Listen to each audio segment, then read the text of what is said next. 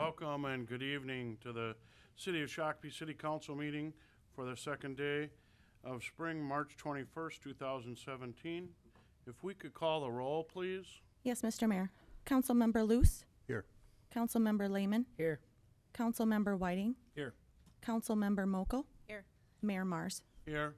Thank you. Let's all stand for the pledge.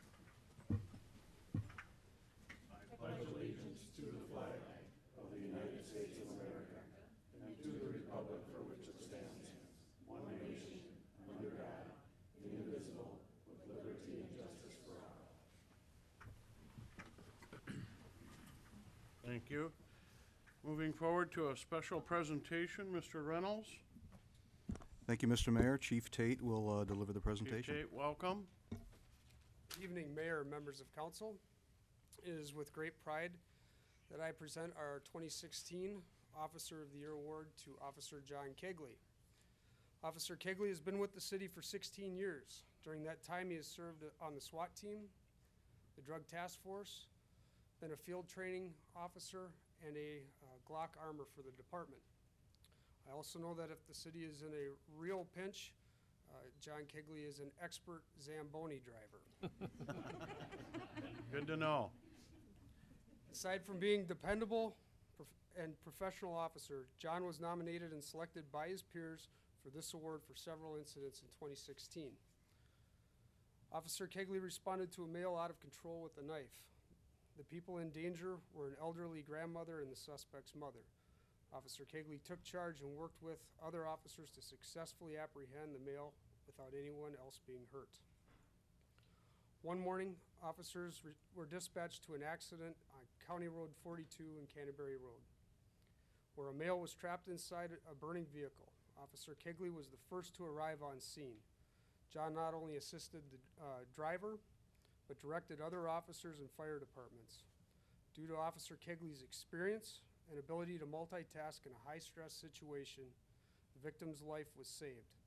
Officer Kegley and other Shakopee officers present received a life-saving award for their actions. Officer Kegley's exceptional customer service was on full display while on a traffic stop this summer on County Road 21. Having watched the video and having dealt with this individual myself, I can tell you this driver was as rude and as obnoxious of an individual as you will ever see. Officer Kegley's performance and professionalism never swayed. He contacted a supervisor and went well beyond what was required of him under these circumstances.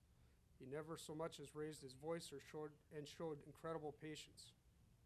John received an accolade for his exceptional customer service on that particular stop. I can't say I'm surprised. I've known John well beyond his 16 years with the department. John has always been dedicated to this profession, compassionate to those he serves, and overall a fantastic employee that the city of Shakopee can be very proud of. In a department full of great officers, Officer Kegley's performance in 2016 stood out and is a testament to his character, bravery, and professionalism. Thank you, John, for your service, and congratulations as our 2016 Officer of the Year.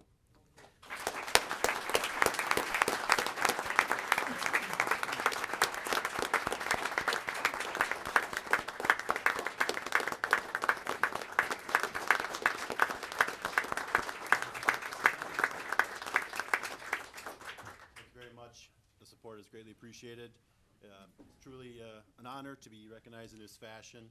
And it's truly a privilege to serve the great citizens of Shakopee and work for one of the best police departments there is. So thank you very much. Thank you.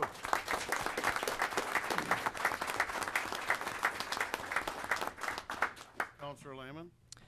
Officer Kegley, if I could just take a moment. You responded to the passing of my stepfather, and the sincerity that you showed at that difficult time put a lot of comfort to my family. We appreciate that. Thank you. I'm glad I could be there for you, Councilor Lehman.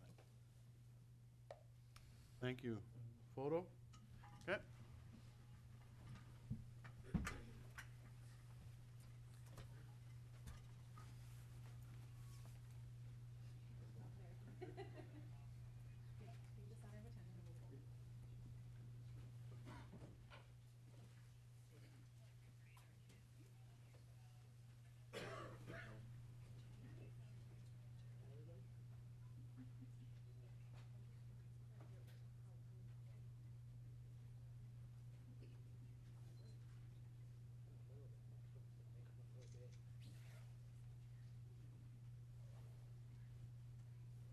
Thank you all.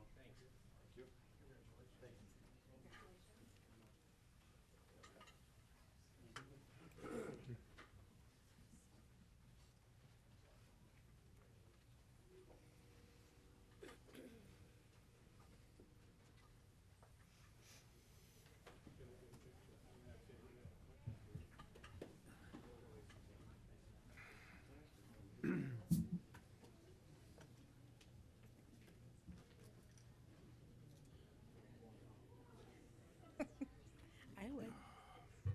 I really good margaritas.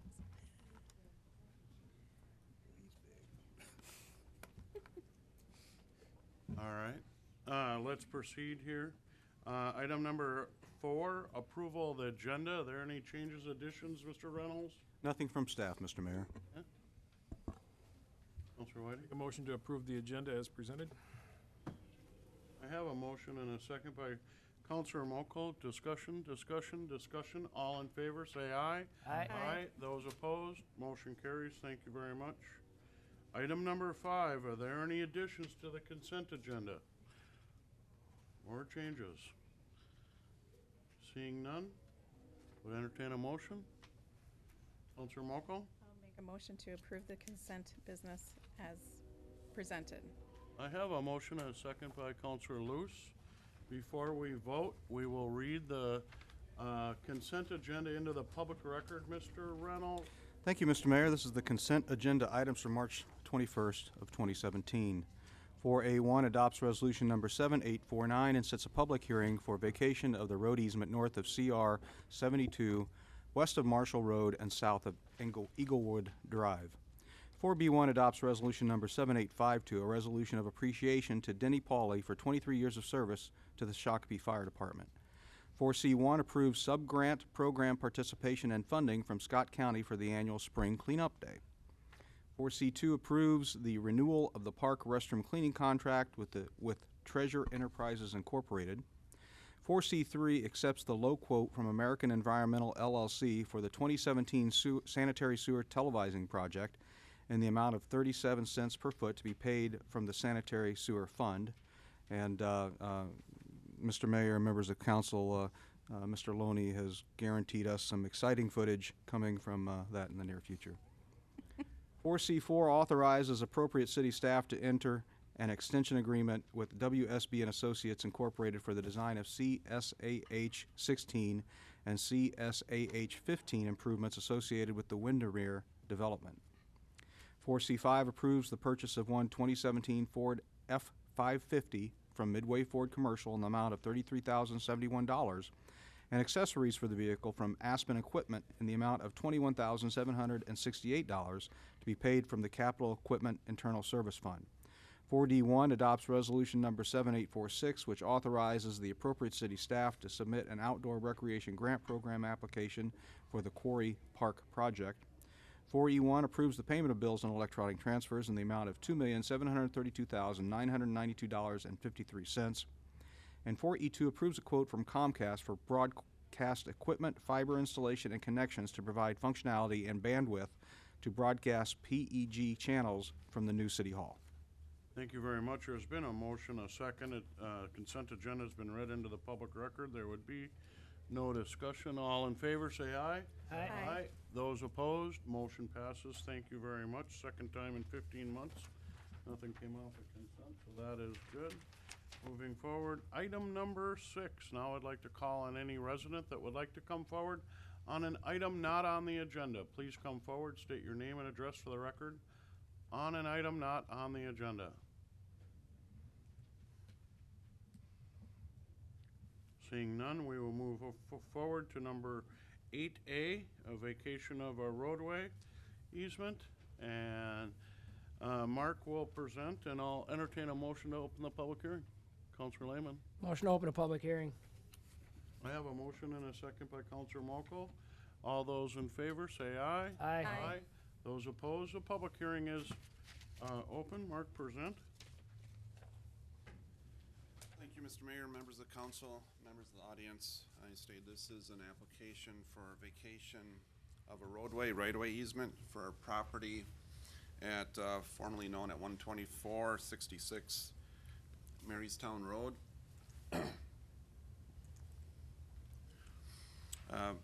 The applicant is D.R. Horton, and the request is to vacate the roadway. The property in question is what we call a Windermere site. D.R. Horton is proposing development at this area. It's south of 169 and just west of Marystown Road. You can see 17th Avenue is kind of to the south and east. This is 17th Avenue. The area of the vacation and request is approximately in this location. It was a roadway that was provided for the property owner. Previously, there was a home at this location, and there was a roadway easement dedicated, provided to the city and to Shakopee Public Utilities. That home is no longer there. It's part of the proposed development. Therefore, there's a request to vacate that easement. It's no longer a need for the city or for Shakopee Public Utilities. What this shows is in the area in blue is the area of that easement. You can kind of see in relation to the proposed preliminary plat for the Windermere project. We will, or the city will, get new drainage utility easements consistent with city code standards with the Windermere plat, which is in review with the Planning Commission at this point. So staff has supported and provided a resolution in support of vacation of this roadway easement.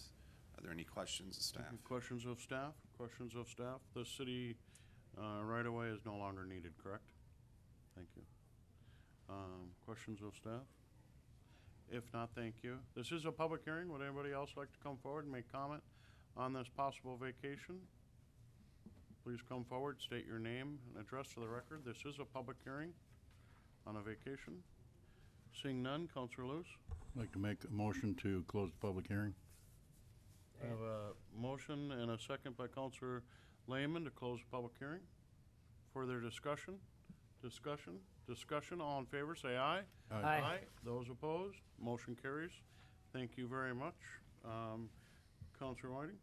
I'd like to offer resolution number 7848, a resolution approving a vacation of the roadway right-of-way easement for the property formerly known as 12466 Marystown Road with conditions, and move its adoption. I have a motion and a second by Counselor Mokel. Further discussion? Discussion. All in favor, say aye. Aye. Those opposed, motion carries. Thank you very much. Moving ahead then to 8B, another vacation. This is a public hearing. Counselor Mokel. I'll make a motion to open a public hearing. Second. Counselor Lewis seconds, so open the public hearing. Discussion. All in favor, say aye. Aye. Those opposed, public hearing is now open. Mr. Noble will present. Thank you, Mr. Mayor, members of the council. Again, this is a request for a vacation. This is a drainage utility easement.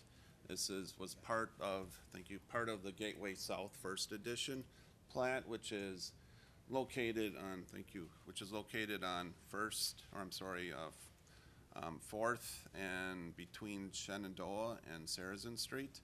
This slide identifies the site of the Outlot A, which was, again, part of the Gateway South First Edition. That plat created one lot, which is now the home of Milestone.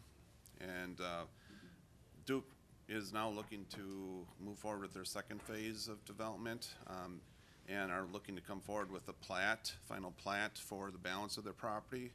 Actually, you'll see that later on your agenda tonight.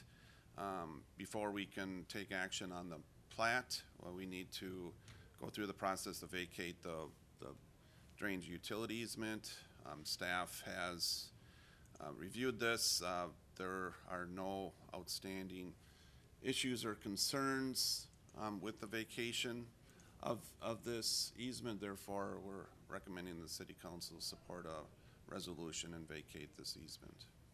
Are there any questions? Questions? Counselor Lehman? The question that I have is if we do this action and the plat doesn't move forward, we don't have any drainage easements across the property.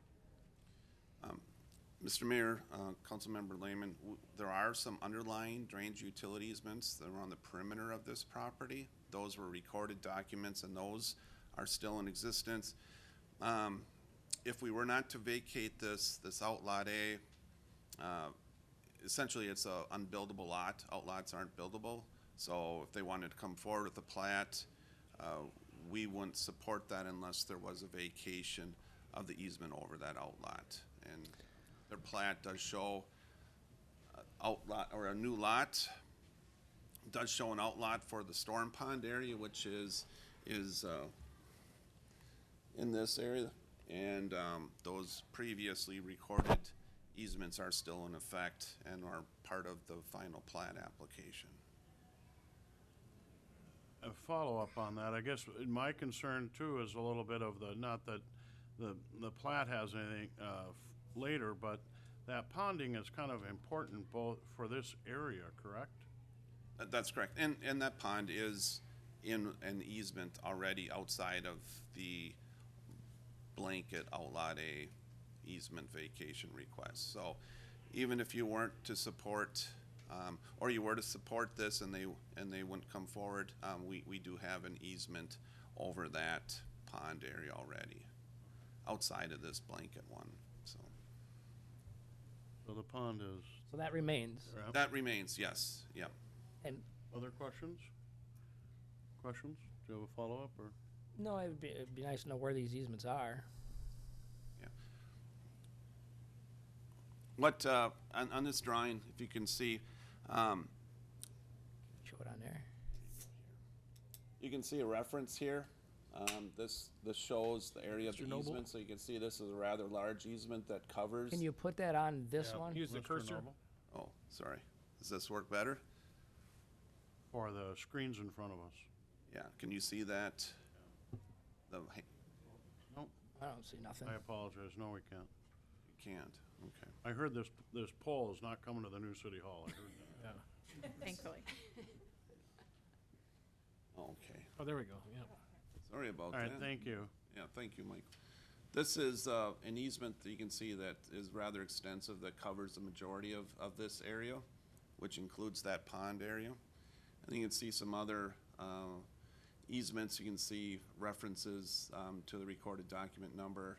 So you can see some permanent easements. Here's some more around the perimeter of the site. Here's some more.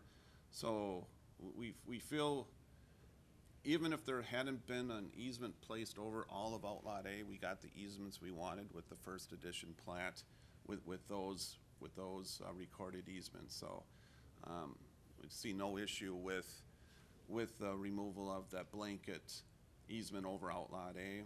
And we have, again, we have a final plat application on the agenda tonight. You'll see that, and you'll see the new project with the new easements for the new proposed building. So we're quite comfortable. We're going to get everything we want. Bruce? Mayor, members of the council, maybe this would help, but in the resolution that you'll see that the plat requires that all easements must be on the final plat as approved by the city engineer. So we will get the easements we need to maintain the pond and do all the drainage and the pipes, so. And a lot of those easements have been recorded already from a previous plat, from the first plat. Counselor Lehman? Mayor, the one that goes north and south on the edge of, out, right there, yep, that one stays, correct? That is correct. So yes. even if the plat is denied, we're still gonna have drainage from Outlot A going north to that pond? That is correct. Okay, then we're good. No, I agree. Other questions of staff? If not, thank you, Mark. Thank you. This is a public hearing. Anybody who'd like to come forward and make a comment on this application, please come forward, state your name and address for the record. To come and comment on this application, or this vacation. Seeing none, Counselor Loose? Like to make a motion to close the public hearing? I have a second by Counselor Lehman. Discussion. All in favor, say aye. Aye. Aye. Those opposed, motion carries. Public hearing is now closed. Counselor Lehman. Up for Resolution 7847, approving a vacation of a public drainage and utility easement for property known as Outlot A Gateway South First Edition. Second by Counselor Whiting. Discussion. All in favor, say aye. Aye. Aye. Those opposed, motion carries. Thank you.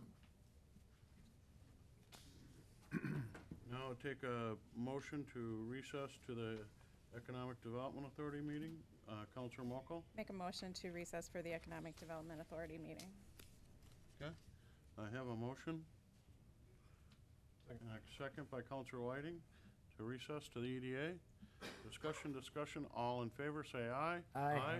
Those opposed, motion carries. We're in a recess for the EDA. President Luce. Call the EDA to order. Could you make note of the roll, please? And can I get an approval on the agenda? Commissioner Whiting. Mr. President, I'd like to add an item prior to item 4A, discuss EDAC meetings.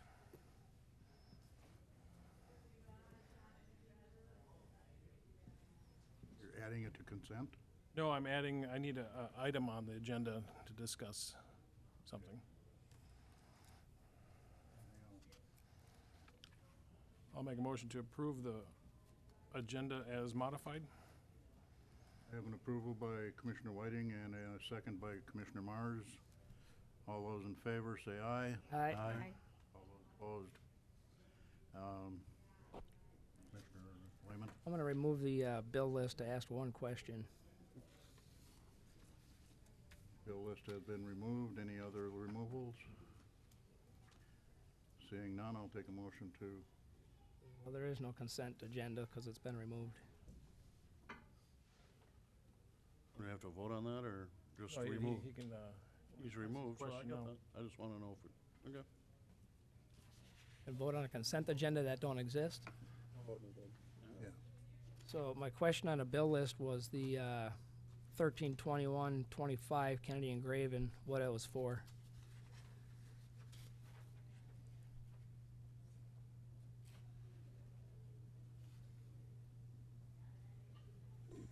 I can't give you the specific answer for that now, Counselor Lehman, but we can certainly forward that to you. Is it 13,000? Uh, 1,300. It was 1300 2125 Kennedy and Graven. Which I think project? that we were working on the land that we were getting back from MnDOT, and they were doing our quiet title action. I believe that's what I put that on there for, sir. Can, like in the future, can we put like a little note on the side of, well, right where it says project, I guess? Sure. We can just put in the project box what it's for. And I won't be asking. All right, I'll move the bill list for the E EDA. I'll second that, Mr. President. Got a motion by Commissioner Lehman. I got a second by Commissioner Mars. All those in favor of the agenda, or vote, all in favor, say aye. Aye. Aye. Those opposed. Basically, I just have one comment. That's an expensive phone call.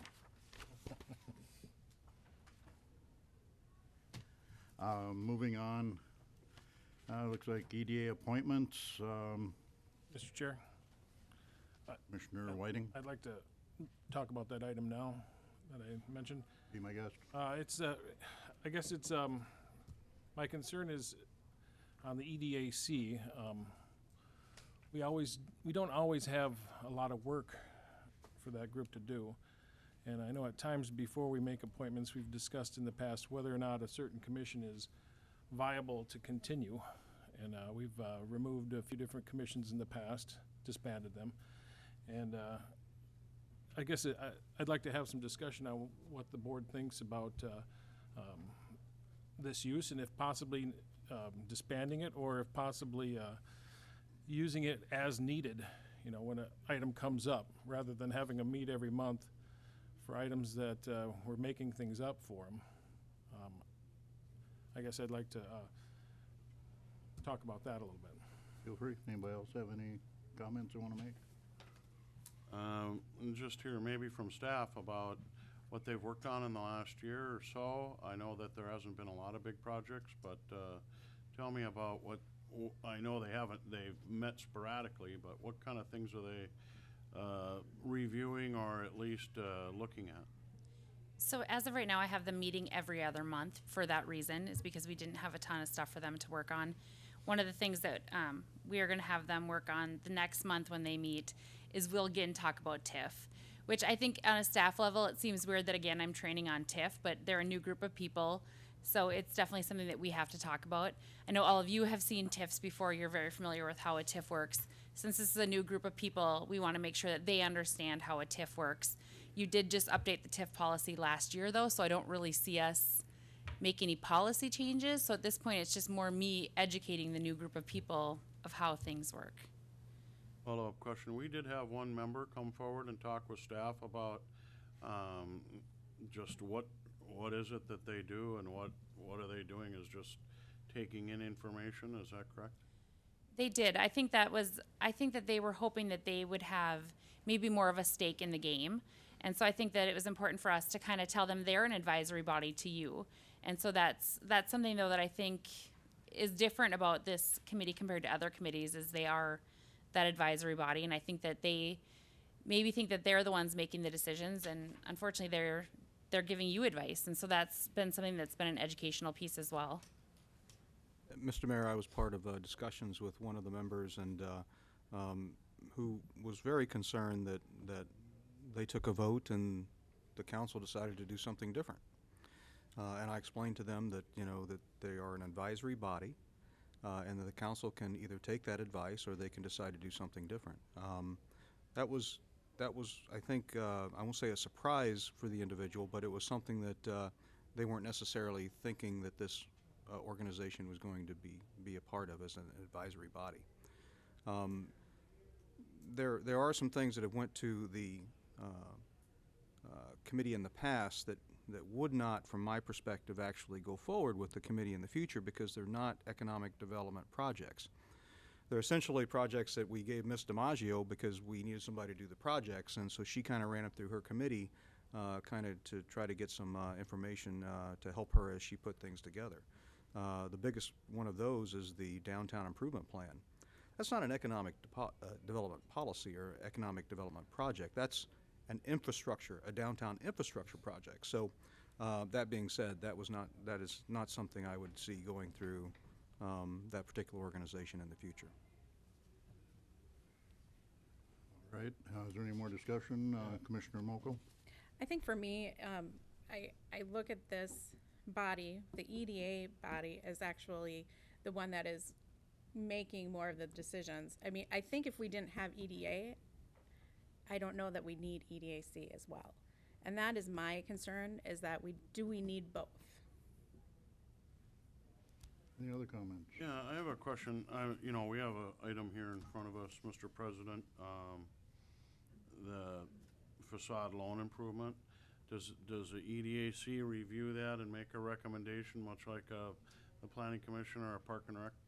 They used to review those, and one of the things that we've talked about is you set the policy, correct? So as long as the applications really follow the policy, is it necessary to have another body look at them in advance? I think that's the question that we keep coming back with, is that policy has already been set. So whatever decisions you make are typically in line with the policies that you've asked us to set. So that's why I did not bring it to the EDAC, is because we already have a policy in place. And so now that that's in place, I think if I was redesigning that, then yes, we may want to go to them in advance. But since you've already set those policies, it seems kind of strange to go back to them again, especially when they maybe didn't set those policies. I think that's where some of the confusion is coming in, is if I were to bring it to them and they didn't agree with the policies that were set, that's where there can be a clash of understanding of what we're talking about. Commissioner Whiting? Yeah, my concern is, several times we've had this EDA meeting and we've talked about making a record. We've got it done in 30 seconds or a minute and a half. And to me, a lot of these discussion items and things could be brought to the EDA. If we needed to do a separate workshop for some project, I think we could possibly do that if it interferes with a lot of business that's being taken up by the city council.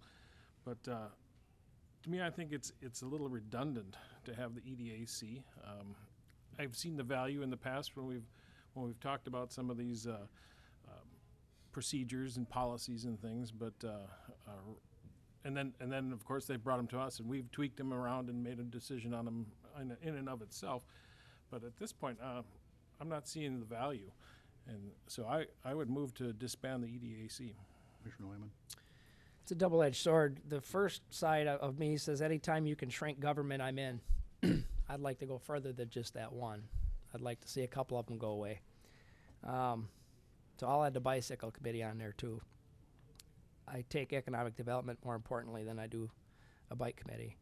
Not that bicycling isn't important for those that like to do it, but just saying. But the other side of the sword is now when there is an economic development program moving through the ranks, it's the transparency piece for the public is missing. Without it, it's going to come right to us. We're going to make a decision. The public really didn't have notice on what's going on. They weren't allowed to be active in it and participate. So it's a double-edged sword. Them are my two comments. One on both sides. Any other comments from commission? Point of order, we have made a motion to disband, And I'll second that. Motion, what's your motion? to disband the E EDAC. I don't believe we can make that choice tonight because it's not really on the docket. I put it on the docket. We don't, Yeah, we but- don't take action on items added to the agenda on the same night. Well, we can bring it back. Yeah, if the council, or excuse me, if the EDA would like to bring this back, then we certainly can put it on the agenda for a vote. At that point, the public will have notice that it's on the agenda, and if they have some concerns, they can then be here to comment on those concerns. But it's okay to have a discussion on the issue, but as far as taking action specifically at this point, I would recommend that we do not do I'll that. change my motion then to bring it forward on a future agenda item. I'll second. Okay. Commissioner Whiting made a motion, Commissioner Mokel seconded. Any other discussion? Mr. President, you know, public input, public involvement is a big thing.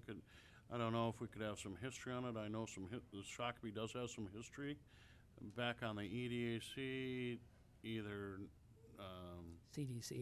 not existing or existing, and then I think at one time we had a CDC. council member, a CDA a long time ago. but, CDC. we had two council members on it. A little bit of history, and then I'd be interested in learning more about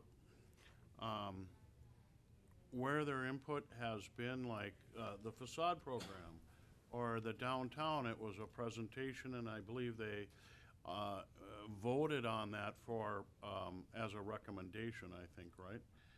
And did they vote on it? They did vote on it, but they voted, it was a tie. It was No, I know the outcome, but, you know, to take that input from a citizen board, so that'd be my interest, a little history. Well, it's a colorful history. I found out some more pieces of it actually today as well, as Mr. Maggio and Mr. Kursky and I were at a meeting with the CDA. But yes, it actually would be kind of fun to put that history together, frankly. So I know that some of it surrounded the River City Center. it did, yeah. It kind of back and forth of the value of this board and what the makeup is and what they do. So a little history would go a long way. Yeah, no, I appreciate that, and I think that can be brought with when it comes up again. You know, the 3-3 tie that you talk about, those never go anywhere. I mean, that's not a real good, when we don't have a board that's full, it's pretty tough to get a good vote. So, you know, that part there, you know, that's a, so anyway, back to the motion. All those in favor say aye. Aye. Those opposed? Commissioner Lehman? I'm going to move, Mr. Chair, that we table item 4A to the next meeting. I have a motion to table 4A. I have a second by Commissioner Mars. I have a question. Oh, excuse me. Go ahead.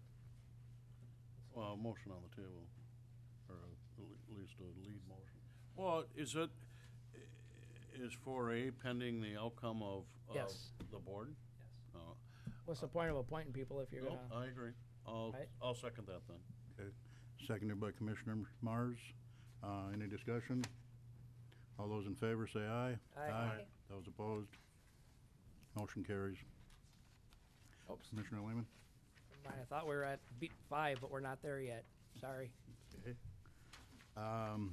4B, Mr. Maggio, you want to present? Good evening. I am Samantha DiMaggio, the Economic Development Coordinator, and you have an application that has come on the facade improvement program from Pablo's. As I was going through, and you know how I am with my pictures, I found this picture from 1972. This is when the building was first constructed. So I thought it was fun to take a look at what it looked like in 1972. I hope you can see it all okay. The old malt shop. There was a malt shop in there, and it says down below, there was, looks like 2 dentists, an ice cream shop, and a beauty parlor, and then an apartment, it looks like. So this morning I took a beautiful shot of Pablo's. You can see it looks almost the same as it did in 1972. I wanted to have you have the sides of it. What they are requesting is actually to do a full makeover of all the sides of the building, so I wanted to make sure that you were able to see pictures from it every angle. So I'm glad the PD wasn't called this morning as I was walking around Pablo's, but I got quite a few pictures, so you can take a good look at it. The potential project includes windows, siding, stucco, stone, new signs, basically a complete overhaul of Pablo's. And I have some pictures of the plans of the future renderings for it. They are requesting $79,205. They did receive the 2 estimates as required. The first estimate was $179,205. The second was $193,457. Unfortunately, I made a mistake in my recommendation on your memo. I apologize for that. I was used to the old number of 25,000, and it appears I buffaloed others as well. But we did increase it in October of 2016 to 30,000. So I have modified my recommendation to be $30,000 with the 5-year term. I do have the budget of what we have this year. Last year we carried over a balance of looks like $235,000, and we did get an additional $130,000 that is going to go in the budget this year. So we have about $365,000 in that budget. Any comments from the commission? Ed is actually here from Pablo's. Do you mind if we invite him forward? Be my guest. Hello, council, mayor. I'm Ed Swisel, one of the co-owners of Pablo's. My brother and I purchased it from our father about 2 years ago. So we are looking to finish the renovations that he had started a few years back, probably about 5 years ago. He already did some, so we're looking to finish that. In that budget that of the 179, it does not include a roof. Our roof is needing repair. We put a Band-Aid on it to get us through for a couple more years, at which point we'll be doing that ourselves, since I know that was a hot topic for council the last time when that came through. So we decided that we didn't want to include that in that, to try to see what we could get for funds to be able to do this. A little bit more history. Pablo's, we just celebrated our 30th year in business here in downtown. We bring about 10,000 people into our restaurant monthly that also frequent the downtown area. So I guess with that, I know you guys changed the plan, the amount of money that was allotted for this program. And the issue is we were going to come about a year ago, but we couldn't get construction people to bid this. And as you can see on that, the construction company that we're going with is not from Shakopee, as I submitted plans to 3 different businesses locally, and they never gave me anything in return. So we had to go outside of the city just to get that. So we usually like to keep it local, but we want to get the job done too. So that's why it's not a local business that is we're trying to award it to. So with that, I open to questions. Commissioner Lehman? The, says a property has received a facade grant in the past. Do you recall when that might have been? We believe that it received one in the 90s. We think my father took one out when he owned it to redo the siding. And after he purchased the building around 91, we think that he went, for some reason, we thought it was like $5,000 to $8,000 that he got from the city back then, but we can't be certain of it. Staff couldn't find any record of it, so. I used to pick up my Sunday papers on my Sunday paper route in front of that store years ago. Commissioner Whiting? Well, I like the idea of the design you have here and kind of bringing more of the historic colors and kind of a historic look with that kind of Spanish feel to it, I guess. And not only in the front of the building, but also your apartment entrance in the back, you're cleaning that up and making that look good, because it's really two different looks to that building and two different aspects. So I like what you've designed here and planned. I know when we do these, it's a very expensive project. Anytime you start getting into a building that size, it's always more than you expect, I'm sure. Correct. I know Shakopee's been real lucky to have this fund, and not many other cities do this and reinvest in their community. So that's my comments on it. If you're ready for a motion, I would gladly. Actually, I have just one question and a Sure. comment. I have some more questions too. What's it? I Go have ahead. some more questions too. Take your shot. This is for staff, actually. When we changed the policy, I know I advocated for a $25,000 cap. What did we agree? What was the? You can get up to $100,000, but if we were to do that, you would have to stagger the years. So he would end up maybe having a lien on his property for 25 or 30 years, I think is what we have it on the public house for. But as you know, that was also a hefty renovation. Ed and I have talked about that, about the pet store. He did have some questions about why some of the buildings maybe got higher amounts. And so we talked about vacancy rates and things like that. They were a little bit different situation. But I think it is important to note that he has been in business for 30 years in town as well, so. So let me rephrase, Mr. Chairman. You're recommending 30 instead of 25 that's in the document. Yes, because our new policy says a typical award is $30,000. Anything else? But I think, as, That I'm was my sorry, question, but so- that is the thing, is he is requesting a higher amount. Yep. Yeah. And then that's what caught my idea, the staff report versus what you just had on your slide. Yep. So, and then with our current policy, do you get higher marks for a historic building versus You something do. else? You do. So if you were to restore it to the historic looks of the building, you get higher numbers. But as I showed you in the beginning, this really was kind of the look of the building to begin with. Is it hasn't really changed.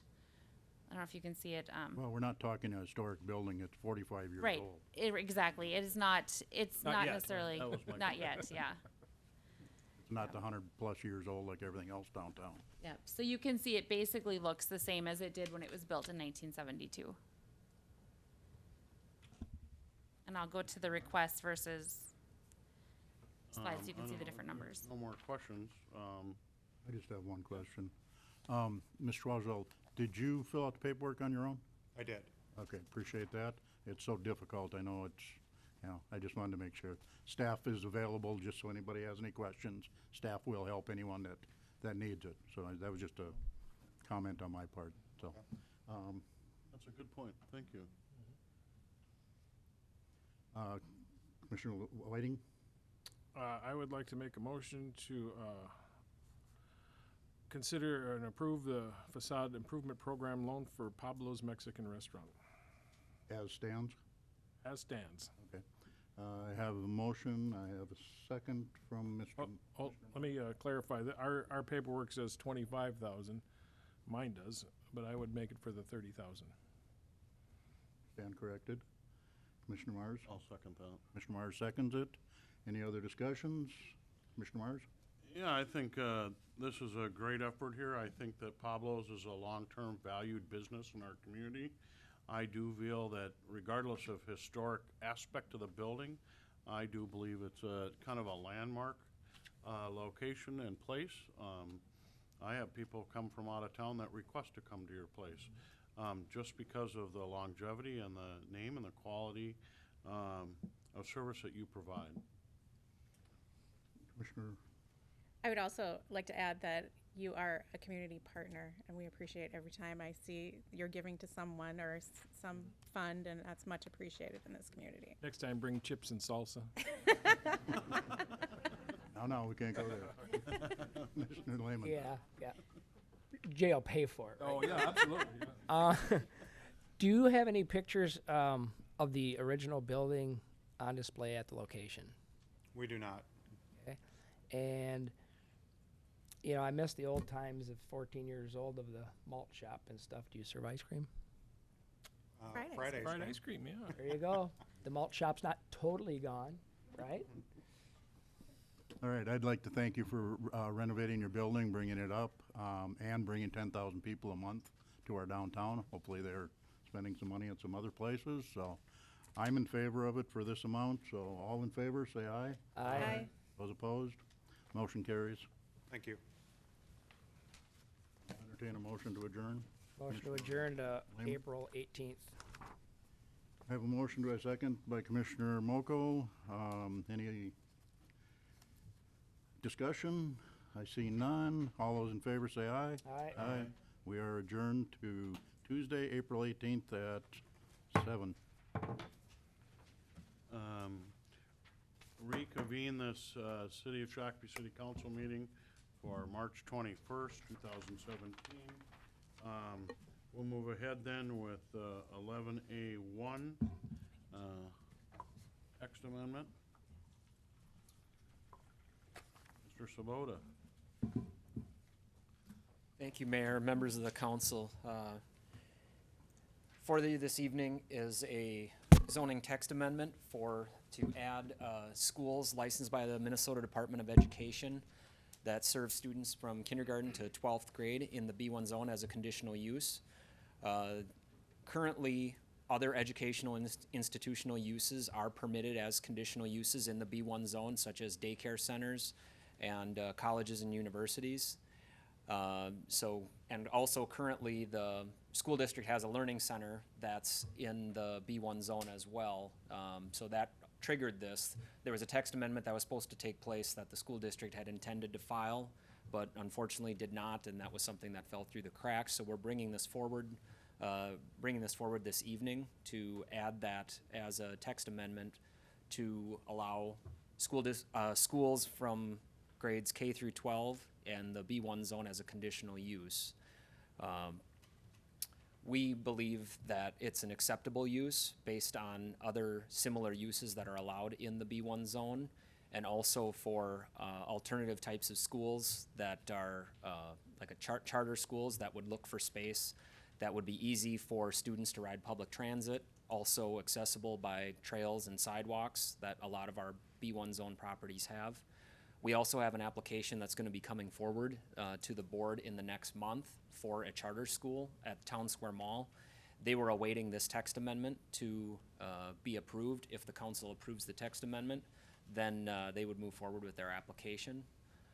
So overall, staff is recommending approval of the text amendment, subject to conditions that would be drafted for each individual conditional use permit.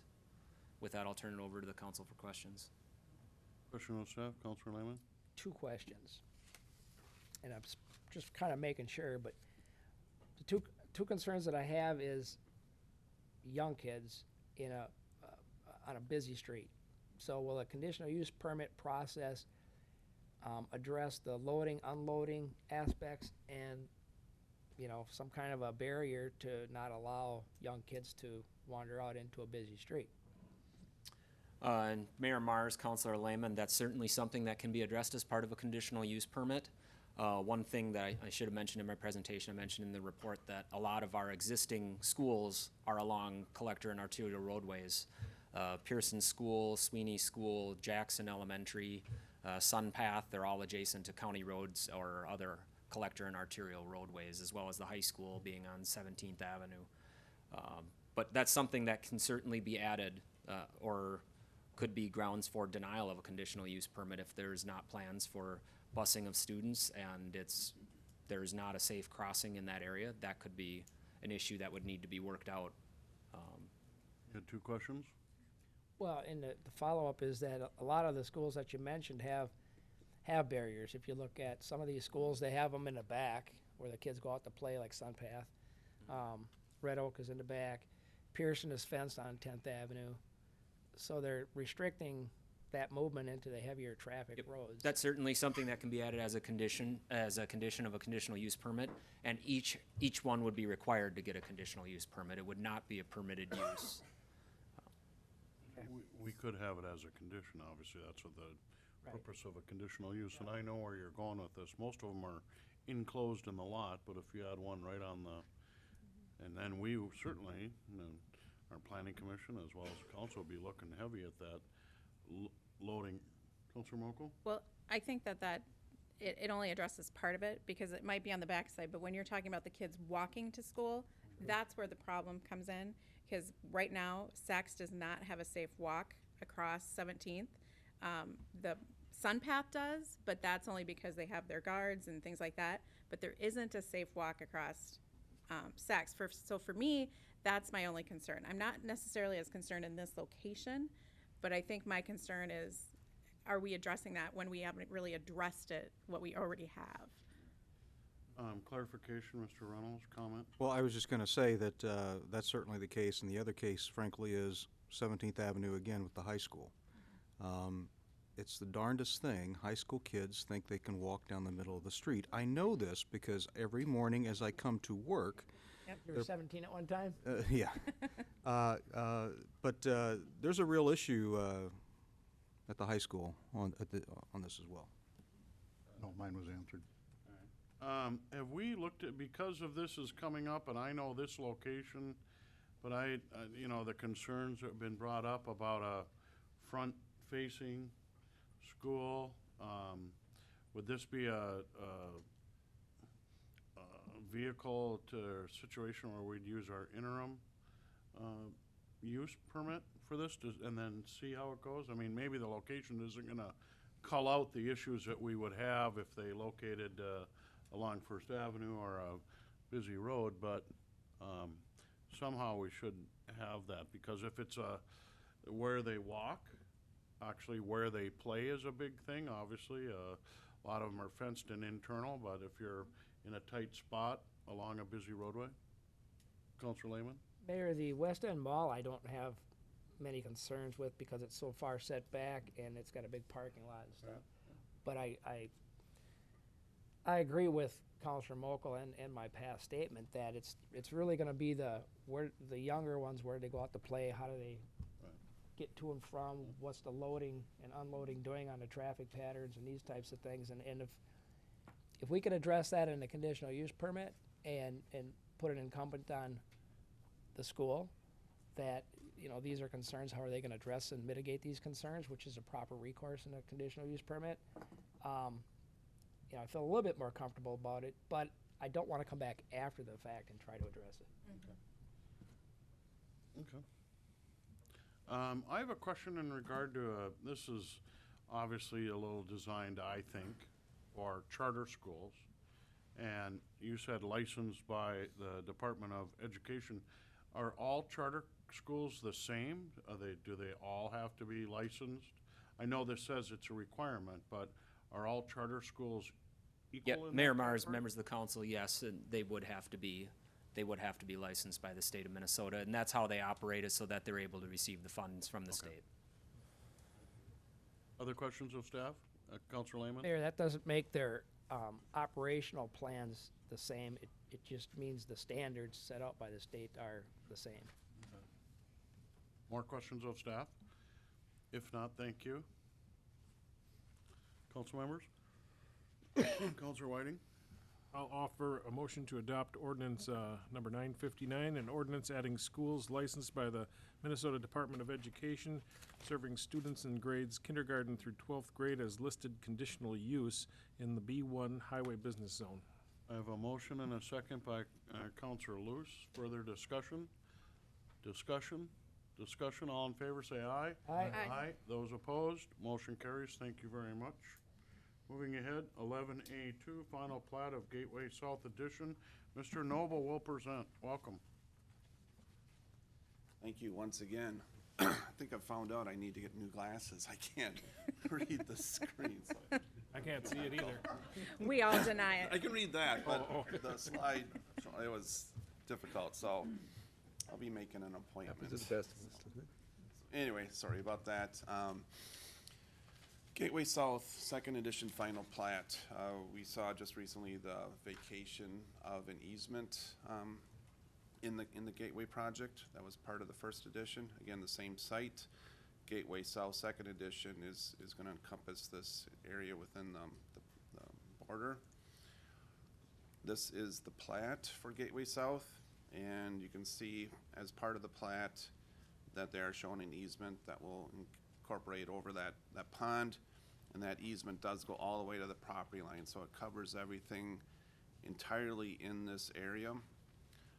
In addition to, you can see the perimeter easements around this lot, and in the resolution there was a draft condition that they need to show those previous easements around the balance of this property.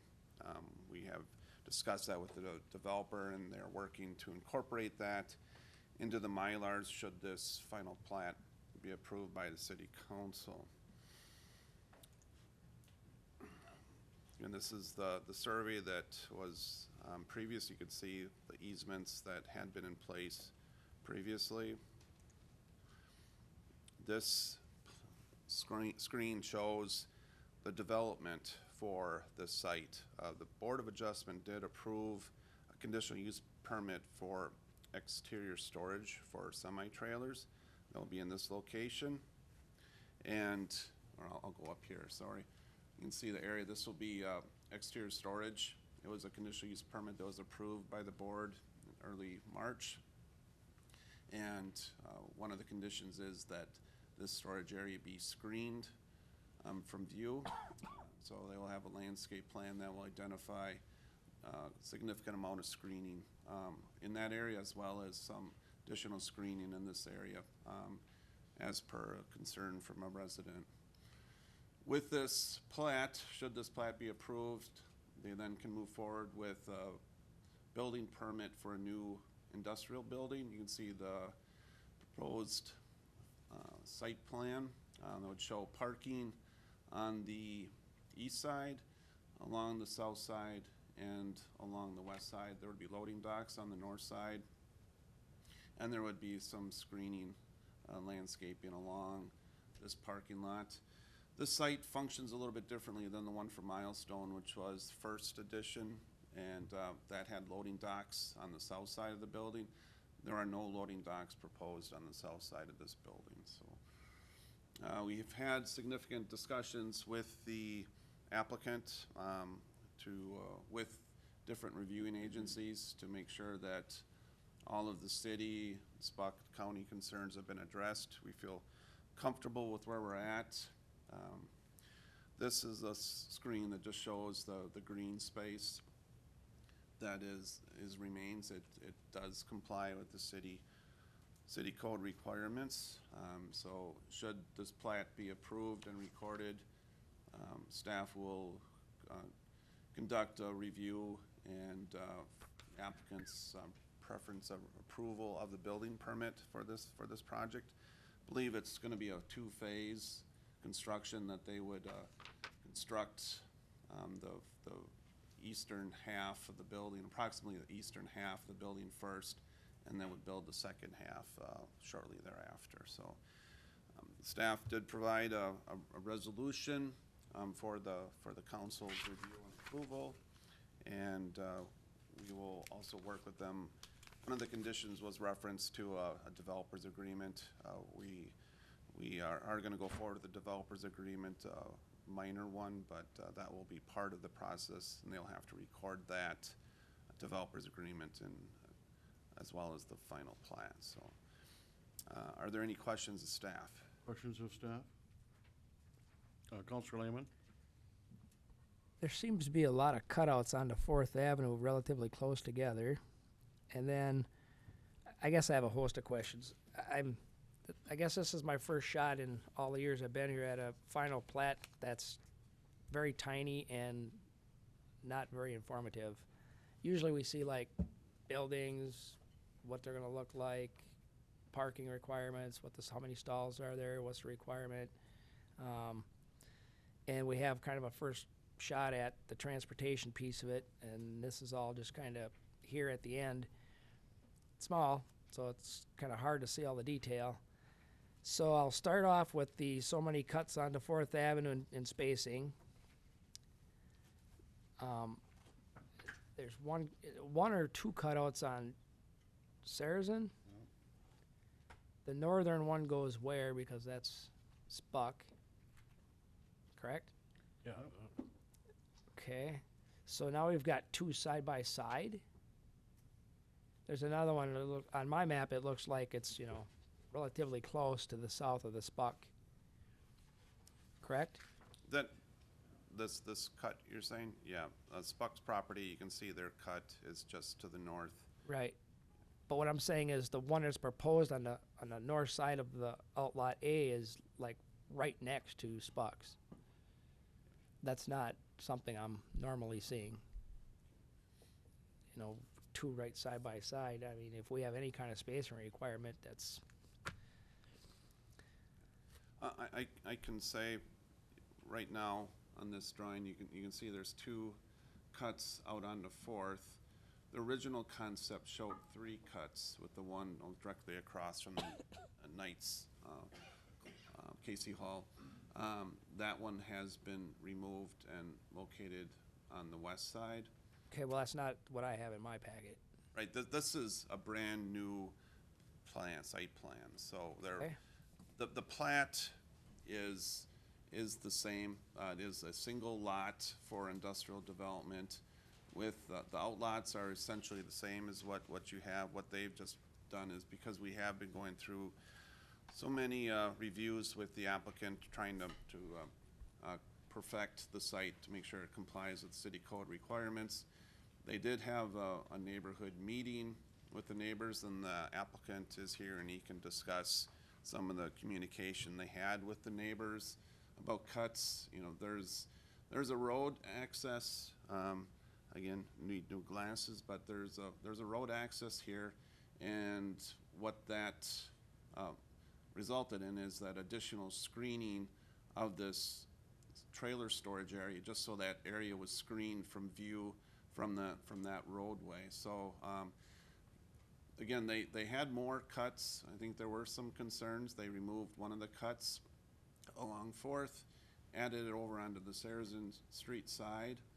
This is close to the Spuck cut, but that is something that we typically review at time of building permit.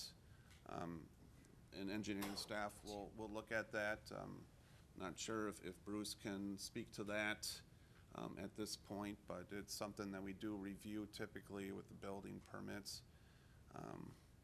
As far as the elevation plans, we're working with the developer on those plans to make sure they comply with the city code requirements. The height is in compliance with the city code. They didn't need an overheight CUP like the Amazon facility did to the east. The lot coverage is in compliance. The parking is in compliance with the city code requirements. So we feel we've addressed most, if not all, of the city code design performance standards requirements. Again, we're still looking at elevation improvements. Just before this meeting, we're going over it and asking for some more changes. So they are going to comply with the city code requirements for design of the building.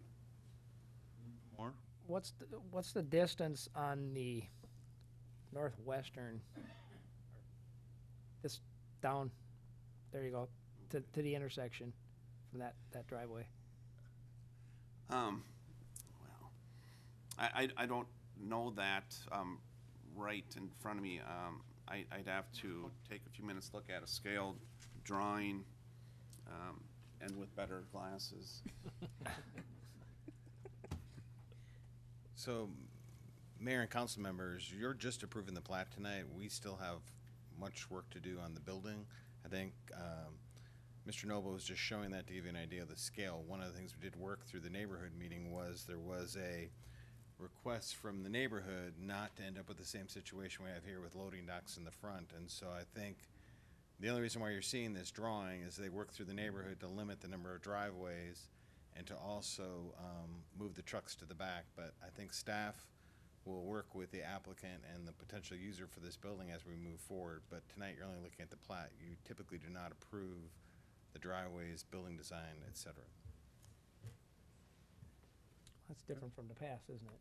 Well, I appreciate the trucks on the north side versus the building to the east that has the trucks, facing residential, but, does this cover the impervious surface, requirement as well? Mr. Mayor, yes, it does. You can see Counselor in Whiting?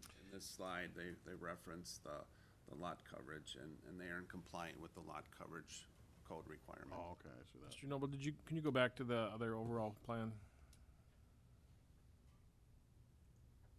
This one? Yeah, you show parking on the, which would be the east side of the building here. Did the planning commission get to see this in their discussions when we talked with the neighborhoods and, because this is different from plans that we see in our packets. The Planning Commission or the Board of Adjustment Appeals, the request was for exterior storage. So their primary focus was on this trailer storage area. Again, the neighbors did have an opportunity to meet with the applicant and discuss their project. The building is a little bit different. Actually, it's smaller than the plan that's shown on your packet. We're adopting the final plat and Right. everything tonight, and the designs you're showing us are not in our packet here. Right, but again, the original building was approximately 403,000, so they've reduced the size of the building from what you should have in your packet. They've added more parking. They removed a cut along Fourth. So again, we're going through design steps, but again, this is a final plat. Plat that We're doesn't looking at a factor plat of a lot Design and that, just the that meets the boundary code plats and requirements. Again, Mayor and council members, the building that's in your package was just conceptual, and even the building you're seeing tonight is, they're still working through issues. The only thing that was discussed at the Board of Adjustments was approving this outlot, and the residents were concerned that they would have a view of these tractor trailers, and so the applicant did agree to increase the landscaping in this area. So we're only doing the plat tonight, Okay. and staff will ensure that it meets all of our standards and work with engineering. certainly if there was any significant change that need to city code, then we would see this back, right? Unless they can put a building on there that meets all codes, then we pull a building permit and be done, right? So it's just the plat. Counselor Lewis? I may be mistaken, but are they able to move dirt before they get a final plat? City code states that once you have preliminary plat approval, you can go forward with the grading permit. So there has been a grading permit submitted, reviewed, and approved by the city. So the grading that's being done is consistent with code. Other questions of staff? Counselor Lehman? Well, it seems to me that, we adopted a change to where we're gonna require neighborhood meetings for new uses so people know what's going on, and here we've got a final plat in front of us, and nobody here could tell us what's going on, what it's gonna look like, what the impacts are, and how the traffic pattern works. Kinda weird from my perspective. Mr. Kursky? Mayor and council members, so the neighborhood meetings are required when there's a public hearing required per the code for the Board of Adjustments or for the Planning Commission. The public can certainly show up and discuss their issues here, but again, the only request they made, they can build a building here as of right. They're just going through a platting process. This was an outlot as part of this project. The developer heard through that neighborhood process that there were concerns if you have storage back here, the people that live here don't want to be looking at tractor-trailer storage. And they also voiced that the building that's built here, there have been some issues built as of right with the loading docks facing the neighborhood. So I think the applicant, to their credit, heard that loud and clear through the neighborhood process, and even though it's not required, said we're going to change the building around to try and make it more amenable to the neighborhood. Mr. Ronan? Mayor, members of council, in addition, I think this was part of the AUAR with the Amazon project, that we had a big AUAR, we had the traffic. We did install all the traffic improvements. Saracen Street was built a long time ago. It's not heavily used, but it can handle the traffic. And Fourth Avenue has a 3-lane, it has a common left turn lane, so it's very safe. And has a side, and also we have a 4-lane on Shenandoah. So I'm very confident of the traffic situation there.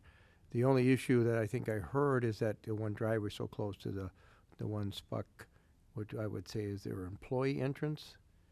And based on, I know it's not ideal, but we believe, at least in my opinion, that can work because of it's not the main entrance coming into the Spuck facility. Service entrance. Service entrance, yes. More questions of staff, or we can hear from the applicant? Just one more. How does the elected body get invited to these neighborhood meetings that our appointed body is invited to?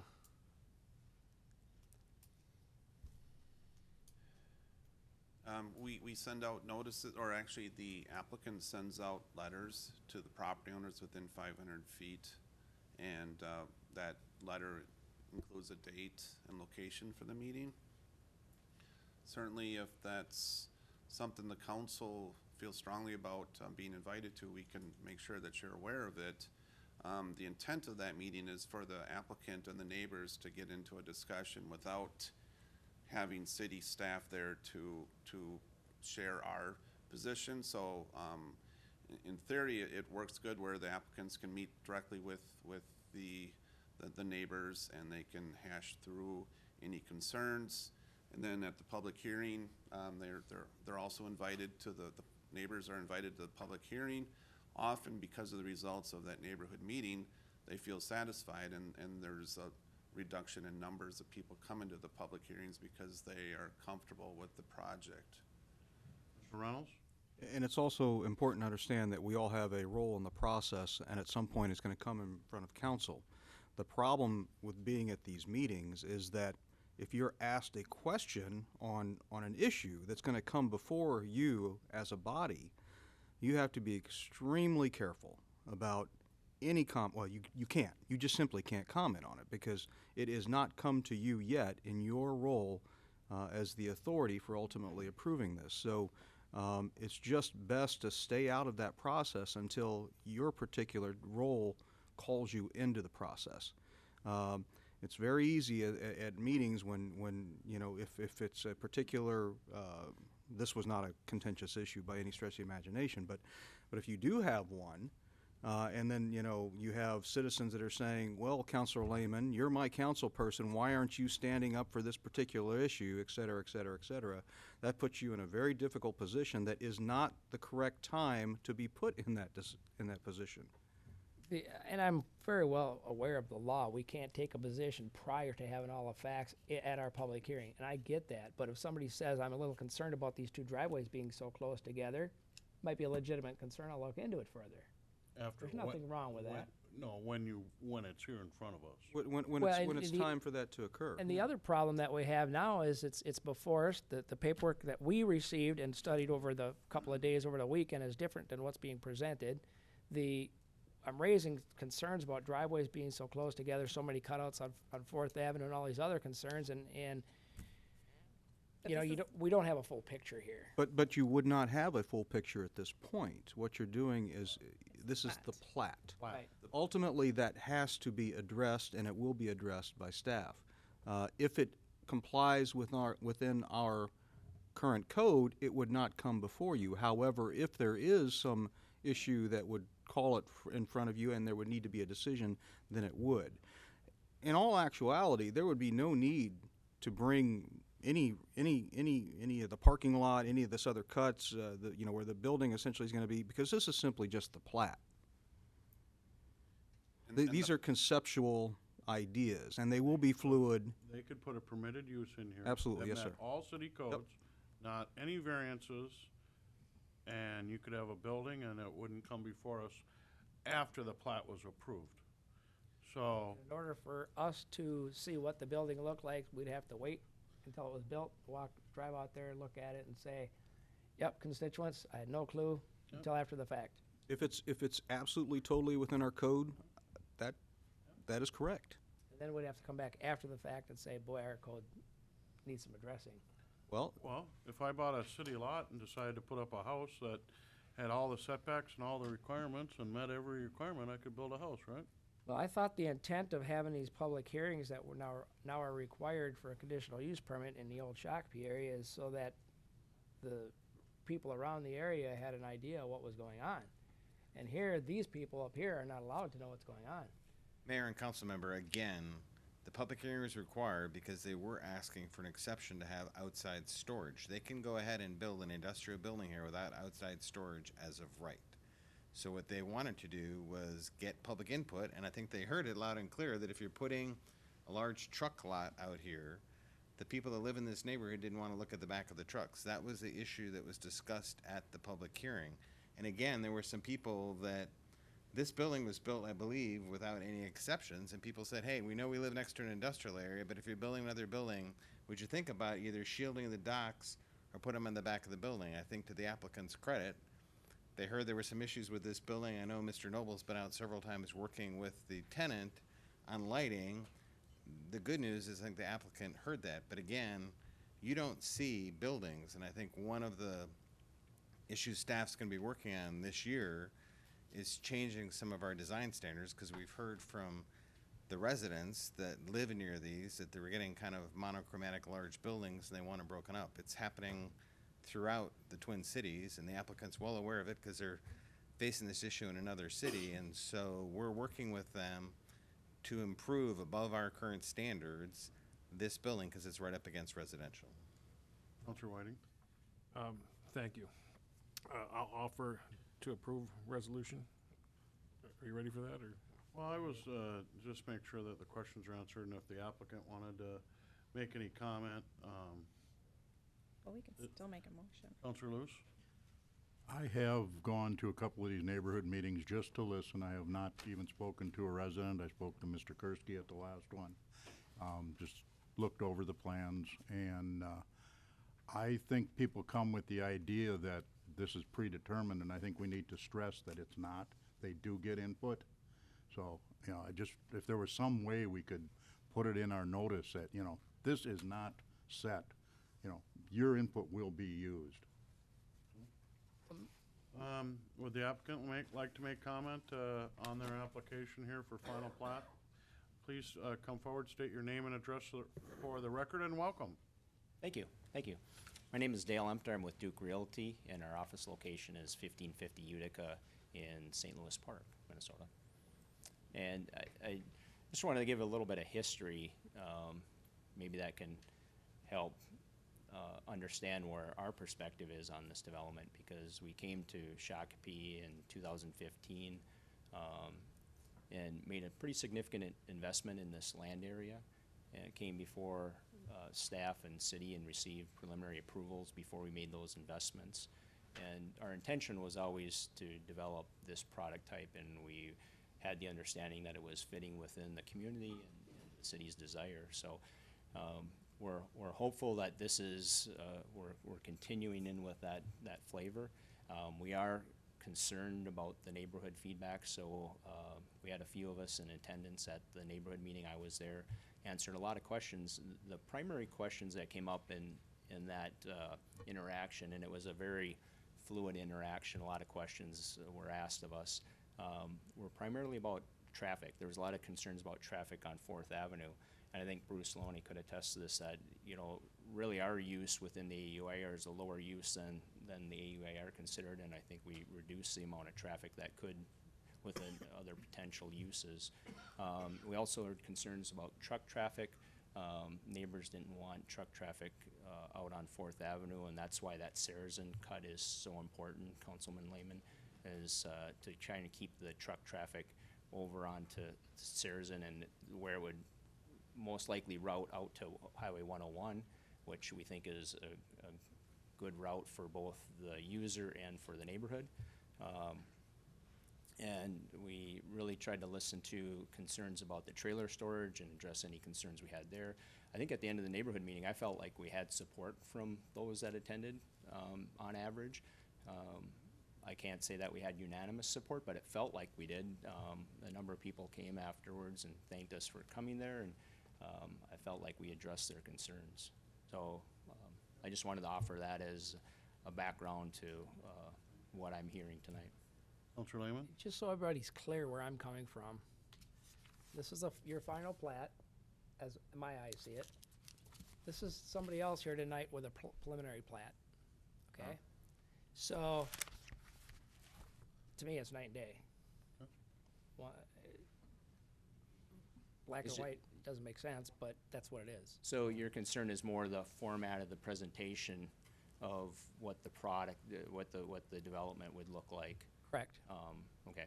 And our understanding is consistent with what staff has said, that our understanding is we were coming in for a plat approval and didn't realize that we were gonna have scrutiny of the building design.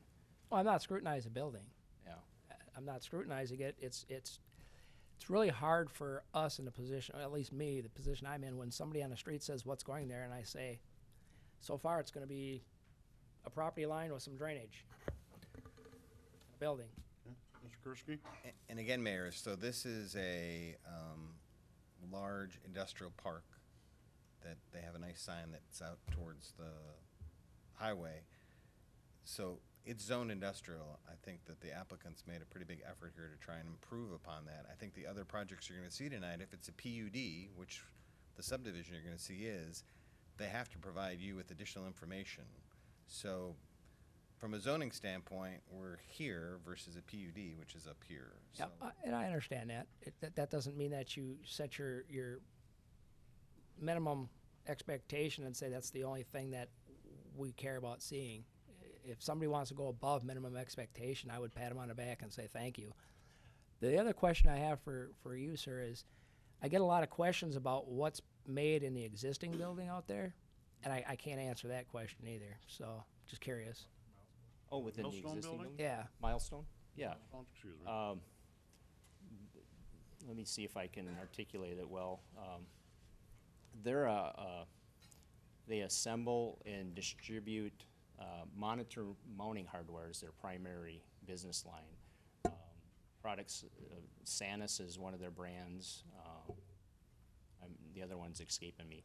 But they've got a pretty elaborate website, and I think if anybody had any interest in finding out what they make, I think it's readily available information. It's probably the best way I can answer that question. And that's a nice looking building. Counselor Lewis? I'd like to make a motion to approve Resolution 7850, a resolution approving the final plat of Gateway South Second Edition, and move its adoption. I have a motion. And I'll second that, and I want to thank you for what you've done and out there on that building. Appreciate you coming to Shakopee and doing what you've done. Now, that used to be my morel mushroom hunting woods. just but, gonna bring that up. Uh-oh.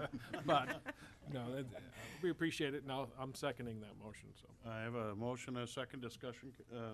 Counselor Mokel? I would also like to say thank you for choosing Shakopee. I know you have other choices, and we appreciate you coming here.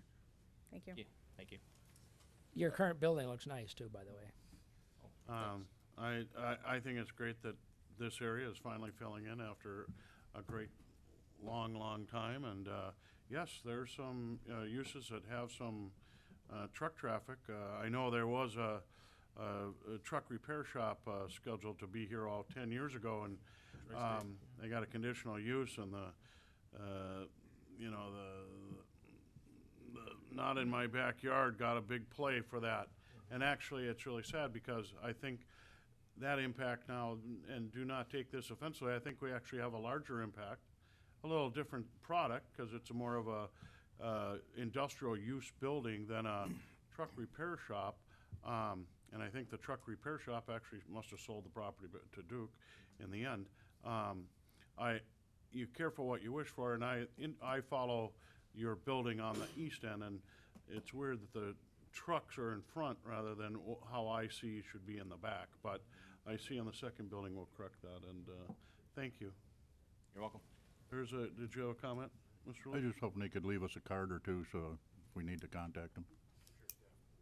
Discussion, all in favor, say aye. Aye. Aye. Those opposed? Motion carries, thank you very much.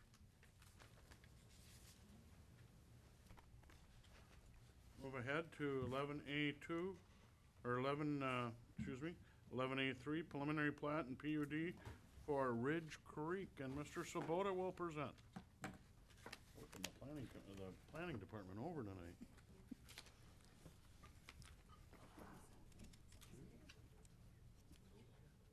Thank you, Mayor, members of the council.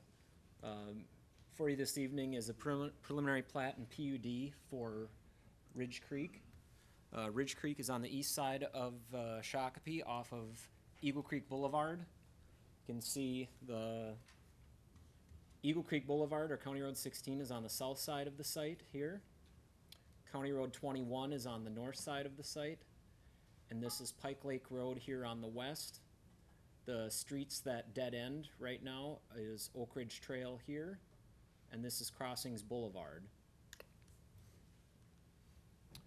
So this is the subdivision, the entire subdivision area. You can see the proposed streets here. It's one cul-de-sac on the south side and one cul-de-sac on the north side, and with the continuation of Crossings Boulevard and Oak Ridge Trail running through the middle. It's all single-family homes. The entire site is about 80 acres. So this is the summary of the development. It's 104 single-family lots. The total site's 79.4 acres.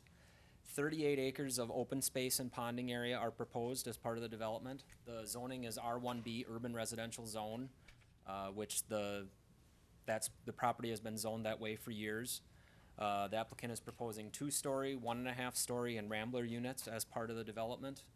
The smallest lots are 65 by 120, with the average lot being just over a quarter acre, and 55 of the lots are 70 feet or greater in width. The minimum building pad is of 50 feet in width, which is capable of supporting a 3-stall garage. And speaking with the applicant and from the plans they've submitted, they estimate their starting price of $350,000 plus for the units in this development. So there are two areas of the main areas of the development. This is the upper area off of Eagle Creek Boulevard. This is Eagle Creek Boulevard on the south side here. So you'll see there's the one cul-de-sac, and then the Loop Street and Oak Ridge Trail connects over to Riverside Bluffs on the east side and Ridgeview Estates on the west side.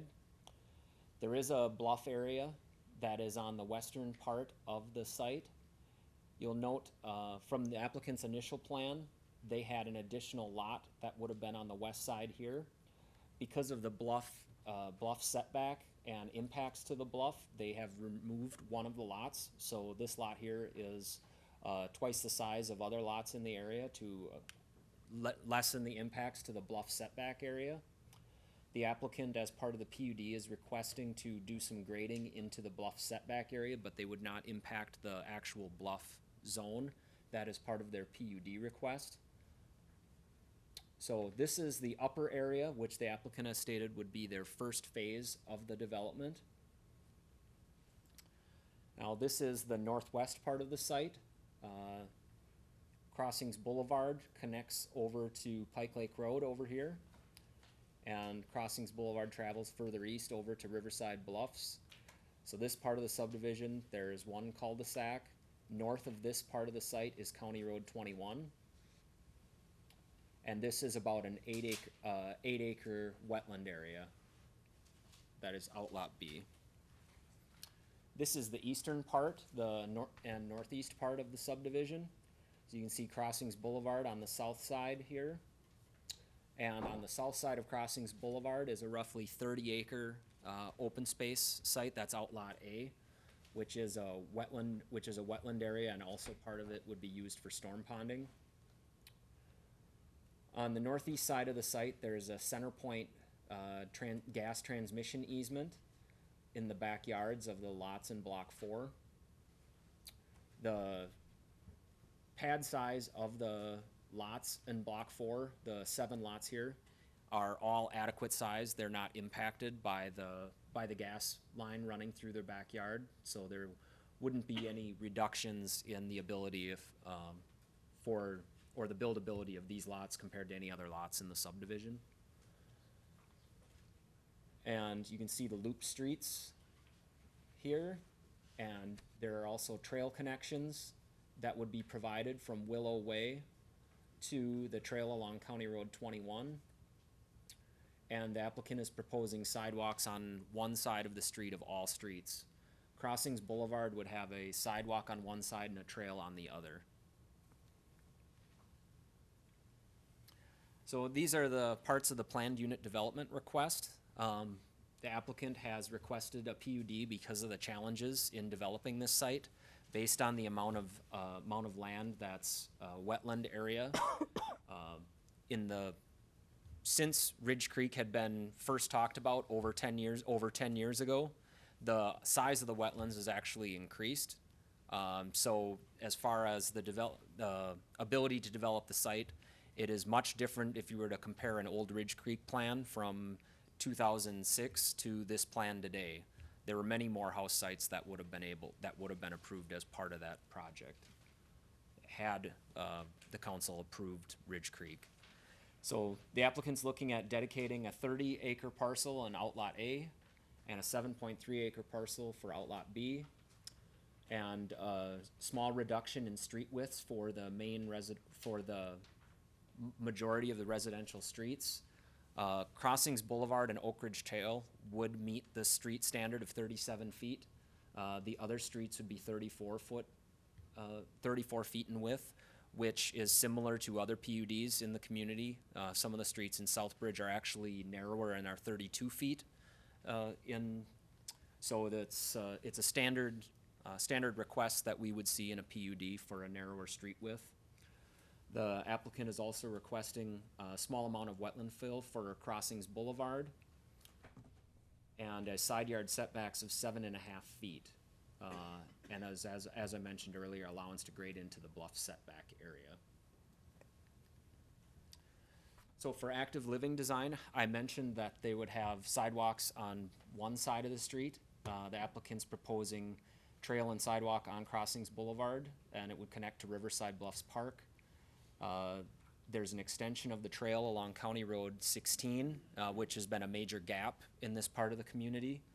And also, they're planning 3 connections from this neighborhood to trails. There would be 2 connections to the trails on County Road 21 and 1 connection to County Road 16. So this is the southern part of the site. This is Eagle Creek Boulevard here. The trail connection would be in the cul-de-sac, so that would connect to the trail along Eagle Creek Boulevard. So you can see the bluff slope area that's shown on this plan.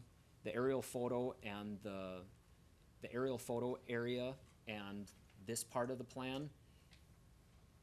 The part of the plan that's shown, I apologize. The part of the plan that's shown, this is Oak Ridge Trail right here, and this is Oak Ridge Trail here. So the plan area is actually enlarged over this aerial photo. So this is the area where there'd be the most tree removal on the site.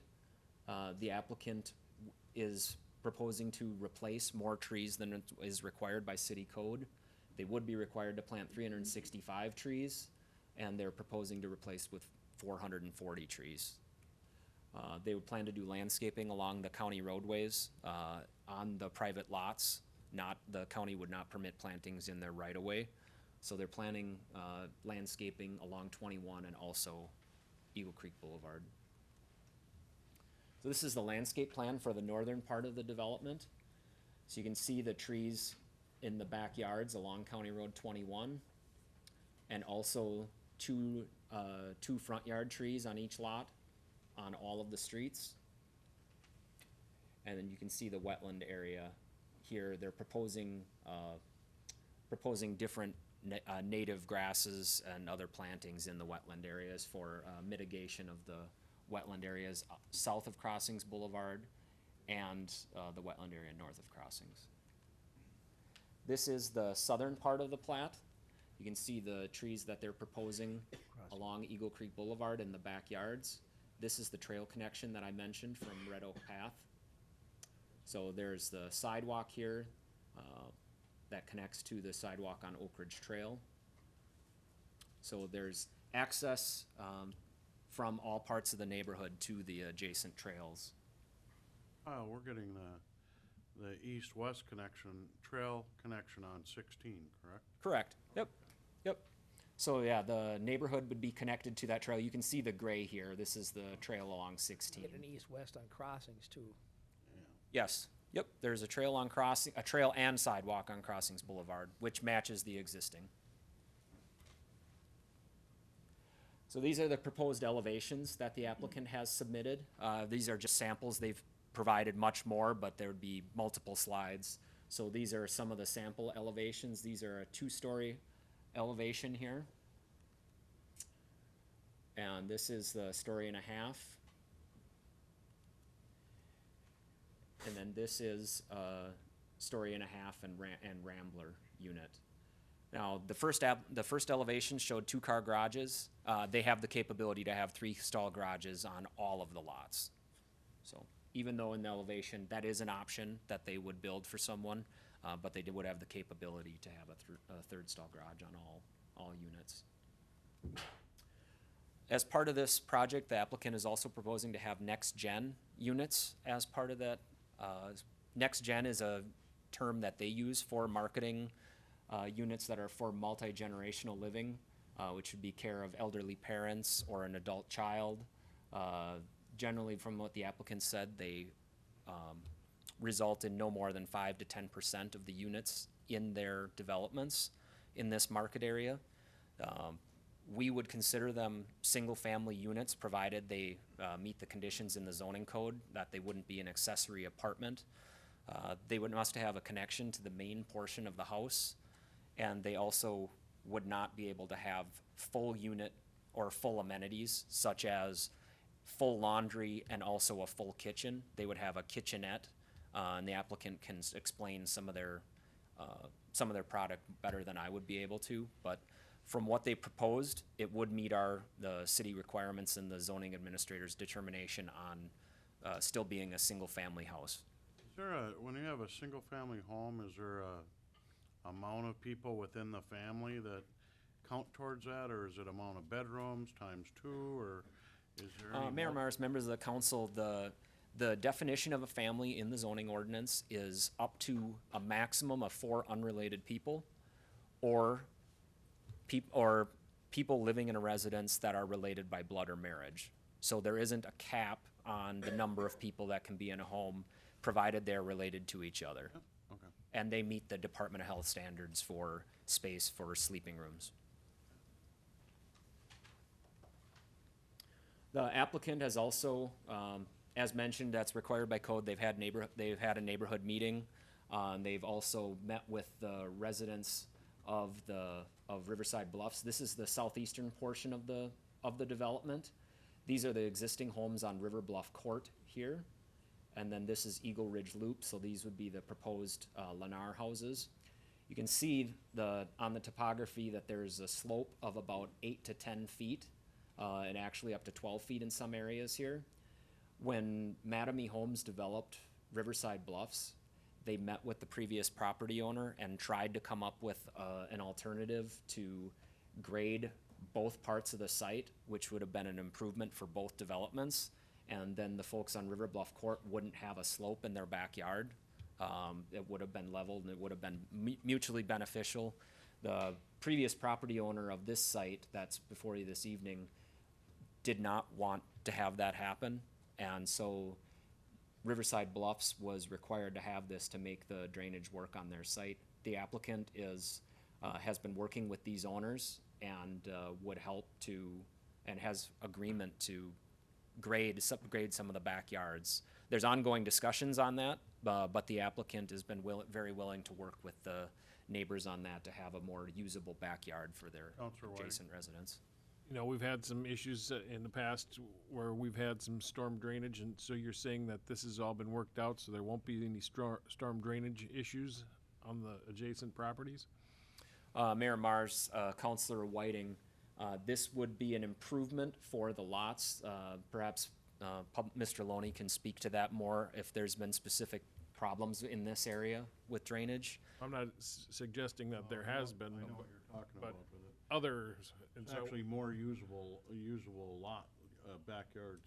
There is storm sewer pipe that's in the backyards of these homes in Riverside That's Bluffs, what I and was there'd be gonna further say. study that's required to see if it can be removed from the backyards of the homes on River Bluff We had to Court. put a storm sewer in the backyards because okay. if they, normally you'd have the grading at the property line, you could create a swale. You know, it would have been a nicer fit for the whole development, but as Kyle mentioned, we couldn't work with the previous property owner. Okay, thank you. Counselor, Lewis? It's my understanding that the water outlet from Prior Lake comes through this property, is that correct? That's correct. And it makes a 90-degree angle in this property, or close to it? That's correct. Is that gonna be of any problem? It will be in the future. One of the things we've talked about, I mean, that's not a natural channel. And, you know, 90-degree bends just don't happen naturally. So that channel needs to be widened. I think Mr. Reynolds and I are gonna have some meetings with the Watershed District to talk about that and other issues that we're having with the Watershed District. So that channel, and Mr. Kursky and I have talked about a wetland enhancement project that would definitely, could really be a benefit and amenity to the area, as well as good water management. So those are things that we're looking at in the future. Counselor Lewis? Mr. Kursky spoke to me about the enhancement. I like the idea, the maintenance might be a little bit of a question with a boardwalk all the way through. That will have to come back for your review. Is that gonna affect this development? as No, it is? actually, this development really enhances our ability to do those things because they're basically granting us a 30-acre outlot. Continue? That's right where I was at, was development of open space. With the city if the plat's approved, the city would take deed to the property for the Outlot A and Outlot B. And there's been discussions already between the Prior Lake, Spring Lake Watershed District and the city about the possibility for an enhancement project in this area, improvements to the outlet channel to reduce the flooding in this area, and then look at the addition of trails and boardwalks through the outlot area. That would be something that would have to be designed later. The applicant is not proposing that. This would be something that staff would be working on after the city would take possession of the property. Again, as I mentioned, the developer would be adding native plantings to the open space areas. The goal of city staff would be to have this area, the open space, as an amenity instead of just a cut-up piece of land that isn't usable for the developer and then isn't usable for anybody either. That's where there's existing trails that are to the east and to the west that could connect to trails on this outlot area. And that would be the goal of city staff to make those connections and have the ability to make this a lot better open space than exists today. One of the staff recommendations is from planning staff, is to program the park dedication funds collected from this development for enhancement of this particular outlot area. Any funds that are left over would be turned over to the Park Reserve Fund, but there's other agencies that are interested in working and improving this area, including the Watershed District, so there'd be some funds potentially available from them, some grants, and also potentially the SMSC has some interest in the drainage since the outlet channel goes through their property as well. So there are some discussions that have already happened, but this would be the first step.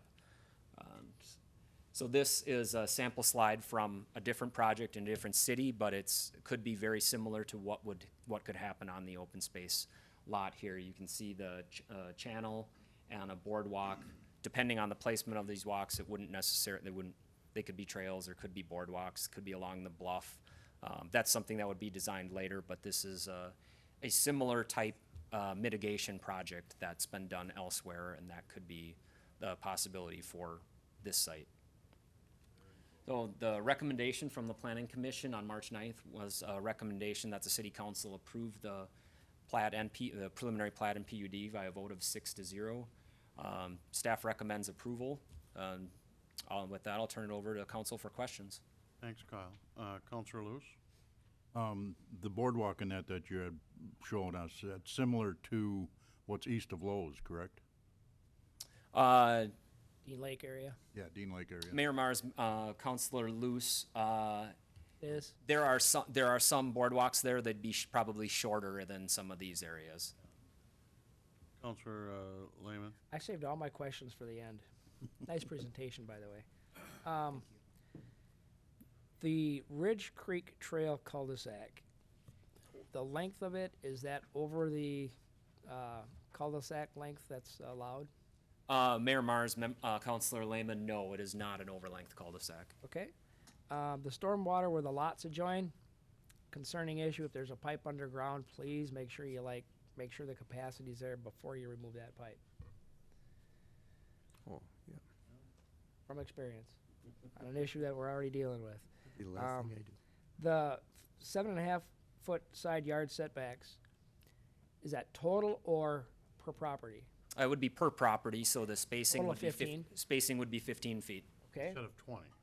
Correct. Right, Well, and so- Old Shakopee, some are 10 and 5. And No, some no, I are- know, and I've been. They you can know, be 3 and 3 in Old Shakopee even. Yeah, There's some. yeah. But, I'm using my own lot as kind of a reference, and I think ours is 10 and 5 on one side, and, well, it's kind of weird because it's 10 and 5 on the other, except the steps aren't included. It's right up to the property. Standard setbacks in the R1C zone are 5 feet on each side, or 7 on one and 3 on the other. So potentially, if you get 2 3-foot setbacks, you could have 2 buildings that are 6 feet apart. Yep, in the and in R1C some zone. cases, we got the buildings on the alley proper. That's true too. The street width from 37 to 34, what did we downsize our normal streets to in like 8th, 3rd, 37? They're 37. Will they be parking on these streets at 34? Mayor Mars, Councilman, yes, the parking would be allowed Okay. On both sides. on both sides. Okay, That street width is very similar to a lot of other cities I stand corrected. Seems pretty tight. for low volume streets. Right, The other right. streets, the main streets are gonna be 37. Oak Ridge Trail is 37, Crossings is 37. Okay. And I think that's all I had. It looks pretty good to me. I agree with Councilor Lewis's concern about the watershed going through there, but my position is the maintenance on the watershed is the watershed's responsibility. That's just me. Bruce? Yeah, Mr. Mayor and members of the council, we do have a cooperative agreement that has that maintenance obligation of the channel. And this is how important this is. If we can get this channel lowered like we wanted to back in 2004, Mr. Lehman is probably familiar with some of the drainage issues back at Foothill Trail. This actually will help some of these issues. So, and also that channel up against the park. So there's a lot of things. It's so flat in this area, getting that channel and going with this wetland enhancement and redoing the channel, it will help a big part of the area in this whole area for drainage. Mr. Reynolds? And as Mr. Loney had stated, Councilor Lehman, both him and I are meeting with the Watershed District to start a series of meetings specifically talking about those very issues. Counselor White? On this slide here, you have, where's the relationship to our park? Is that over on the right-hand side here on Yes. the? Yes, on the outlet? park is this area here. Right, okay, I just wanted to say that, having this outlot, there's potential to have a nice natural parkland area, And further to the east of the park, there's also the wetland area that's between Riverside Fields and Glacier Estates, and there would be connections so it'd be Counselor Lewis? Just a question on the grading within 30 feet of the forest area. What is our norm that we allow, and how much are we giving? bluff. Yeah. They would be impacting probably about, I believe, 15 to 20 feet of that area. The standard is 30. So they would just be grading into the setback area. They wouldn't actually be going into the bluff. More questions of staff, otherwise, thank you very much. Would the applicant, their representative, like to come forward and make comment on this? Please state your name and address for the record, and welcome. Thank you. Good evening, Mr. Mayor, members of the council. My name is Paul Tabone. I'm a land entitlement manager with Lennar. Address is 16305 36th Avenue North, Suite 600, Plymouth, Minnesota. First, want to take the opportunity to thank the city for working with us on this project. Staff has done a really great job, the commission, and we're excited to be here in front of you this evening and hoping for an approval so we can get going yet this spring. So I wanted to kind of let you know that we did meet with engineering last week and we're addressing the conditions. We're aware of the changes to the plans, and our engineer is updating those as we speak, actually, and pulling together a grading plan. At this time, the time frame would be to ideally get preliminary plat approval, and as staff had indicated earlier this evening, we'd be able to grade with that. But we're going to be preparing a grading permit and submitting that for review to the city. So the idea would be to begin earthwork early to mid-April, ideally early April if we can get that going. I know that's not too far away, but that's kind of our timeline. Starting grading on the south side, that would be our first phase this year, and we'd be processing our final plat concurrently with that. As I said, we are working on updating all the plans per the memos and conditions of approval that we've received to date. As far as housing goes, staff touched on it. There are discovery homes geared towards younger families or your first time move up buyer from a townhome or an attached type dwelling. Typically ranging from about 1,800 on the lower end to 2,700 square feet, 3 to 4 beds and 2 baths typically. And then as was indicated earlier as well, they come standard with a 2-car garage, but there is a 3-car option, and we have designed all of our sites to be able to fit a 3-car garage. All the building pads are 50 feet wide. The next gen homes, they're a very particular type home, designed to really kind of, again, as it was indicated earlier, multi-generational living. The original intent for it was if you had an elderly parent, grandparent, or somebody that needed help, wanted to still have their own privacy in the house. As we all know, healthcare and assisted living services are not cheap, so we thought that was a good market need. They typically do constitute about 5 to 10% of the homes in the community. I think that's about all I have. I'm happy to discuss the next gen more if you have questions or any other questions in general. Questions of the applicant? Councilor Mokel?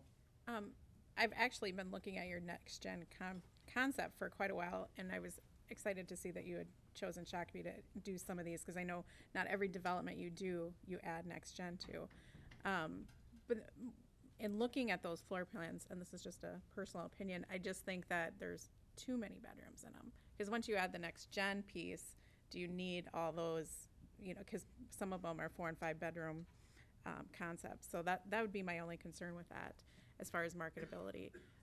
But I like the concept. I think that is where we're going with the next gen concept. You know, as I have kids that are going to college and could possibly come back home, that could be a little apartment or whatever it is. But it's exciting that you chose this for Shakopee, so it's good to see that. I have a comment about the park dedication. Obviously, I feel like years ago, wetland was considered, you know, not of high value in the past. Now, you can really turn those into amenity, and combination of wetland dedication along with park dedication fees and these walkways through these natural areas is the ones I've seen are spectacular. And you're all on board with that type of concept in partnership? Yeah, we try to, you know, contrary to popular belief, we try to save as many natural resources as we possibly can, wetlands being one of them. I'm fortunate enough, for me personally, I'm kind of out on the front end with a lot of our engineering and design of the communities, and I'm always stressing to our engineers to try to preserve as many wetlands, as many woodlands as possible. Obviously, we can't do a perfect job, but we try to have as little impact as possible, because people And people want those amenities. Those are nice to have your backyard, back up to, or maybe you have a viewpoint from your house. With this situation, we're able to, the staff has talked about using the cash in lieu fee to put trails back there. I mean, people like those amenities, they want to be able to have kind of that, it's the best of both worlds when you feel like you're kind of out in nature a little bit, but you still have all the amenities of a regular town. So we do try to keep those and use those to our advantage in design with the environment, not necessarily against it. Well, 10, 15, 20 years ago, it was something to look at out your back window.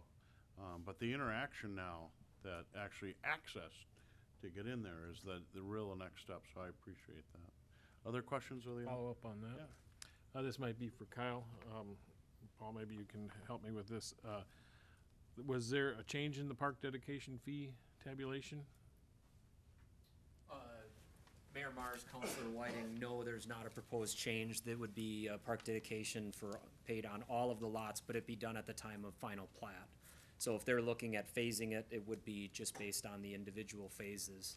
And staff's recommendation was to have those funds programmed for development of this outlot area, not going to parks and other parts of the community. Oh, to develop this parkland, that's what it was. Okay. Yes. And that's what I spoke on, I'm in Yeah. favor of that. Did that answer your question? Yeah. Counselor Lehman? All my questions were answered. I like what you're proposing and your diversity of product. So thank you for your good presentation. Thank you. If there's no other questions, thank you very much. Thank you. It's exciting to have this project move forward after about 15 or 20 years of, I don't know what I'm gonna call it. We're very happy you're here with your plat. Thank you.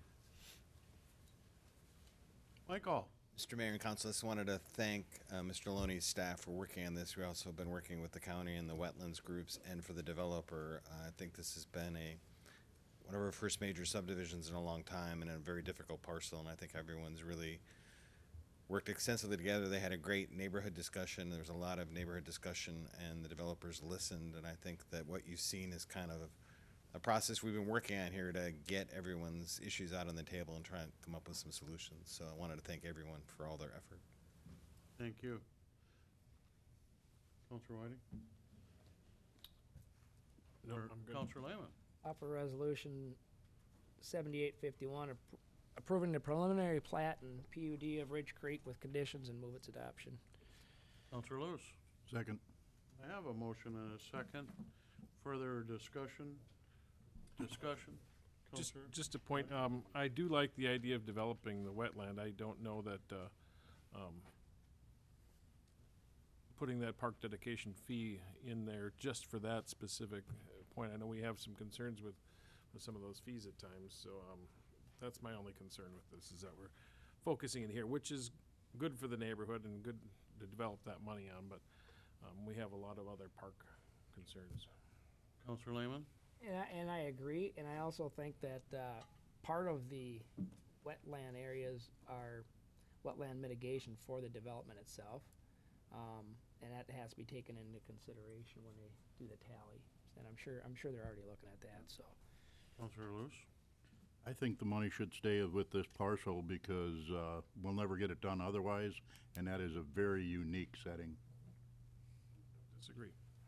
I agree on that. I think this is, I think it is unique, and if we split it off, I've seen in our community over almost 30 years where sometimes we take land and then have no money, or you take money and it goes to an area away from the development that occurred.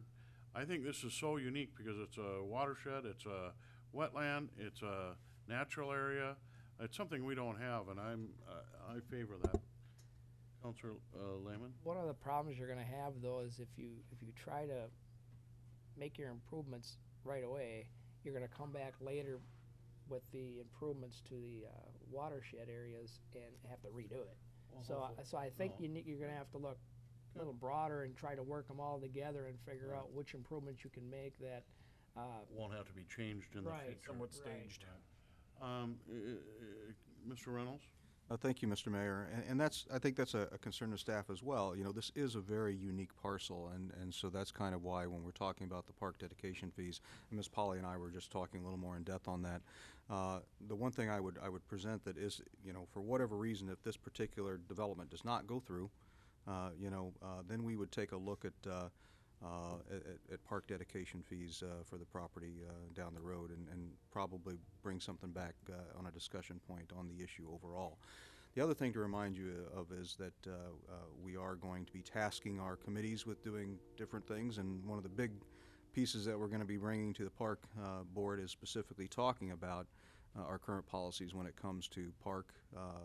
You know, as Councilor Lehman brought up in our workshop, we used to have these concentric rings, and now we've kind of gotten away with that, and so we're going to ask them to take a hard look at where we are and and our prioritization of parks for the future in the planning, and so you can expect that to come from the park board as well. Counselor Lewis?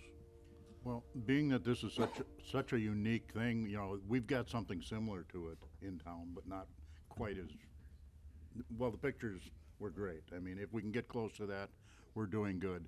I think this would be something that would bring people from different areas just to use it. Just to give you an update, we had a family come all the way from St. Peter for our inclusive playground. That's almost 50 miles to bring a child to play.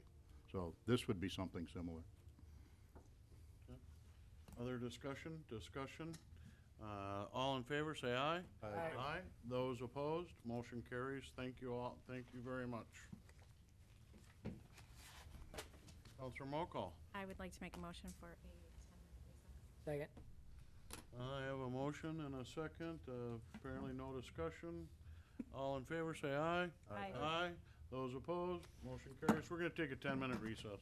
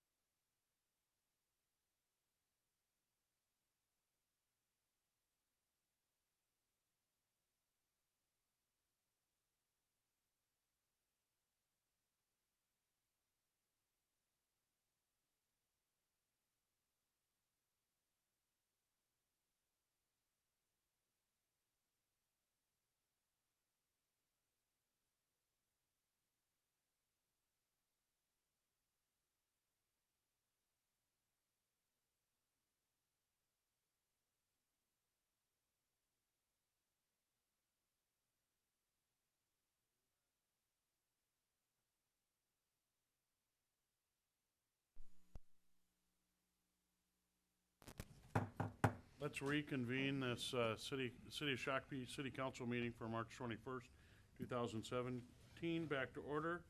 We are on 11A4 PUD concept review for West Verling Acres Apartments. And Mr. Sabota will present. Welcome back. Oh, thank you. Thank you, Mayor Mars, members of the council. Before you this evening is a PUD concept review. It's not a formal, there's not any sort of approval that's in front of you this evening. It's purely a conceptual review for discussion and comments and questions from the council for staff and also an applicant on the West Verling Acres Apartments. So they're located on the west side of town. This is an aerial photo of the site. This is Verling Drive on the north side here. This is the Hy-Vee grocery store site. This is Harvest Lane that would be extended as part of a final plat for this site. And these are the two sites involved. So the southern site is the main apartment building site, and then this is ponding area on the north side. And the exit ramp for 169 southbound is on the south side, and this is Adams Street on the west. So this is the proposed elevation of the building. You can see that the main portion of the building is 4 stories and with 3 stories on the ends. This is facing south from the entrance from Harvest Lane. This is the surface parking area. The underground parking area entrance is on this side, as well as this other end of the building down here. So the proposal that the applicant has brought forward is for 18.4 units per acre density. In the R3 zone, it's the maximum is 14 units per acre. The site is guided for high-density residential to comply with the R3 densities. The site is zoned R3 right now. As you recall from the Hy-Vee PUD, the council approved this site for a 100-unit apartment building. The applicant came forward to request 130 units on the site. And so the mix of the units is 14 studio units, 57 one-bedroom units, 56 two-bedrooms, and 3 three-bedroom units. This is the site plan for the site. You can see the entrance on Harvest Lane here. This is the entrance to the underground parking, and then there's also an entrance or exit on the southeast side of the site. It's kind of an L or dog-leg shaped building. The previous site, previous plan that the council saw was just one rectangular building. I do have the site plan later on in the presentation. You can see they're planning extensive landscaping on the east side of the site towards the existing single-family residential units that are there. And then this is the ponding area to the north. This is an outdoor patio here with pedestrian connection over towards the Hy-Vee store. They're also planning pedestrian connections along Harvest Lane to connect to along the drive to the store on the north side. So there'd be multiple ways to get to the site from this building without getting in a car. The hatched area here that you see along the building is the rooftop patio. This is the outdoor patio off of the first level.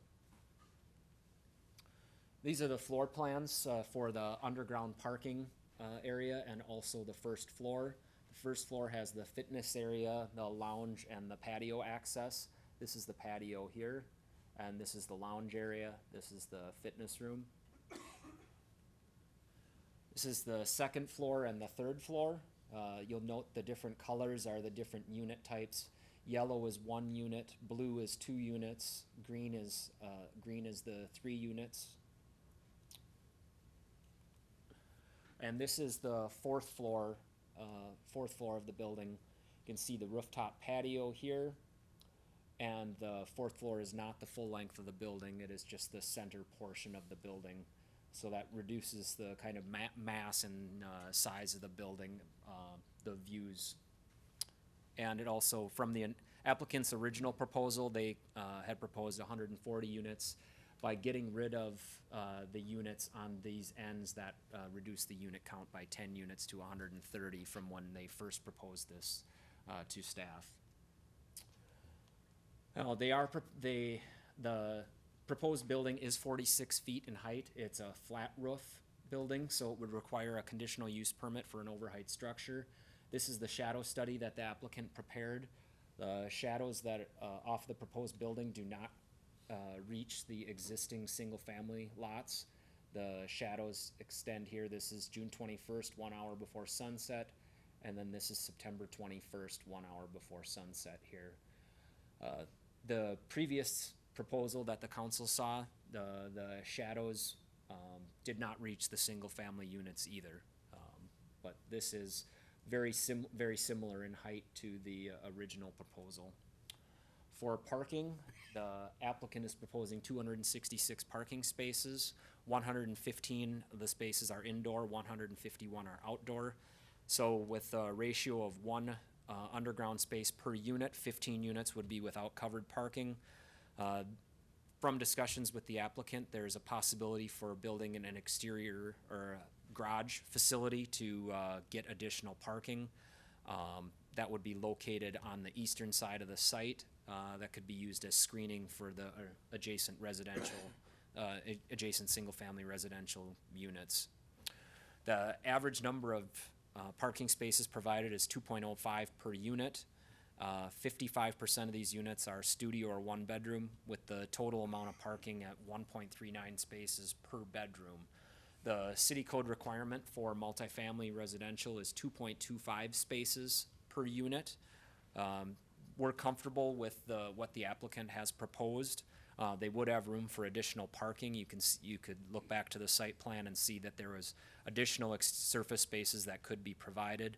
They're looking at providing 2.05 spaces per unit, but with the number of studio units and one bedrooms, and also best practices on parking requirements, which we're probably going to be exploring later on this year for looking at our parking requirements citywide. But this would meet the requirements in many other cities, as the applicant has proposed it. So this is the original approved building for the PUD. It's a pitched roof building with of 100 units. The height of the building was 41 feet at the midpoint and 47 feet at the peak. So the actual peak of the building is 1 foot higher than what the applicant is proposing. The building materials are ephes, which is like a synthetic stucco. Brick and cultured stone were the materials that were proposed as part of for this building.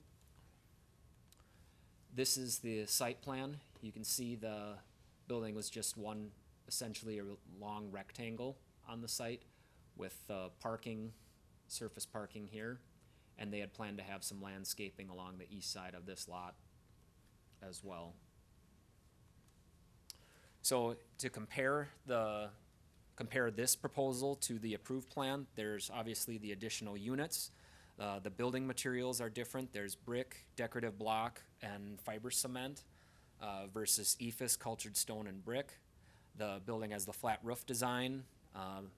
We believe that this building footprint is designed more for this site, and that the angled building provides some more relief, and we believe it puts a better elevation forward. And we believe that the building materials are higher quality materials than what was originally proposed. This proposal also has a larger amount of resident amenities. There's the outdoor patio area, the rooftop patio, and also the pedestrian connection to the store from the patio area. So for this application, the applicant is testing the waters with the PUD concept review. They went to the Planning Commission. If they receive feedback that they consider favorable, they'd move forward with formal plans. What would be required for this concept to develop on this site would be a rezoning to the R4 zone. For density over 14 units per acre, they would have to final plat the lot, and they would have to get a conditional use permit for an overheight structure because they'd exceed the code requirement by 1 foot. Now, they've already prepared the shadow study, and we would anticipate staff support on that based on the shadow study that they provided and what was approved previously by council. They would also have to submit a PUD amendment because it's a change to the development of the PUD, and also they would be reducing the parking requirement to 2.05 spaces per unit, and then also potentially the setback to US 169, depending on how if they can get their grades to work. The city council may limit the number of units as part of a PUD, so they wouldn't necessarily be able to take advantage of the full density of the R4 zone if the site were to be rezoned to R4. So they wouldn't necessarily be able to develop the site at 24 units per acre that R4 would allow. The council, if the council left it at 130 units, that'd be 18.4 units per acre, and they could be limited by the PUD for that. So items for discussion this evening would be the revised building plan and elevations, the number of units, the parking requirements, and landscaping and screening for the surrounding uses. The applicant did have a neighborhood meeting with the surrounding residents. It was well attended, and there was sounds like good discussion that went on. At the planning commission meeting, none of the neighboring property owners came to the planning commission with any concerns. They felt like that there was enough ability to do landscaping to mitigate this site from the grocery store and also the building itself. So with that, I'll turn it over to the council for any questions. The applicant is here this evening, as well as a representative from the property owner. So I'll turn it over to the council for questions. Questions of staff? Questions of staff? I have one. We talked about the berm in between Hy-Vee and this building, and also the discussion about a berm on the eastern edge, helping buffering between the single-family homes. That was a point of discussion. I don't see it in the narrative. Mayor Mars, members of the council, the berm is partly on the Hy-Vee site and partly on this site, and there would be the intent to have the underground parking is actually covered by some of the berm and landscaping here. This is a preliminary landscape plan. This wouldn't meet city code requirements, but this is what's acceptable for the PUD concept review submittal.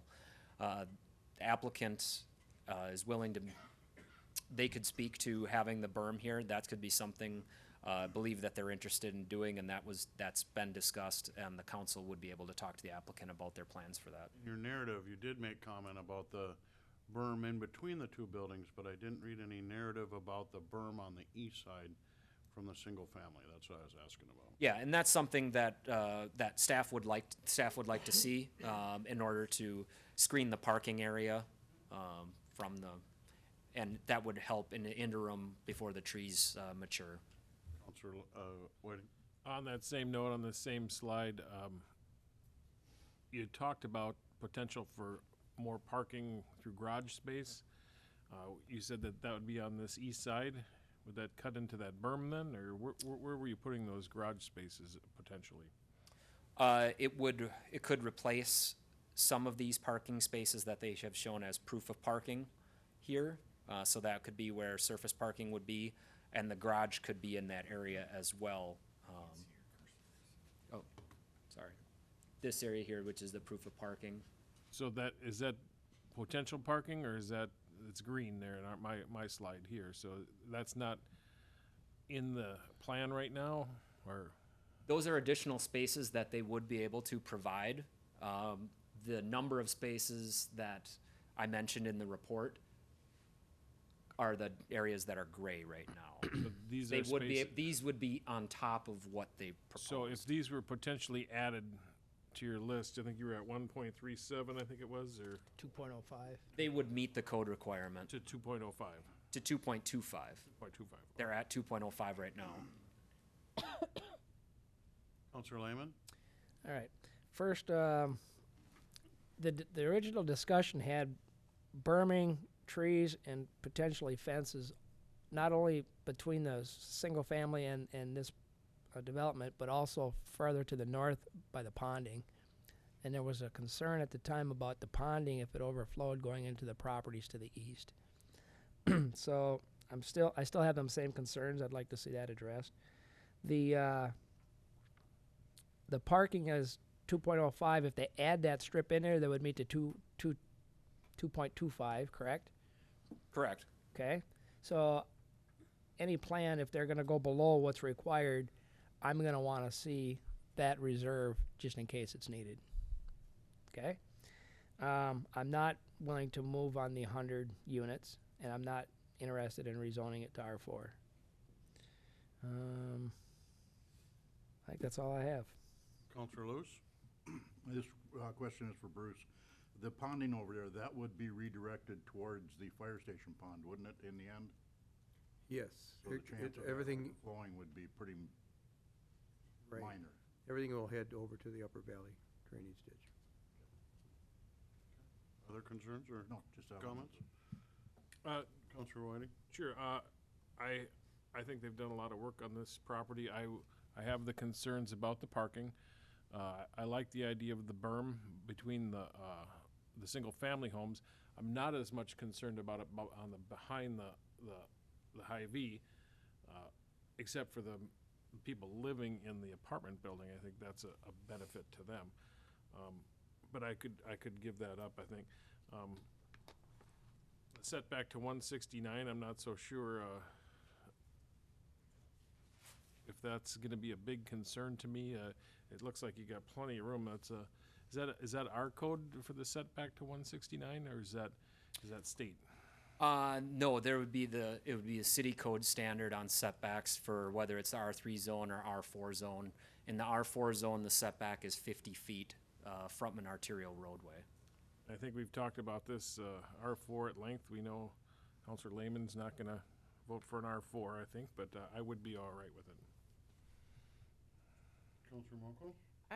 I would also be okay with the high-density residential as the R4. And I have some concerns about the parking, but I think that we can maybe get that addressed going forward. So with mirroring what Counselor Whiting said, so I think you've heard that. Counselor Lewis? I think the east side of Hy-Vee, we discussed that at length, and they were gonna make that pretty pleasing, so it's not gonna be a terrible look, so. But I think they have some truck loading back there, and, I don't know if I wanna trade anything off. I think a slight berm in the back here on the west side, I understand that their Hy-Vee has a decent-looking building all the way around, but it does carry some truck traffic. My concern, like Counselor Lehman, is that berm and screening all on the east side, all the way up along that pond. The parking, they already do have a lot if they, underground, not everybody, I don't know, does that come with an apartment or is that an extra? Mayor Mars, members of the council, believe the intent would be for each units to have that, but the applicant would be able to speak to that better than I could. And I'm probably not, I struggle on the support of standalone parking garages because I don't know, some of them don't keep up with the maintenance, and they're in the back. It's another structure, that accessory structure, but if it was here where these lighter boxes are, that's more impact for the residents. How many units are at Addison? I believe between the three buildings, I believe it's around just shy of 300. 300? Okay. The last building was 88 units, I know that. Huh? The most recent building was 88 units. Okay. Counselor Lewis? Kyle, have you had any input from the people that live right up by the storm pond, just to the east of it, as far as whether they want fencing or if they're comfortable with? On the northeast side, there were, further north across Harvest Lane, the Freedom Townhomes the Hy-Vee is working with them to be planting some landscaping on some of their open space, and that was a requirement of the approval for the Hy-Vee PUD. Just one quick follow-up to that east side berming. You're gonna have to have a heck of a berm if you're living on the 4th floor to block out the truck traffic. I know So that, I would- but you wanna create a slight distinction Yeah. along the property line to give some distinction, that's all.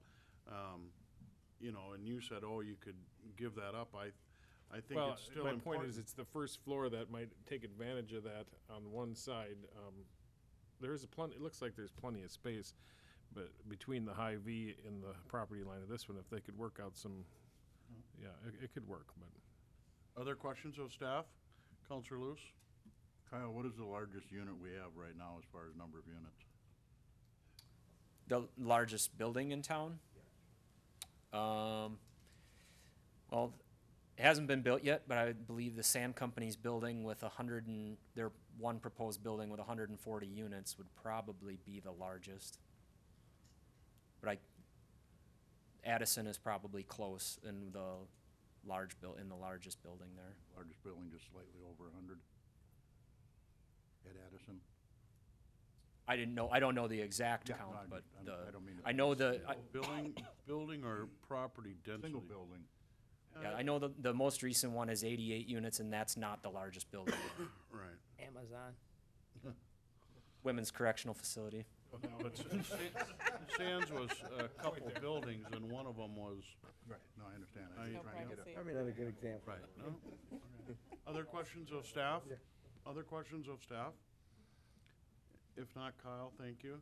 Would the applicant and/or their representatives like to come forward and make comment on this concept review? Please come forward, state your name and address to the record, and welcome. Thank you. Phil Hoy, 2960 320th Street West, Northfield, Minnesota is my address. This is unique to come back in front of you after we've already got a project approved and the building's whatever % complete. So it's nice to be back. You probably want to know when the store's going to open. I don't have an open date yet. But thankfully the winter has been, well, not much of a winter, frankly, so that's been nice.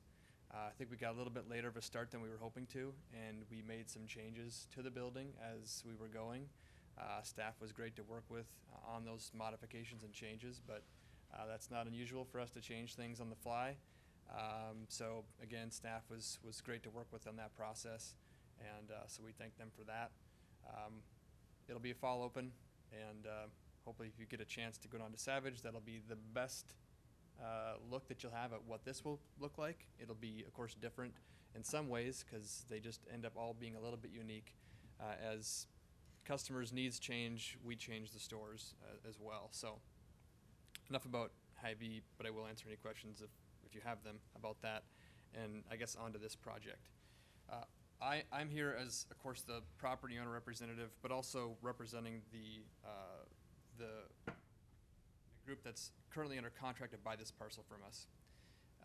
And I felt like it was appropriate that I come here and speak to you because I was the one that spoke to you and asked for the 100 units, which was also a consideration that we requested some time ago. At a time when we had somebody who was interested, we weren't under contract with that person. That opportunity disappeared as they got further into the design of the building, costing out what it was going to cost to construct, and what the fees were going to be to build the building. And I'll get to that second, but primarily I want to talk about this project and where we're at with this project. We feel like this is a better product than was initially brought in front of you, with the different articulations, with the different materials that are being used and the amenities that are being proposed, both externally and internally, whether it's the granite countertops or different finishes inside of the building itself. The proposed developer is somebody who we've worked with in the past on other projects. We're very comfortable and trust this group and believe that the quality that they're proposing is the kind of quality that we want to be next to. So for those reasons, it's important to us that this project be approved, and so we wanted to come in front of you, not with a formal application, but to understand where you're at with this, because we are there asking for 30 additional units. And so we're coming in, with staff's recommendation, to not come in with a completed plan, but to come in with a pretty well thought out concept plan and get the feedback. So we appreciate that and would welcome any additional feedback. I want to touch on a few of the concerns. There was a neighborhood meeting, and it really brought me back to the neighborhood meeting that Hy-Vee had when we brought our project through. Most of the questions anyway about Hy-Vee's development was about what's going to happen with the residential, what was going to happen with residential. We couldn't answer those. It was all speculation. Even when we were in front of you, there was a lot of speculation about the zoning here, the use here, all that was tough to answer. This is an actual real proposal. This is a real plan by a real group who has real control of the property. So the speculation is gone and this is a real opportunity. And so we're in front of you to try to get some of that additional feedback. But in the neighborhood meeting, there was some of those same comments. Really, a lot of the concerns were about traffic. There was some concern about the landscaping and the buffering. There's not a completed grading plan on this, but the group does feel like there's room to do berming, just like has always been contemplated and always been planned. There is sufficient and significant landscaping being shown on this concept plan, the density of which I'm not sure it could be increased, but if it can, I'm sure they'd be willing to increase the landscaping that's also being proposed here. As far as the garages are concerned, the developer also agrees that having a secondary building standalone garage is not really what they would want to do either, either from a look perspective or just general usage. If there has to be additional parking provided, the parking stalls that are shown on the east side of this property are really meant as a proof of concept that if additional parking is required, that yes, this is set aside for that use if it is necessary. So they've taken the steps to do that. As far as the additional ponding and landscaping on the parcel to the north, which isn't fully designed, that again is something that needs to be, even the sizing of that pond has not been looked at or calculated. So that's additional work that will need to be done with your staff in order to figure out how large it needs to be and design that, landscape it, and treat that correctly. Other than that, let me step, I guess, from the site plan itself and talk a little bit about the fees. It wasn't certainly probably the fees alone that terminated the first opportunity that we had, but it was certainly a significant contributor of that. And it continues to be a significant contributor of this project and this proposal. The fees are nearly twice as much as the purchase price that is being paid on the land itself. And there was a little bit of discussion tonight about park dedication fee. The truth of the matter is the city, this body anyway, doesn't have a whole lot of control over some of those fees. You only have a control over a portion of those fees. You have your own access charges and you have park dedication fees. And that's really it. You don't really control what Met Council pushes down at you and says this is what you need to pay. But those some access charges and park dedication fees. Here, the park dedication fees approach $600,000 for this particular use and number of units. So that is a significant number. Again, fees total are almost twice as much as the total land, which I've never seen that in any project. The fees that we paid were higher than we paid really anywhere else. We didn't ask for relief. Well, actually we did. We didn't get it, but we paid it. And so I guess that's a conversation for a different day. And I know staff is looking at that, and your park group is also considering how to allocate funds. Do those dollars go to parks in the area around where the development's happening, or should they be put in a general fund? So I know those conversations are happening or planning to happen. We'd like to help be part of that conversation as a property owner and as a developer. We've already written our checks, so we're not asking for any of those dollars back. But as a property owner who's trying to develop a project here, it is important that hopefully we can be part of that conversation as well. So I'd be happy to answer any questions about this project. Dennis Cornelius from AmCon is the designer of this site plan, and he'd probably be able to answer some of the more technical questions than I would. Great, thank you. Councilor Lehman? Just a clarification, park dedication fees never go into general fund by state statute. They go into a park reserve fund strictly for park use. Just to clarify. Other questions, comments? Councilor Luce? Yeah, I thought when you came by the first time that, we worked it over pretty good to get you the 100 units, and I think going 130 is stretching it. I'm comfortable with the 100, but I don't know that I can go for the extra 30. Other comments?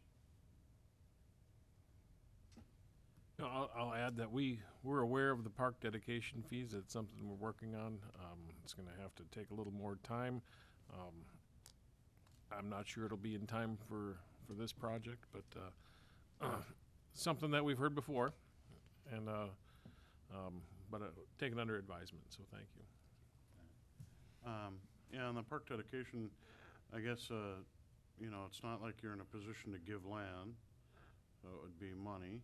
And then I look at, if we had that map with circles around it, and you look at the area of need, and I think Kitty Corner, we have one of our bigger, larger, city parks, in that. Across the street too. Huh? You got Lions on one side, Top on the other. Right. Yeah, that's true. As far as the density, you know, I find it interesting that back in history at one time, the R3 in our community was 18, and now the R3 is 14. And I struggle on the, because I'm a something certain person. If you go to R4, what is the range of R4? 24. You know, I don't want that. I want number certain. And then, how do you make that happen? Actually, we tried to have it in the discussion a little bit the last time. And that's where the number came into play. But we need to work on the number and then I want to see, just don't want to rezone it and then this plan goes away and then we get another plan and then, hey, R4, let's have 22 or 24 and have a bonus and, you know, this area is very sensitive because it's right next to, really directly next to single family. Mayor Mr. Mars, Swoboda? members of the council, since this is part of a PUD, the council can place a cap on the number of units. So even if the property were to be rezoned to R4, the council can place a cap on that as part of the PUD. Just like we did before with the R3. Well, that was capped as part of the zoning and also the PUD. Right. Kyle, on that respect, am I right? The R4 was 24, you said? Correct, and there is a capability for a 2 unit per acre bonus to 26. Applicants proposing 18.4. All the other buildings that, the existing buildings, Garden Lane, the Addison, those were built at 18 units per acre. So we're at 18.4 and R3 was 14? R3 is 14, but no recent project in the last 15 years has been built at 14 units per acre. And I think in my mind, our R3 at 14 is pretty small, my opinion. So if it can be capped on the PUD at the 18.4, I would be in favor of it, as I mentioned. Okay. Do we have more input for the applicant? I might just add, if I may, as we talked previously and as we talk again here, we're talking about R3, R4, 100 units, 130 units, and I guess really the question I'm hoping we're trying to answer is, the number is important, yes, but isn't the way this fits into here most important? And I believe, it's my belief, that this proposed plan and the level of finishes on exterior, interior, the way it's laid out, the underground parking, the rooftop patios, that this fits into here. It's not 200 units, it's not, the question I hope we're trying to answer is, does 130 units fit here? Because a 100-unit apartment building could be more obtrusive than this building could be. And so, that's what we're hoping you can take a look at, is the design fit, are the finishes right? And if that's something that you can support, we would appreciate that. It seems like you're saying that the quality goes up in finishing and amenities, but then there's a impact associated with that, and that's the density moves up. Are you having a great room available to all residents within the building? Yeah, I see your patio. Are you having an exercise room? I guess maybe I missed that part of the. It's part of the party room. Yeah, right here. Right here. Okay. Oh, okay, there it is. All right. And if I could follow up on that, you know, there's also an impact too. We looked at some of the recommended rents here, and it's a stretch for affordability for housing too. So maybe there's a trade-off with R4 and affordability that maybe we could work with. Maybe that's something we can talk about. Well, these are market rate apartments. These are market rate. This is what the market is bearing, and I'm telling you, around the metro area, hot item. people want to live in these apartments and do live in these apartments, and they pay the freight. There's no question about that. Counselor Mokel? I think for me, what I see is, you know, understanding market rate apartments, and I think what, and I don't mean to put words in your mouth, Phil, but I know when you're talking about fees and you're talking about what it's costing, I think that's the stretch between 100 units versus 130, because how do you ever recoup what you're putting into a property, if, especially when fees are high or those types of things. And I think that's where, for me, I can justify 130 versus just 100, because I know you're putting value into this this property. And we also need to remember that it's these high density housing units that are increasing our tax base, because it's more taxable for a smaller area than what we would see from Lennar. Even though that was a great product, you're not going to see as much in a smaller condensed area.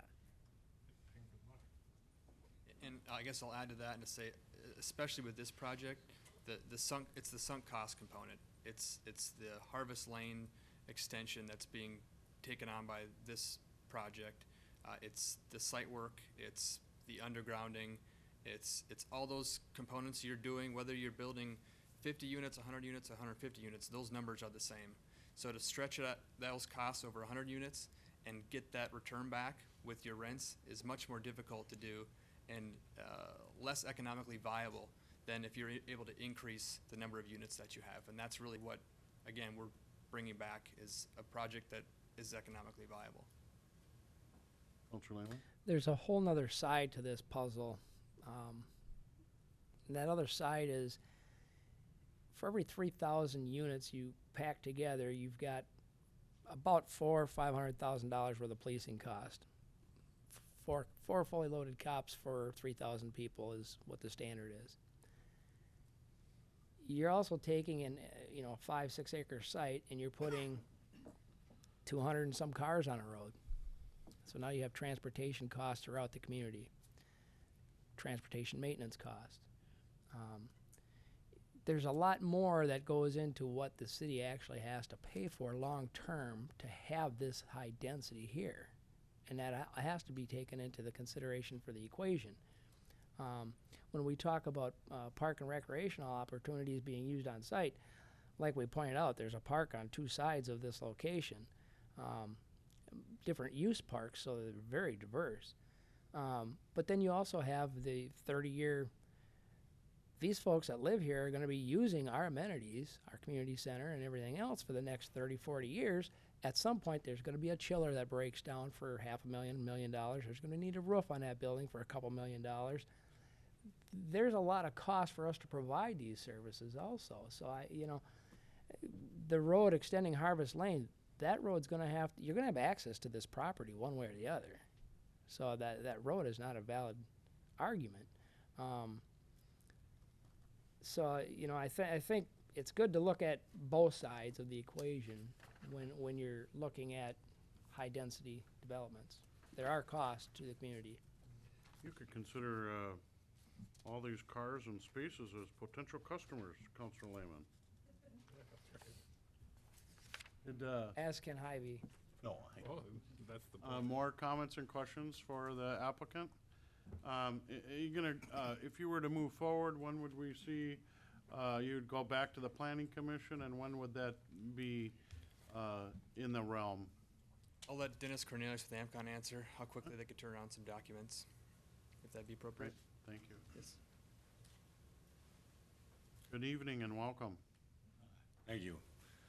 Mayor Mars, council member, my name is Dennis Cornelius. I'm with AMCON Construction. We're both the designer and the contractor that will be involved with the development of the project. the question, I guess, is why we're here and what our intent is with the project. We wanted to come before you in advance of putting together the package of detailed engineering of the site plan, the cost associated with doing that. We have a very cautious developer that wants to build in the community, but they also want to make sure they're welcome in the community, and you have an interest in what we're doing. So if we feel that we have a favorable response from council and planning, immediately after this meeting, our intent is to proceed with developing the engineering documents necessary to do submittals. Our hope was to have submittals in, I believe it's mid-April, and then go through the actual formal planning council, and then hopefully approval to allow us to start construction this summer yet. The client is committed in the project. The comment about worried about approving the zoning here and have somebody else come in later, I think that's a moot issue if we can get things working here. We've got a purchase agreement of the property.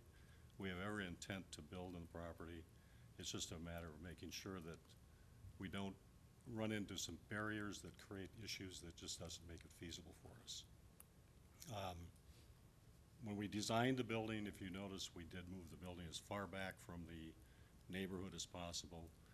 The parking lot, if the original design was a sea of parking, we have green areas down the middle of our parking lot. We've got green areas along the east side. Our intent is to provide the berming, landscaping, buffers for the residents that are adjacent to it. And that was the biggest feedback we got from the residents, is that not the size of the building or the aesthetics of the building, it was more of how is it going to impact our backyard and what it's going to look like. And that's where we tried to address the sensitivity of the project. Even take our outdoor patio, our roof patio, move it to the southwest side of the building rather than the other side where they're impacting the neighbors. Along the pond, under the original PUD, there was an agreement to provide berming and landscaping. We recognize that, intend to do the same thing. And obviously the ponds are not designed yet. Once they're designed, we'll address any issue of the flooding and whatever happens there. But we're positive. We're anxious to proceed with the project. We just need to understand that we're welcome to be coming into the community. Questions of the applicant? If not, then thank you. Okay. Councilor Luce, were you at the neighborhood meeting for this? Was it well attended? No. Okay. It depends on what you call well attended. I mean, for neighborhood meetings, it was well attended, but for a meeting of this nature, it should have had more people. And the concerns that you heard during that neighborhood meeting, I live very close to this. I was not notified as a resident. I must be just outside of the 300 or 500 feet or whatever. The twin home, we were represented by one of the, I think, one of the board members. And I think we addressed the concerns they have and what were the original concerns they had when they're before Hy-Vee.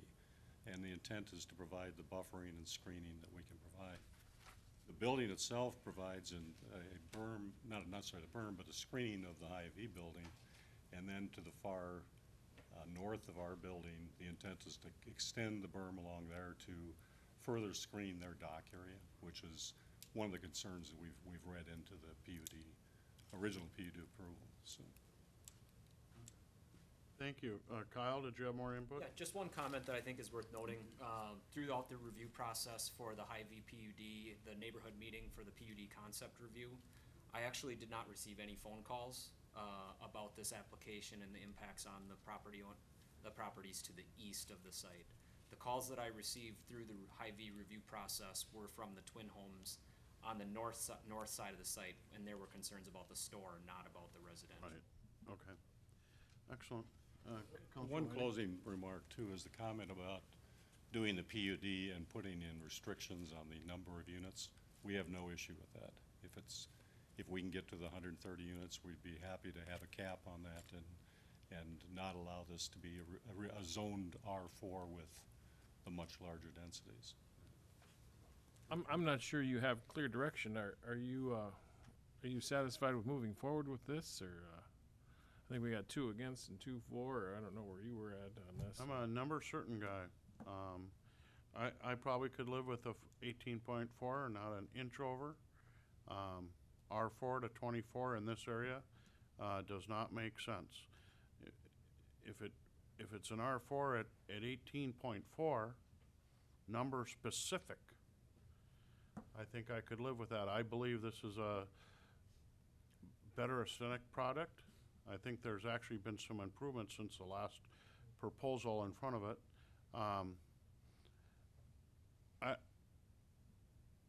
I've also thought about what else could go here. And what I thought about 10 years ago, because I had an interest in this site at one time, would be 4 or 8-plex townhomes, big square boxes that were actually the rage back then. They're no longer the rage. But those are big boxes too, and having how that fit into the neighborhood. I think urban planning has changed. People like to live in these buildings now, and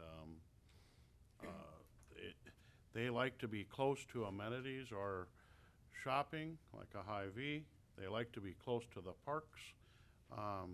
So that's kind of how I see it.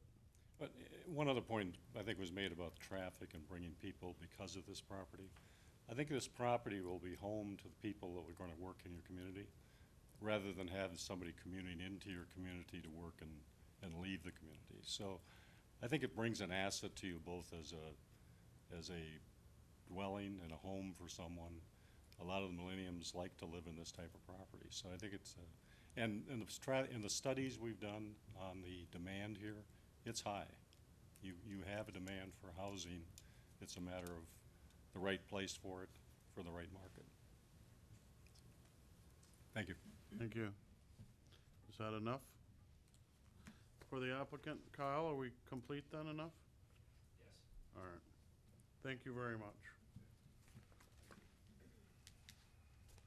Moving ahead then to item number 11A5, and welcome to our new senior planner, Eric Weiss, who's going to present an update on the comp plan update. Welcome to our community and our town. Thank you very much.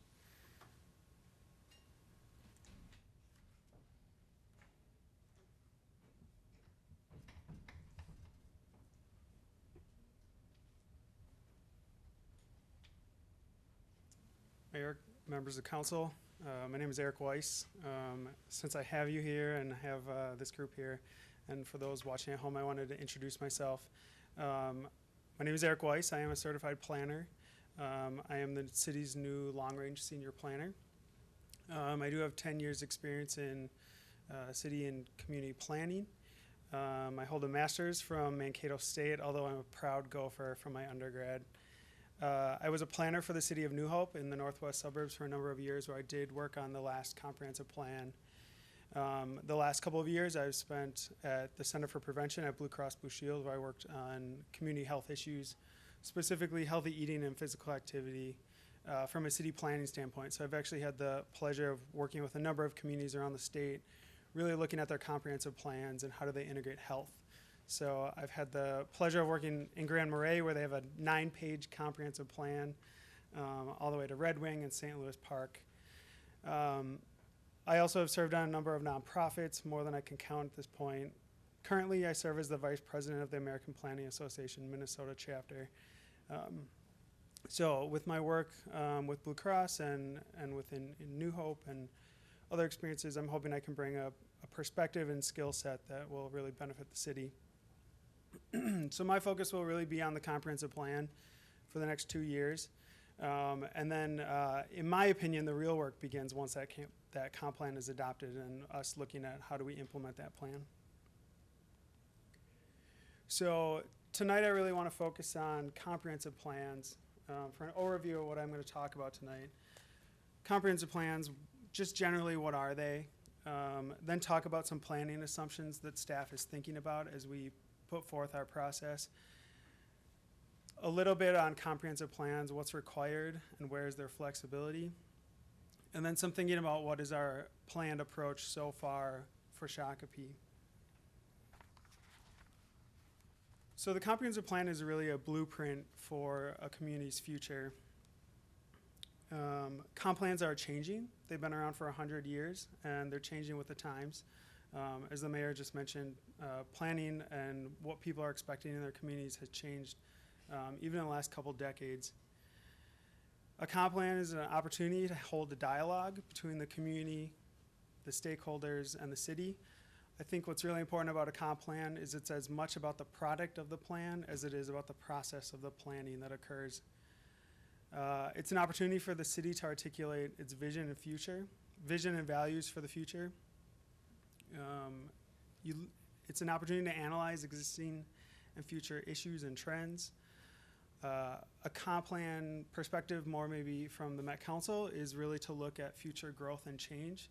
Comp plans have traditionally been in the metro focused on the built environment. How does the city grow in the future? I think that's changing to look at, have it really be an actual comprehensive plan where you're really looking at not only the built environment, but how does government work and how do people be included in that process.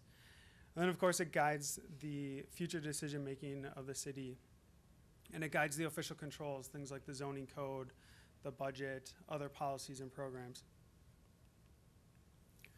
So we really have to know where we're at currently to plan for the future.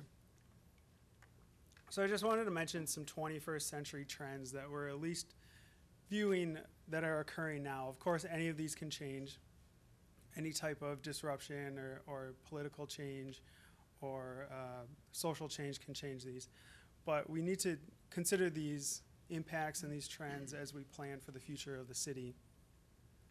So we know that the population in the state and in our country is aging and diversifying. We know that we have a changing climate. I think there's disagreement on why the climate is changing, but we do know that there are more catastrophic events occurring than have occurred in the past. The Department of Defense is really acknowledging that there are changes and that this is really a public safety issue, and we need to plan for that. We have a shifting economy. There's more pink-collar jobs, which are more of those service and retail jobs than there have been in the past, and a decrease or stagnation of blue-collar jobs. We hear that there is likely to be an increase in the use of robotics, and that will drastically change the jobs that are available. Likewise, we also are facing changes to how our transportation system works and the introduction of autonomous vehicles. And I know this might seem kind of futuristic, but everything I'm hearing is that within the next 3 to 5 years, these will be on the roads. I know MnDOT is planning that they will be pretty common in the next 10 years. And so as we're looking into the future, these are things that we need to be thinking about. Councilor Lehman? A couple of questions here, otherwise it's going to have too much written down to go back to. First of all, if the Department of Defense would quit spraying stuff up in the air, in the sky, maybe the climate wouldn't change as much. But when you talk about shifting from pink collar and decreasing blue collar, man, we just gave out a whole lot of tax money for these blue collar jobs, and you're telling me we're going to change away from that? These are kind of the things that the planning experts and economic experts are predicting. Of course, this can change, and a city can do different policies and programs to attract different jobs or plan. So these are just things that I'm suggesting we consider as we're going through the planning process and putting forth our strategy. Any idea who's going to be responsible for the self-driving car when it gets in an accident? Oh man, that is The self-fixing that is car. something that It wasn't me. yeah, I was in the and back seat, man. Yeah, those are the types of things that we need to plan for. These are the types of things Something these for your people insurance higher up company. need to start thinking about, because I don't think they're thinking through these things. Yeah, and I'm not suggesting that necessarily this process will be the process where we'll answer all of these questions. Some of these things, it's just that we need to keep these in mind as we're going through the planning And process. I just have one more. When you go back a couple pages and you talk about, where'd it go? Guides future decision-making, including the official controls, budget, and other policies and programs. Can you expand on that, exactly Sure, what you absolutely. mean? So the way that a comprehensive plan. Let's talk about how it's different in this proposal from what it is currently. Sure. So I think what I've heard, I've listened to a couple of your meetings from previous discussions, is that the comp plan has sat on a shelf for the most part. I think the opportunity exists to create a plan. There really is not only a plan for future growth, but also a strategic plan to think through, to lay out a vision and some policies and programs to help think about how does the comp plan sit at the top, really as that visioning document, and then how is that plan being implemented through whether it's changes to the zoning code or changes to the way that the budget looks. I think it can be any number of ways. This is kind of how it's set up in statute, is that the comp plan influences those other decision-making processes. But there's only certain parts in statute of the current comprehensive plan that are mandated. Right. And to try to put an all-encompassing into a comp plan, send it to the Met Council and make it all mandated, self-mandated, if you will, I think is given extreme control to the Met Council, which I would like them to have less. And also, I think it's trying to bind future councils from possibly going a different direction. We've seen over the years where we have made changes to our comp plan. They're called comp plan amendments. Sending our comp plan to the Met Council doesn't really tie us to anything. It's a plan, it's a guide point. I think we have used our comp plan well. Can we use it better? And I believe this reiteration of our comp plan coming up here in the next year and a half will be even a better plan to lay that out. And it guides future decision-making. Is it set in stone? Absolutely not. We've seen that in the last 30 years. Does it help us? Yes. Mr. Reynolds? Thanks, Mayor. You know, this is really a philosophical argument because you think about there are a couple ways you can look at a comp plan. One is it's a requirement. We'll do the minimal, we'll stick it on the shelf, and we've done it. Thank you very much, we're done. But what we're really proposing here is something really different. It's a usable guiding document that we can basically say, okay, this is the big blue arrow for the next 20 years. And it's just a big blue arrow. We're generally going in this direction. As we look at other issues in the city, we need to consider that we are going in this general direction. Now, the only people that are going to ultimately make that decision are you five. It's your plan based upon what the community input and everything, and we'll, you know, as staff puts it together. But ultimately, you five individuals are the ones that make the determination on it. Councilor Lehman, to your point in regards to is this going to bind people in the future, is this going to bind future councils? It's not going to bind anyone because if a future council has a problem with the plan, they'll amend it. They'll amend that plan. So, but what I'm saying is currently there's only certain mandated items that we have to seek amendment from. Will this require amendments to things that aren't mandated on us today? Like transportation. That's mandated on us today, that it's in our comp plan. Yeah. No, but it's not, we don't need to go to the Met Council to get approval to change a map on transportation on our comp plan. We have to go in front of the Met Council for a comp plan amendment on a rezoning or a comp plan re-guide zone. Right. But I don't think on transportation or parks, we don't have to go for an amendment on if we change. that's correct. The Met Council has certain requirements for certain areas by statute they are ultimately responsible for. But we're looking at this more broadly, and we're looking at it as a real planning document, not just checking a block. In the past, there's been a lot of check blocking. A lot of what? A lot of checking of the block. Right. The way I see it is today we have a comp plan that we do what's required, we send it out, we put it on the shelf, and we also have a vision for Shakopee. Okay? So we're already doing this, we're just doing two different forms of it. We're doing a comp plan and we're doing a Shakopee's vision. So the only difference is that our visioning document is a standalone, and we didn't mail it to the Met Council and say, here's some more ideas how to control our lives for us. Right? I know, let's, Yeah, with all let's- due let's move respect, on. I understand and appreciate the discussion, but let's try to, this is, to build up to our comp plan, and Eric's here and on board now, and, Matt, I get it, but we're not gonna, I think our comp plan, the way, Bill Reynolds has laid it out over the last 6 months about how we're gonna look at that, is drastically different than our community has looked at it and used it in the past. And I think that's a good thing. Proceed. Thank you. So going back to other trends that we need to be considering, wage stagnation and increased income inequality, increased housing costs. I think that was just mentioned in the last item. A general distrust in large institutions, an increased use of social media, and yet an increased sense of isolation, and then poor health outcomes and an increase in healthcare costs.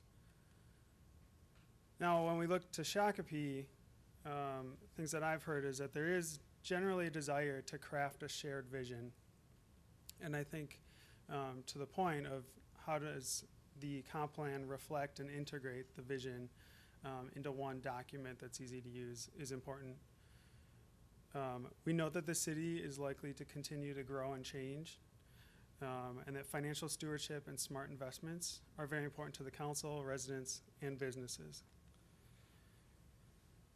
We know from the community survey that a lot of information was revealed on resident perspectives and goals, a general need or desire to change the community image.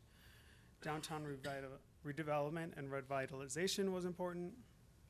Preserving and enhancing the natural resources and open spaces. An increase in cultural and social activities. And then transportation improvements. I've been creating a list of other issues. This is definitely not exhaustive. I have a large spreadsheet that I've created that has already over 80 issues that that have come up at a number of different documents or conversations. So I am tracking those and will continue to track those. We also know from the recent Maxfield study that businesses cited the rural feel, particularly south of Shakopee, as a perceived disadvantage. Now, when we look at just some of the changing demographics, we know that Shakopee has grown pretty dramatically since the 1990s. And you'll see here in the red our projected growth to the year 2040. We also know that the face of Shakopee has changed quite a bit since the year 2000. In the year 2000, approximately 10% of the population was people of color, consisting of Black, Asian, Hispanic, Native American, and other. Now in 2015, which is the most recent data, that's grown to 30%. And when we look at jobs, we also know that we will continue to be a community where the employment sector grows. These jobs are specific to Shakopee? Correct. These currently, or well, as of 7 years ago, which we know we were at quite a different point, there were 18,000 jobs in Shakopee. The projected growth is to almost 32,000 jobs by the year 2040. And of course, I think it's really important to remember why we're planning. It's easy to kind of forget the faces of the people, and these are the people that we're planning for. We're particularly planning out to the year 2040. And so if you think about who will be the residents of Shakopee in the year 2040, most of those are the kids today. So I think that's important to keep at the front of our planning process. Now, to talk about some of the differences between what does the Met Council require and what can we do, I like to think of it as the Met Council kind of laying out that we need to put together a plan, a blueprint for a house. They say we have to have a living room, a couple bedrooms, but beyond that, they don't really dictate too many of the details. And so this is really our opportunity to decide, what do the bedrooms look like? What style of house is it? What does the yard look like? So I'd recommend that we do think about going above and beyond some of those requirements. So it's really a plan that fits the community. We know that we will have to update the comprehensive plan. So given that opportunity, I'd recommend that we really think about what does the plan look like and how does it work. So, you know, we do have to address land use, transportation, water resources, housing, parks, and open space. We have to plan for future growth and change. We do have to have an open house, and we do have to submit that with an implementation plan by the end of 2018. So we do have the opportunity, though, given that we will be going through the planning process, to address a lot more. The Met Council and state statute do not dictate how we write this plan. There are a lot of plans that are very technical and hard to read. I'd recommend that we put together a plan that's easy to read and easy to use. An open house is all that's required. I'm not sure that that's necessarily the most transparent or accountable process. So I'd recommend that we go above and beyond that to really hear from residents, business owners, what is their future vision for the community.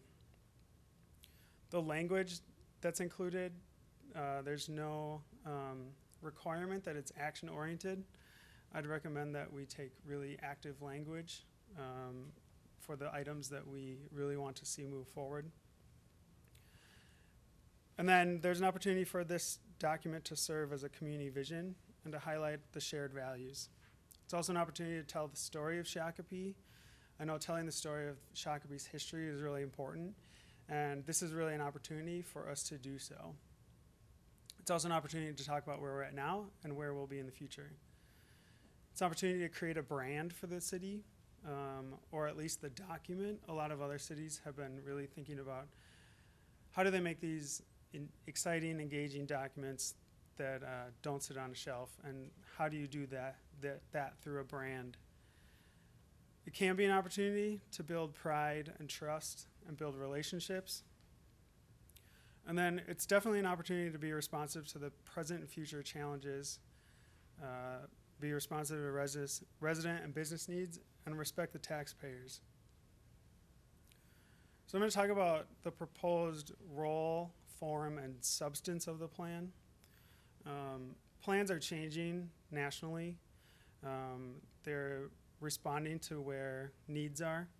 I don't know if plans have always driven the outcome that's desired, and thankfully that's changing, and there's a lot of examples for us to point to.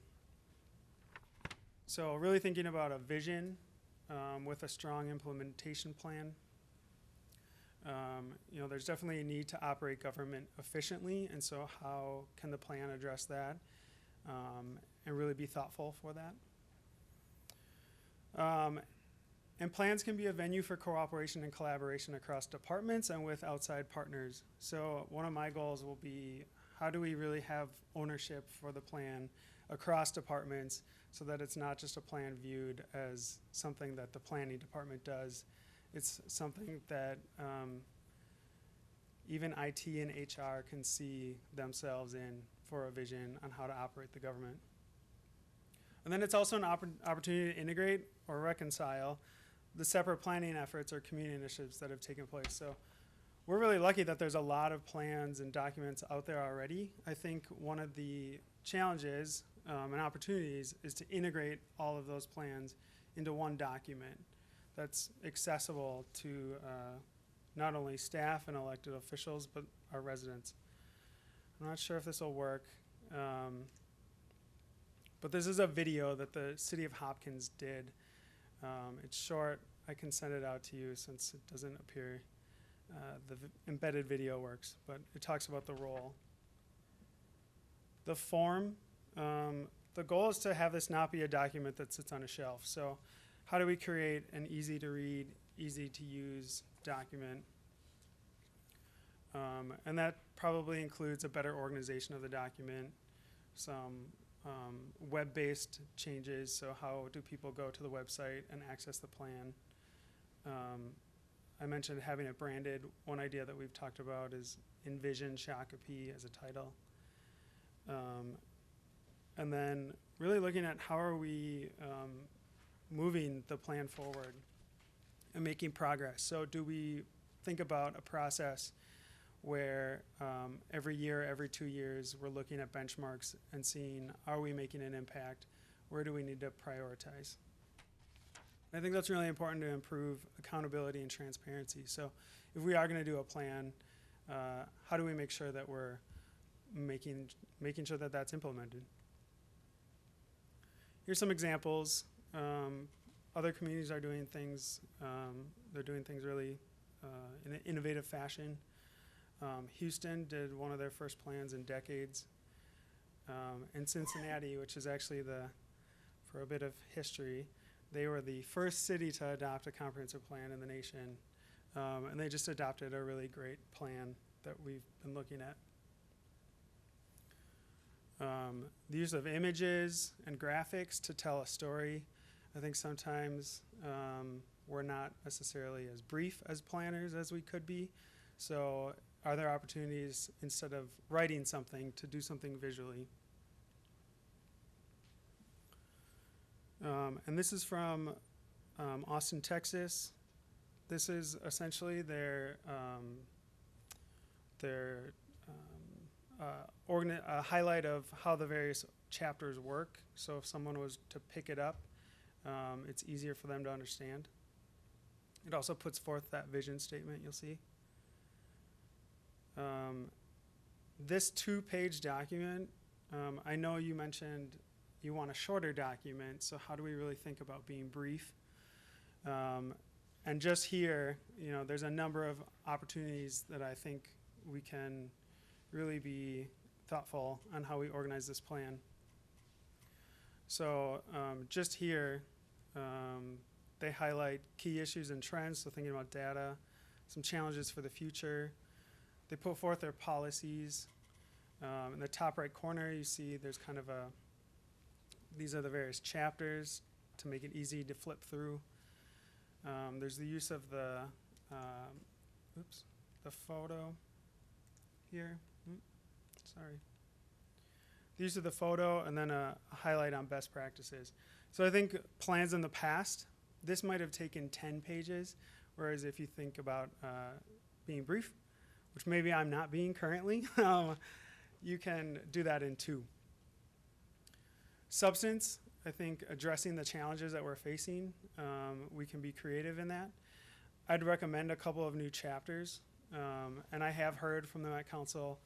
I was working on a previous project in my past job on how to incorporate health and food into comprehensive plans, and I was told by a Met Council staff who wasn't too interested in my project that when he would get a document or a plan that included food, he would just skip over those pages because he had no statutory authority to review that. So we can think about how can we go above and beyond. I think an executive summary, so someone wouldn't have to pick up all 300 pages and read the whole thing. They could read a 10, 15-page document and really get a feel for it. Heritage, arts, and culture. I think the history of the community is really important. So how do we not only tell that story, but also think about how do we move that forward in the future? Human capital engagement and governance. I think this is really about good government and how can we think about other departments within the city, whether it's IT or HR or admin. Are there things that are important to you and the community that we should be including there? And then a public services and facilities chapter where we're really thinking about the community's assets.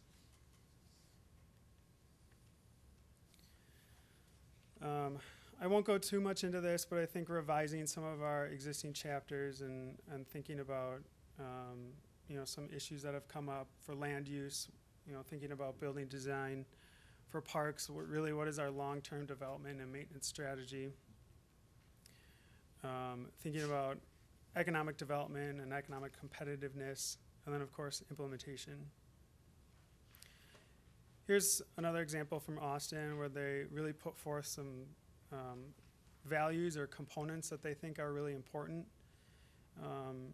You'll see if you know Austin, there's one that's really unique to their community. So there are things like livable, natural and sustainable, creative, educated, prosperous. And then they took their typical planning chapters, so this is the economic chapter, and they highlight there that they think the economy impacts all of these areas that they've identified as really important. If you move forth to their creativity, which, you know, make Austin weird, keep Austin weird is important. They've identified that that only hits 5 of those things. So the use of graphics can be really helpful to help people understand and navigate the plan. We have put forth some proposed design principles. There's 10 of them. And I can definitely go into these if you're interested in more information. But these are the things that we really need to be thinking about as we put together this plan. So that it's community-oriented, customer service-oriented, that it's focused on consensus and where we have agreement, that it's inclusive, and that means hearing from people that we may not have always heard from, and also finding a way to incorporate maybe instances where there are differing views on things. A plan that's accessible, so I talked about easy to read, action-oriented, strategic, systems-based, so really thinking about the interconnectedness of some of this work. You know, we often put a housing chapter and a transportation chapter, but we're not, you know, it's important to identify that those two are interconnected. Data-driven, so what does the data say? What's realistic? And then transparent and accountable. So making sure that we're thinking about our users and the community. So the proposed outline, I'd like to suggest putting forth a process where there's a vision up front. There are some guiding principles, which would be the values that the plan is based upon. And then a format where there's goals, strategies, and tactics to really think about larger goals, and then how do we actually accomplish those. And then I think what's really important is measurement and indicators. So how do we know that we're doing a good job, or how do we know that we're maybe not quite hitting the mark? So for community engagement, I think the community survey revealed that a lot of people don't regularly engage in government. I think that's pretty typical. I think, you know, what that means is that government, so the city may need to do some things differently so that people are engaged. You know, not often people want to come to a public open house, but they might want to talk to us at a community gathering or a festival. So I'd recommend the use of a variety of engagement techniques. When I was at New Hope, I helped run the farmers market, and that was the best opportunity I ever had to hear from the community. And so we used that as an opportunity, since we were already there and that was already occurring, to kind of piggyback on that. And of course, we also have to engage our businesses. So there was an opportunity from my past employer. This is actually an initiative that I helped create called the Active Place Demonstration Project. It's an open RFP right now, and I am recommending that the city considers applying to this program to expand upon our community engagement efforts. So $10,000 from the Center for Prevention to work on community engagement in partnership with a number of community organizations.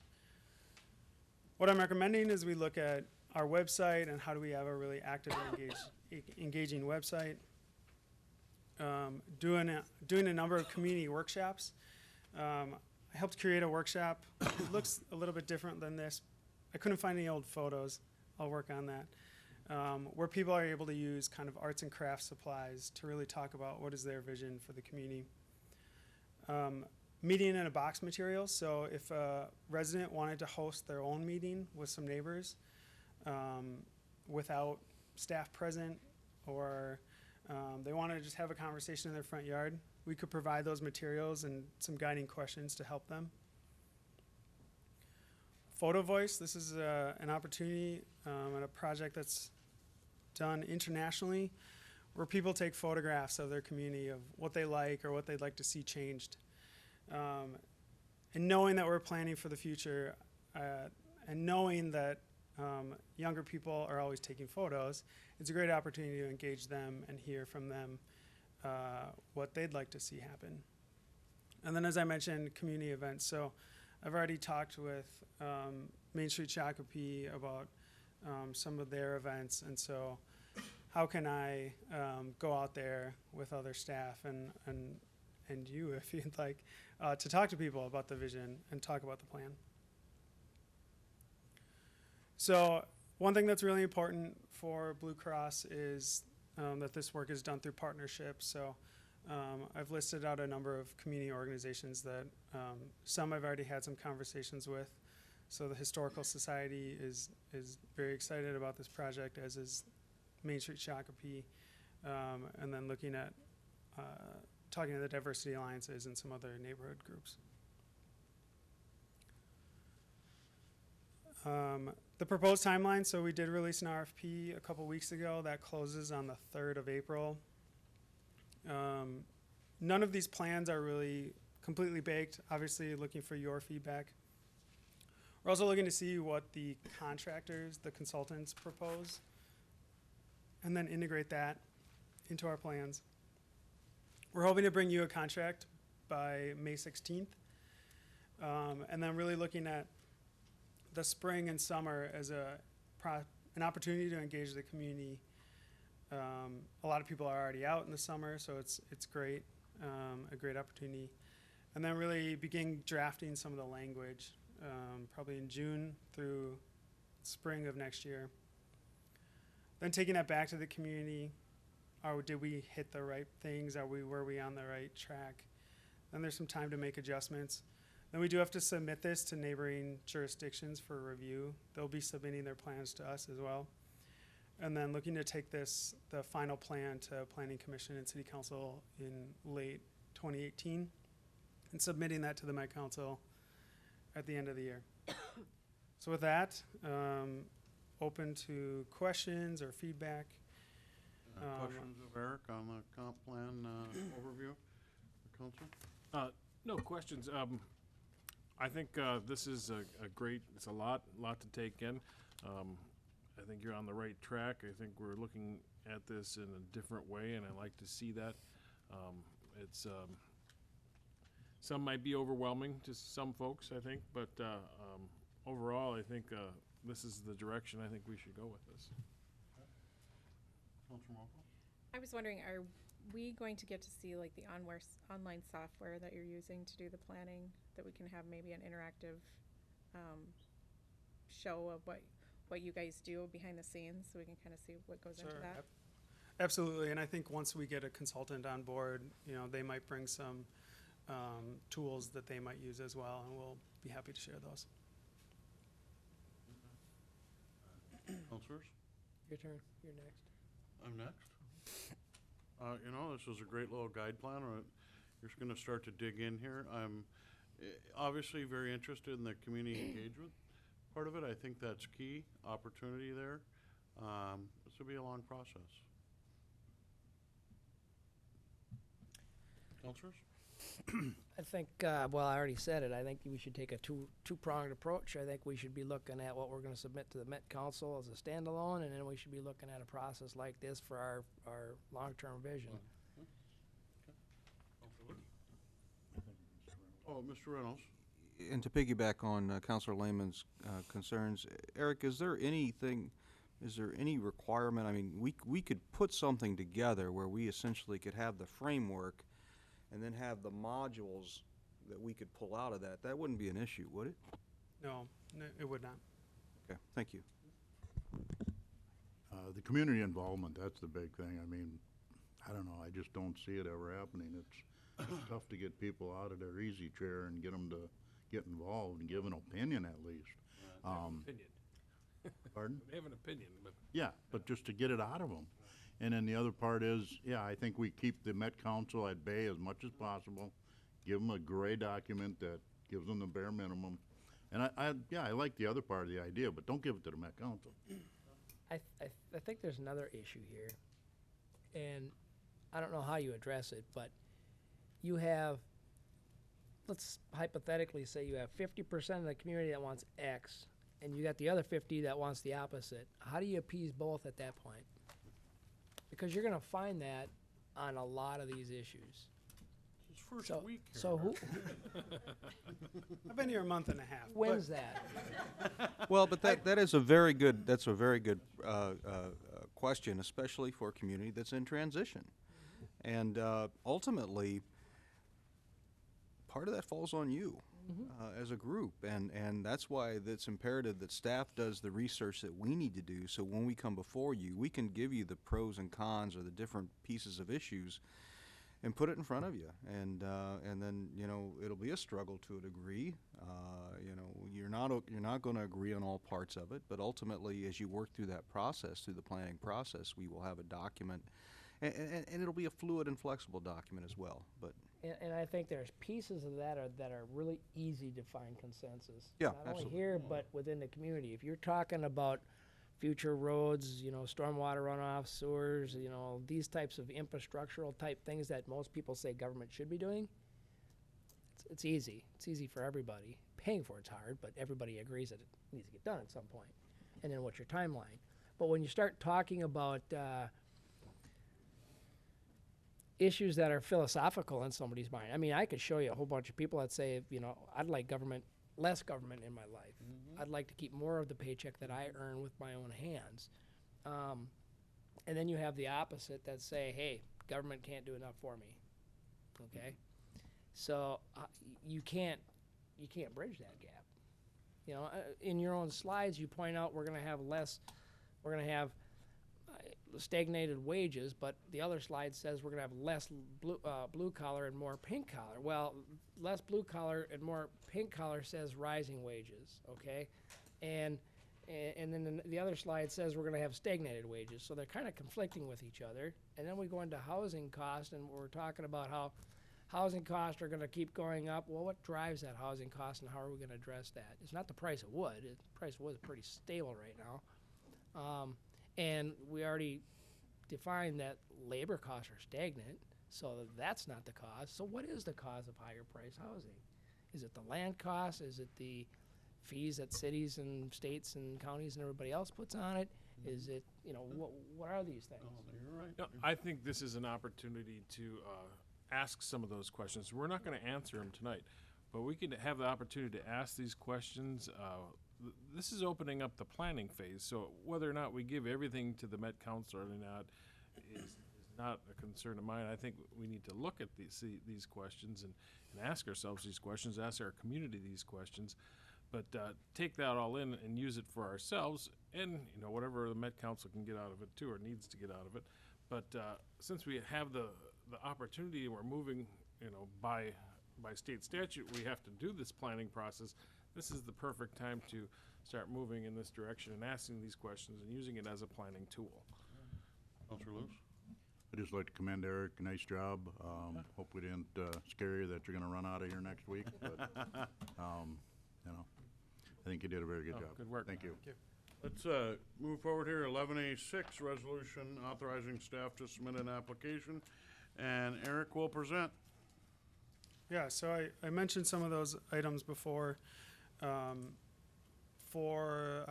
We wanted to bring forth the idea of the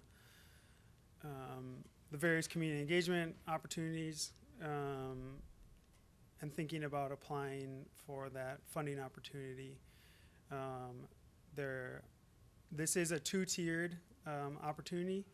The city of Shakopee and some other partners have applied in the past for more placemaking work.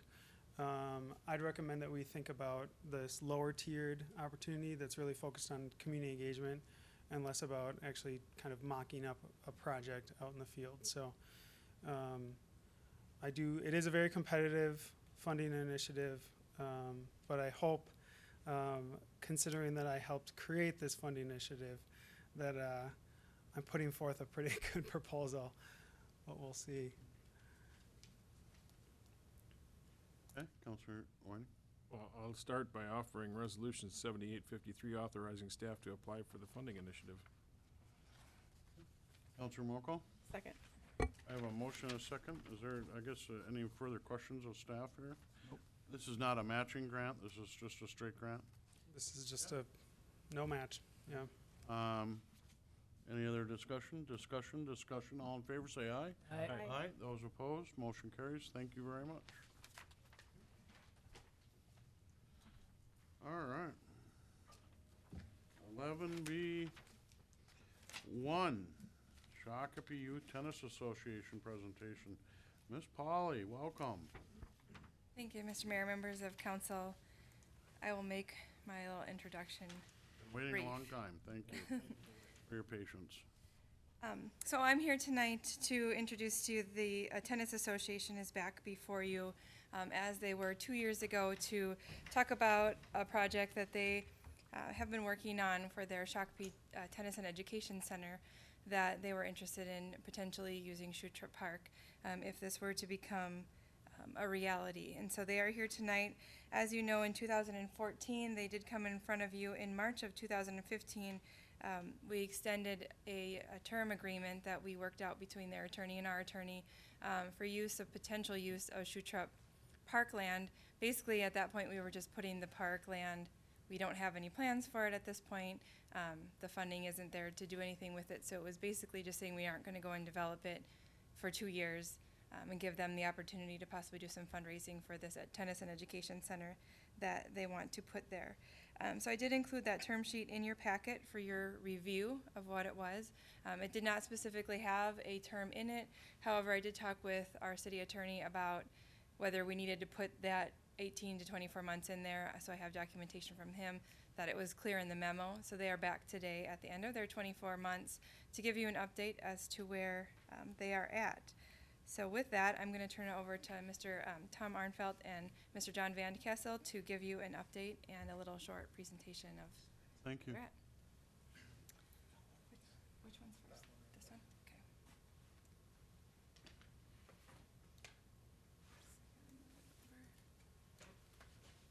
Let's get this one down. Mr. Mayor? Yes? Might I ask of staff that in the future, when we got some presentation like this, that we could maybe move them up? I mean, there's quite a few dry things that they really didn't need to sit through. I think it's just common courtesy.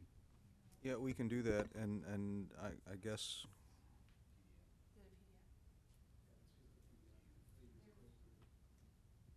we'll figure it out. Yeah. There we go. Okay, thank you. Good evening, Mayor and council members. Welcome. Thank you. So I'm Tom Arnfelt. I live in Arden Hills, but the reason I'm down here, I'm president of Shakopee Tennis, and that's because my daughter Jenny Arnfelt runs a summer program for Shakopee Tennis, and I'm also a very longtime friend of Susan Allen, and she's the tennis pro, and she lives in Shakopee, so you probably know Susan Allen, but she's here with us tonight as well.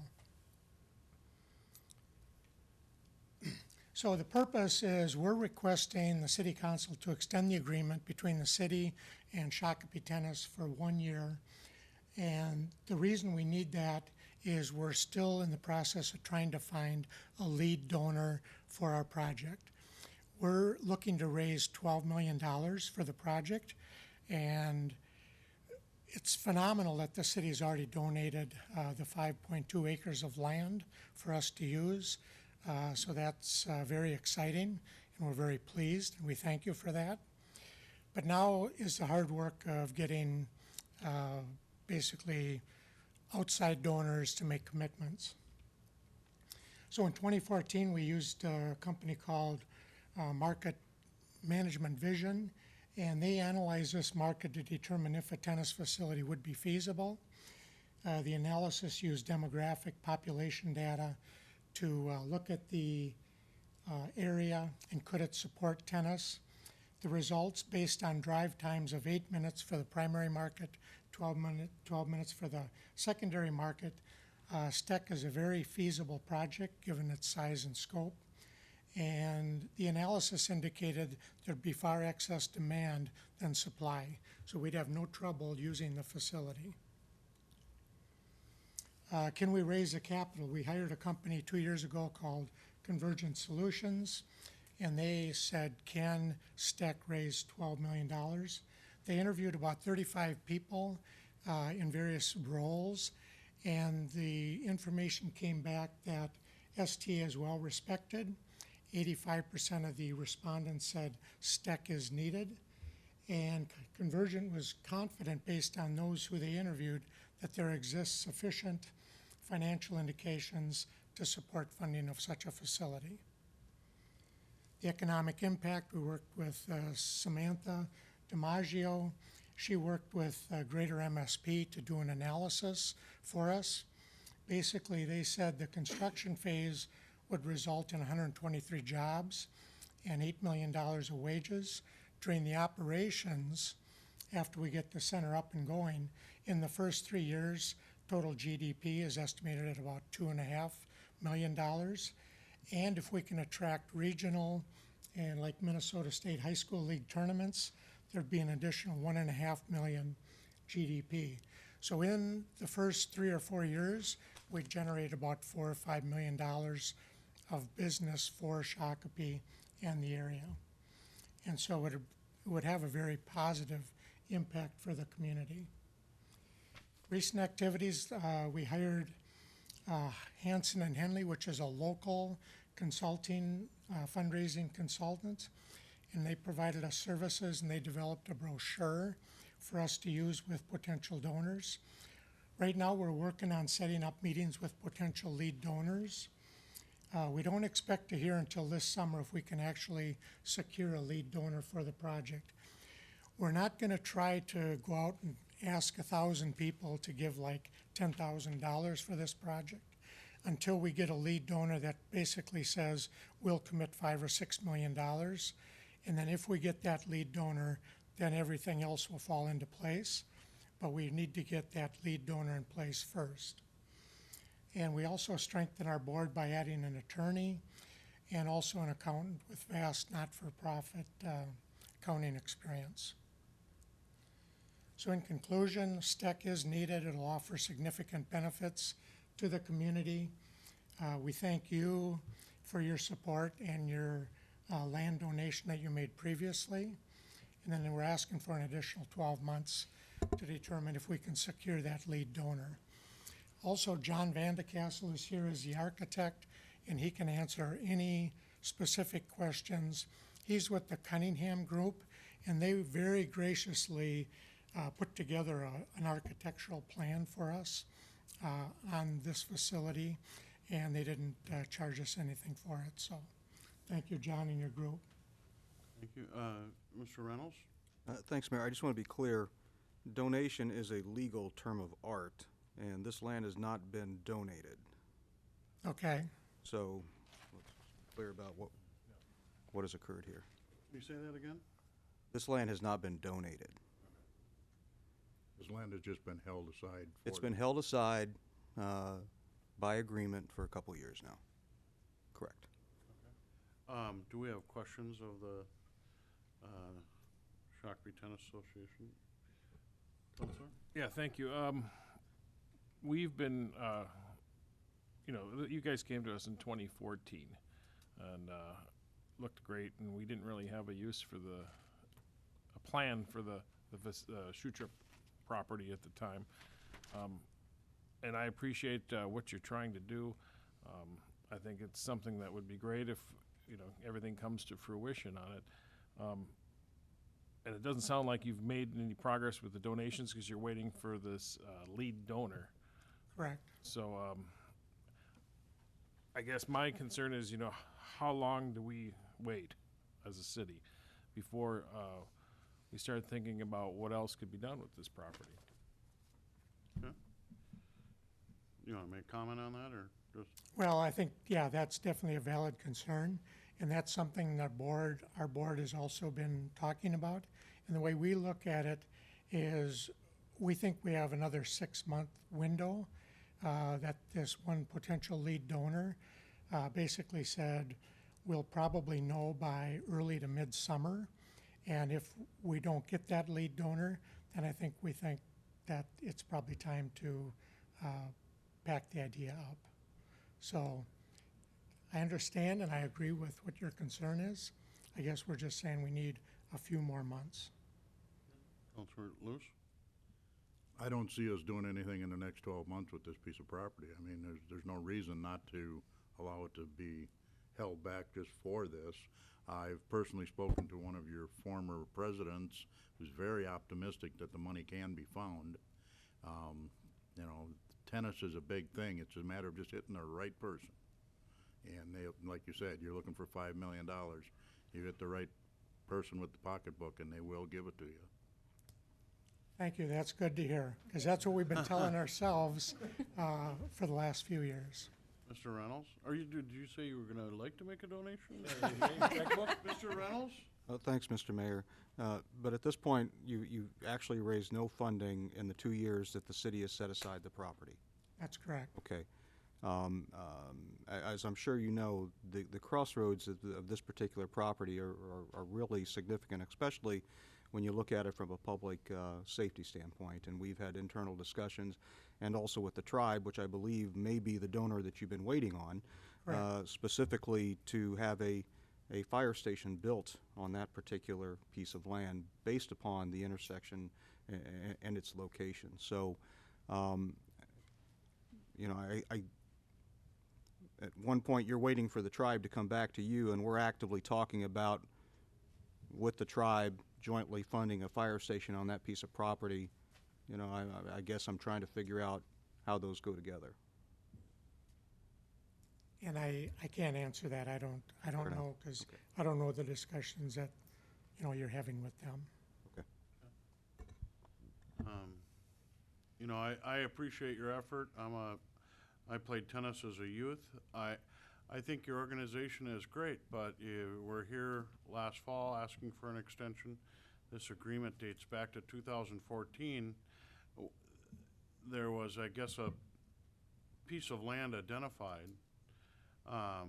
back then, and now there may become a need for that land here over the next 6 months. A different need other than the Tennis Association. Seeing that you have struggled to get your #1 donor or donations, you know, I actually would like to see that you move forward with your donor and then try to look at sites rather than trying to hold down a site and say extension after extension, because now we're in a situation where things may have changed or appear that they could change in the next 6 months. Public safety opportunity may bubble up here over the next 6 months that this council will look into. Councilor Lewis? My understanding was you had to get some funding in order to hire a fundraiser. Is that true? Well, actually, we hired the fundraiser through the association's funds itself. So over the last 20 years, we've had a little revenue above and beyond our expenses. So each year we've been able to put some money aside. So all the money that we've spent on the consulting has been out of the Shakopee Tennis Association funds. But you do have a professional fundraiser on board. We do. But we only paid them a limited amount of money until we can basically get the donor to say yes or no. Other comments, discussion? Any contact with USTA? I mean, are they? USTA is very supportive, so we've been talking to them. In fact, a year ago, we did an information night here in Shakopee, and USTA was there supporting us. They gave us some presidential suite tickets for the U.S. Open last fall that we were able to basically get somebody to donate into Shakopee Tennis. So UST has been very supportive.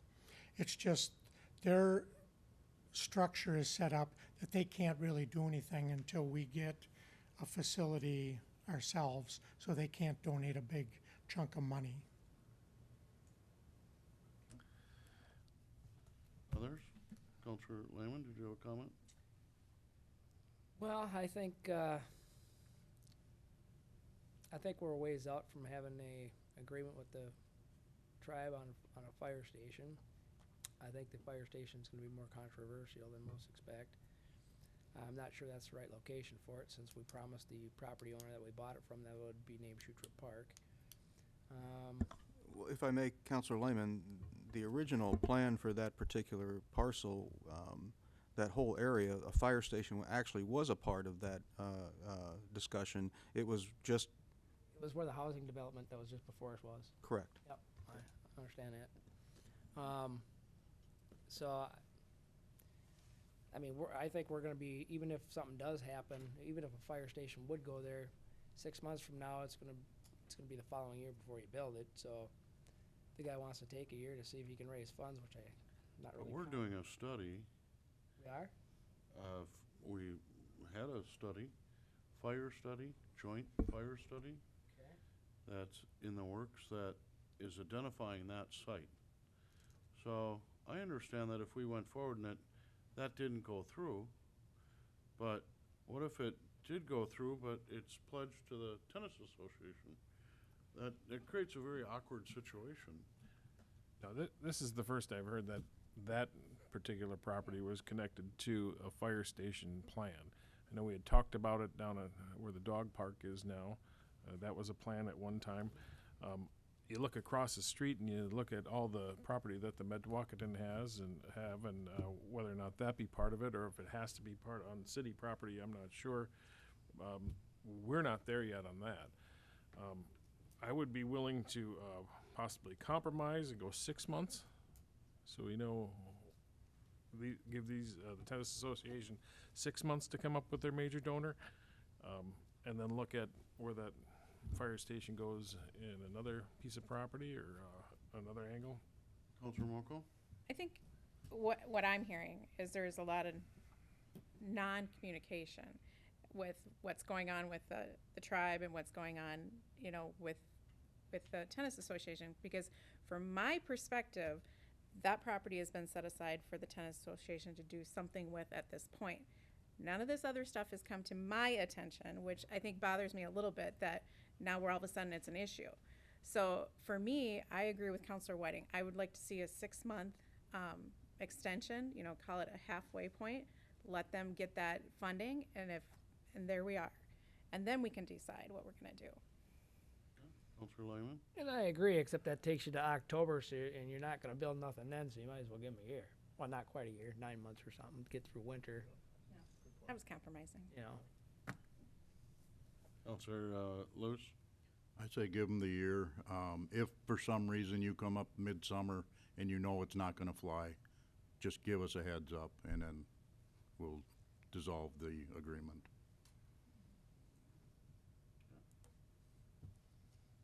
Is that a motion? We need a motion? I'd like to make a motion to give the STA 1 more year on the agreement for Shutrip Park, and we'll set it aside with the stipulation that if they find out sometime earlier than that, their chances are nil, that they just give us a heads up. I'll second.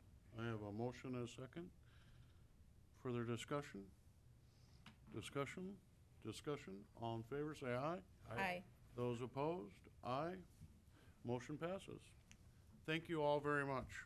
Thank you very much. Hope you make it work. All right, moving forward then, General Administration, 11C1, Liaison Appointments. I've laid out and created some efficiencies and effective, trying to remove duplication. This is the list. Couple of these items are to try to improve process, eliminate duplication, and 1 or 2 of these boards is going away. Counselor? I've reviewed the list. Looks like by request, one council member has dropped 3. Looks like I'm again being shoved off of 2. I guess the concern I have is specifically, you know, some of these are fine and I don't worry about a lot of them. When we look at scale, though, scale is intended to be a collaborative effort, and to me, if we're eliminating duplication, most other cities, smaller or large, have 2 representatives, even more. County, I think, brings everybody to the board at scale. It's their board. I think it's bad precedent to remove someone from scale, just to have 1 representative on there as the largest city that is helping pay for that. I would have no concern about giving that up. The other part is I'm asked to be removed from the SDA, and I have had a lot of interaction with the SDA, working with them. Just met with them to work on their bylaws. I didn't realize that this was a concern, or I know I do show up for meetings, and I am on a lot of different boards, so I'm willing to share the load there. But what I would like to see is propose I take the SDA and Ms. Mokel represent on scale also. Well, I push back on the scale thing. It's duplication. I'm a president of it. I'm going to the meetings. You may attend the meetings as your desire to go to scale, and you go to those meetings. That's important. SDA had 2 members. You know, are you an actual board member as well? I represent. We were talking about liaison. Yeah, I'm a liaison person on that board, and I help them with an international festival, but not as a board member. Kathy is a member as well, or a liaison. I'm trying to eliminate, rather than have 2, have 1. That was my point about part of this, because I'm looking at it going, we got 2 on a couple, and it's you know, these are liaisons. You're supposed to report and go to that. We shouldn't have 2. But I think with scale, that's kind of a different conversation, because when we want somebody on the board, because we are the biggest contributor, I think that when you have that overlap, when you have the 2 people and one is on the board and then the next one maybe goes on, they at least have that knowledge base because they've been there and they have that. But to just say we're only going to have 1, you know, when it's been 2, I think that's hard for me to kind of digest that we're just going to have 1. Well, I am on the board. I'm not really a liaison. Therefore, it doesn't need a liaison. Last year, both of us went. You were designated the liaison. That's the way I see it. So. Is this a concern over the per diem give out on this issue, or is this more of a concern of having 2 people show up at the meeting? Because it's more of an informative meeting where people get information and share moving information. Forward, you can come. You know, the per diem, I'm opposed to all that whole thing. I think we should do our job. I think we're paid for it. It is out there, but it's duplication more than anything. Counselor Lehman? Well, if I just look at the math, you got Mars down for 5, Kathy down for 5, Matt's got 1, Jay's got 2, Mike's got 2. I know you know numbers better than that. You work for finance, so The numbers guy. Okay. Yeah, I didn't set it up with the number 5 for me. I would. I don't count the railroad because I don't think they've met in at least a year and a half. I tried to eliminate that, and because it doesn't meet, but maybe something will come up. Well, maybe, but if you really want to look at it, is it something that you can report back on? Not really.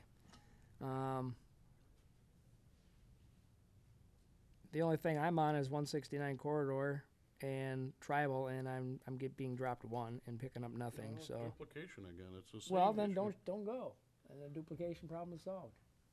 Don't go. Yeah, you don't have to go To which one? to the intergovernmental working group. I think that's set up for mayors of the adjacent towns of Prior Lake and. Kind of biased, isn't it?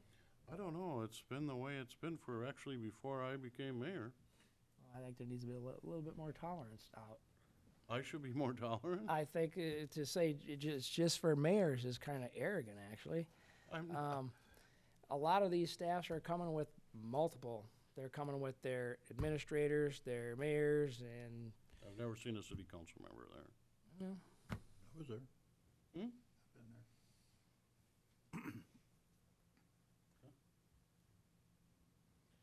You know, it would be nice if I had something after work, but I make it a point to go to that meeting because I think there's some importance to it.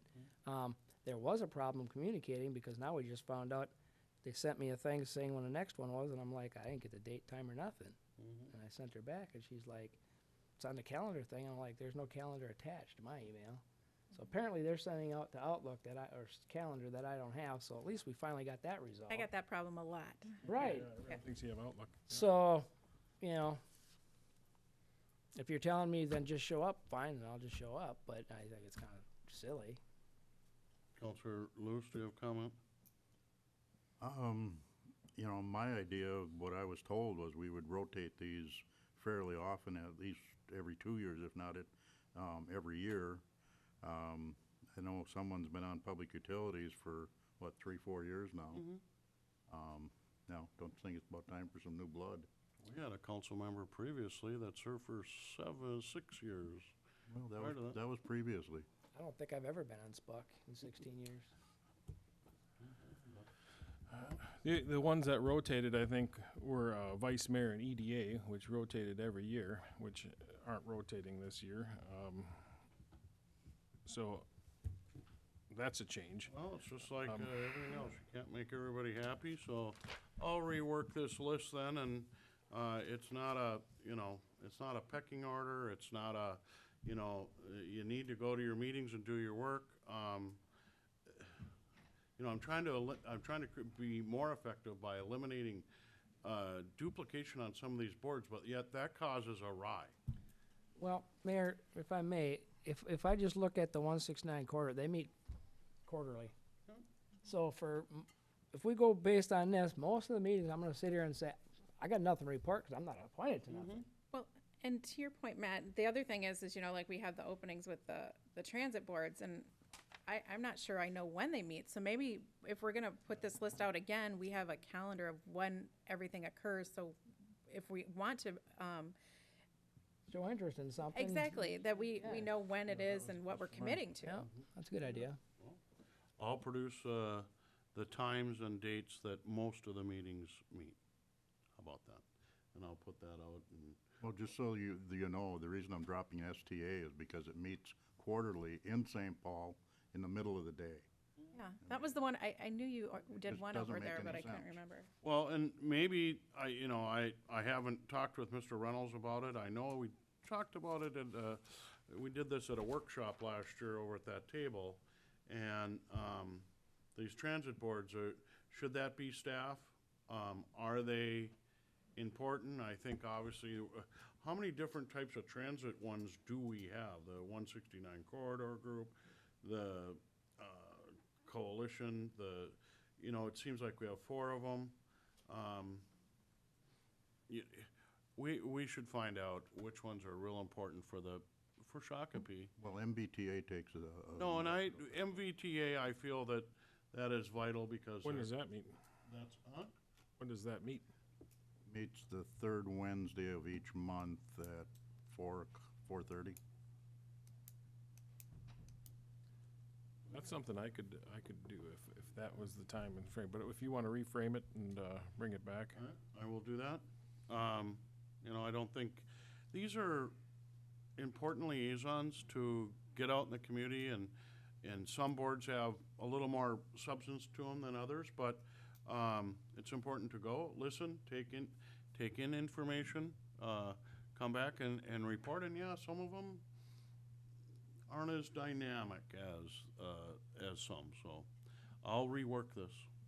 Just so you know, MVTA and STA are very interlinked, so, whoever does it should do both. Are they both in St. Paul? When is the STA meeting? One's in Burnsville, one's in St. Paul. STA? Of Burnsville? Is that, when is the suburban, that's the quarterly. When does the Scott County Transit meet? I haven't had. Well, let's not put the whole schedule together. Yeah, now. we'll do, was curious, we'll, yeah. we'll put this out. I haven't been All right. given a red Um, on that for months. That is fine.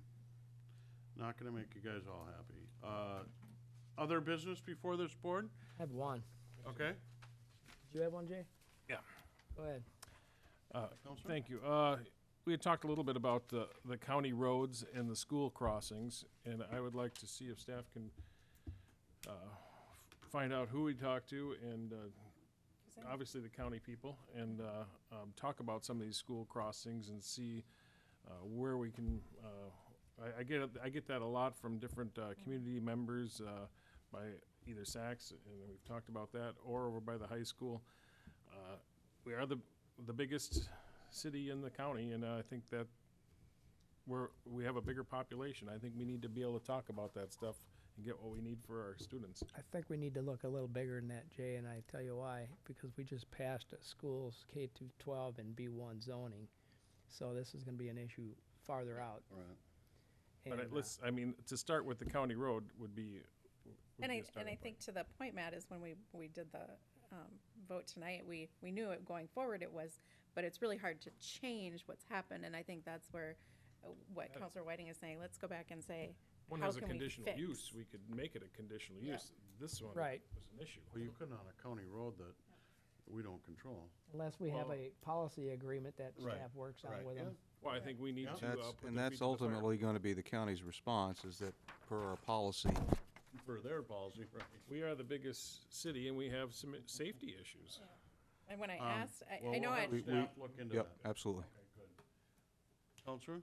Mine is related to enhancing communications, which I know we're all in favor of. For the last 14 months, I don't recall receiving any emails from staff of concerns or questions from either of you three.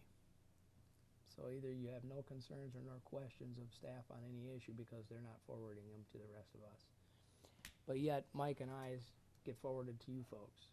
So I'm asking for some consistency out of our staff, because in the lack of that consistency, I start asking myself motive questions. And when I do that, I start talking to myself about trust issues, okay? The truth is, I don't have a lot of questions on a lot of things, but Yeah, when like I do, I have it right before the meeting typically. Clarification, and I go to And meetings. if I may, if there is an issue before a meeting or an issue that all of you need to be involved in, then I make sure to push that out. Okay? And that's something that we've talked about in the past. Yep, yep. Because the last thing I need is to be accused of telling somebody one thing and not telling somebody Well, another. I gotta be honest, I find it very hard to believe that there's no questions or concerns out of 3 members in 14 months. can I answer for There might have been myself? one. Can I answer for myself? Because sometimes for me, I don't get my emails till the end of the day, and you may have already asked a question that I've thought of, but you've already asked it. So I think for me, sometimes you and Mike are better at getting to them first. Okay. And so that's why I think happens for me, because it's an end of the day thing versus, other issues. So that's what I see happening on my perspective, but Okay. it might be different for others. All right, well, doesn't hurt to put. I ask you know, clarifying if I questions, may, and if but I may, what, I meet with him almost on a regular basis. Okay, so you do yours in person. Yeah, absolutely, try to be. So because you don't do it by email, it's not shared with the rest of us? That's not true at all, Counselor I'm Lehman, asking. because if I'm not there are implying, I'm issues that the asking. whole body needs to be informed on, it is my responsibility to ensure that that occurs. I totally agree. And if you've got some specific examples, then please let me know and I will adjust accordingly. But what I try to do is to make sure that everybody understands concerns, and there are times where the other 3 will give me something in a meeting, and I will come back, and the next morning, I will put something out and put it out there to make sure everybody understand what's going on. Okay. So Just making sure that's happening. Do you have more? Nope. Mike? I've just got an issue that I'd like to bring before the group, just to get their opinion and maybe build some consensus, but we've got an encroachment going on in our parkland up in Killarney Hills. This was surveyed out last year by Public Works. They hired a company to do it. They know the gentleman is encroaching. Mayor Mars has had me sitting on this for 50 days. The guy claims to have an easement. He has produced nothing. I have checked with the county, there is nothing. I guess as a body, how long are we gonna give this guy? I mean, he's encroaching a long distance into city parkland. You're just coming off winter, where's the fire? We need to treat them like we did all the people out in Southbridge when we moved all of their gardens and all of their sheds and everything else out of the conservation How easement. long did that process take? We staked all the property too. Well, I have to ask Jamie, she was involved in that. I mean, it didn't take Yeah, but years. this was brought to light last summer. I wasn't involved last summer. I thought we had some email conversation about that, and it was proven that the property lines were not over. Yeah, it was resolved It was resolved. in June. Not according to the survey I saw. No, not the one I looked at. Well, we have what you think and then what staff. So, you know, the gentleman had an easement. It wasn't recorded. It was an accident. He's willing to get a new one. He's working twofold to get a new one and on either find the old realtor that it's in that file that it never got recorded. He's trying to get an easement for the use of his neighbor's driveway or the use of our park? No, Because the he's use of getting use of the neighbor's driveway. Okay. He sold that lot to that neighbor, and when he sold it to him, he said, I got an easement, they had an agreement written up. It never got recorded, no one has a copy. I said, walk over to your neighbor, get a new one, and record it. And things don't move as fast as they should for Counselor Luce. But in the 50 days, I mean, what, in the meantime, he's got a driveway on our park. It's on the property. Well, Mike seems to know a lot about it. I guess staff said it was resolved. It's not. Yeah. It's gonna be resolved, but it's, I wanna, you know, that's why you bring up, I know that there was a lot of encroachment over on Dean's Lake. And I believe that whole process took well over a year, because there was notification, we put in I'd have posts. to ask Jamie. Yeah. I know they put signs up and stuff. and- Specifically in regards to this, and this was something I forwarded to all of you, the email traffic on, where we had the police officer go out there in June. They actually moved buildings off of the area. We went back in 2 months ago. There was a plow that was sitting in the roadway. We told them to move it. They then moved that. What does this council want me to do? I think we have to, we're overstepping our issues here. We are not the ones that are, this is staff's issue, and then it shouldn't be up to us council members doing these things. Yeah. We really have, we could really get sued on something like this. If this council wants us to go in there tomorrow and basically wall off this driveway, we can certainly do that. I think that's terrible customer service.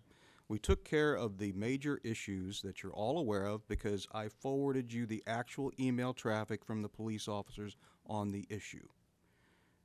We're working to resolve the issue currently, but you know, if you want us to wall it off, we'll do it. I think that, well, that's your call. that was not what I was asking. I was just asking for a consensus from council on how long they want to wait. I don't know if we've built a consensus on that.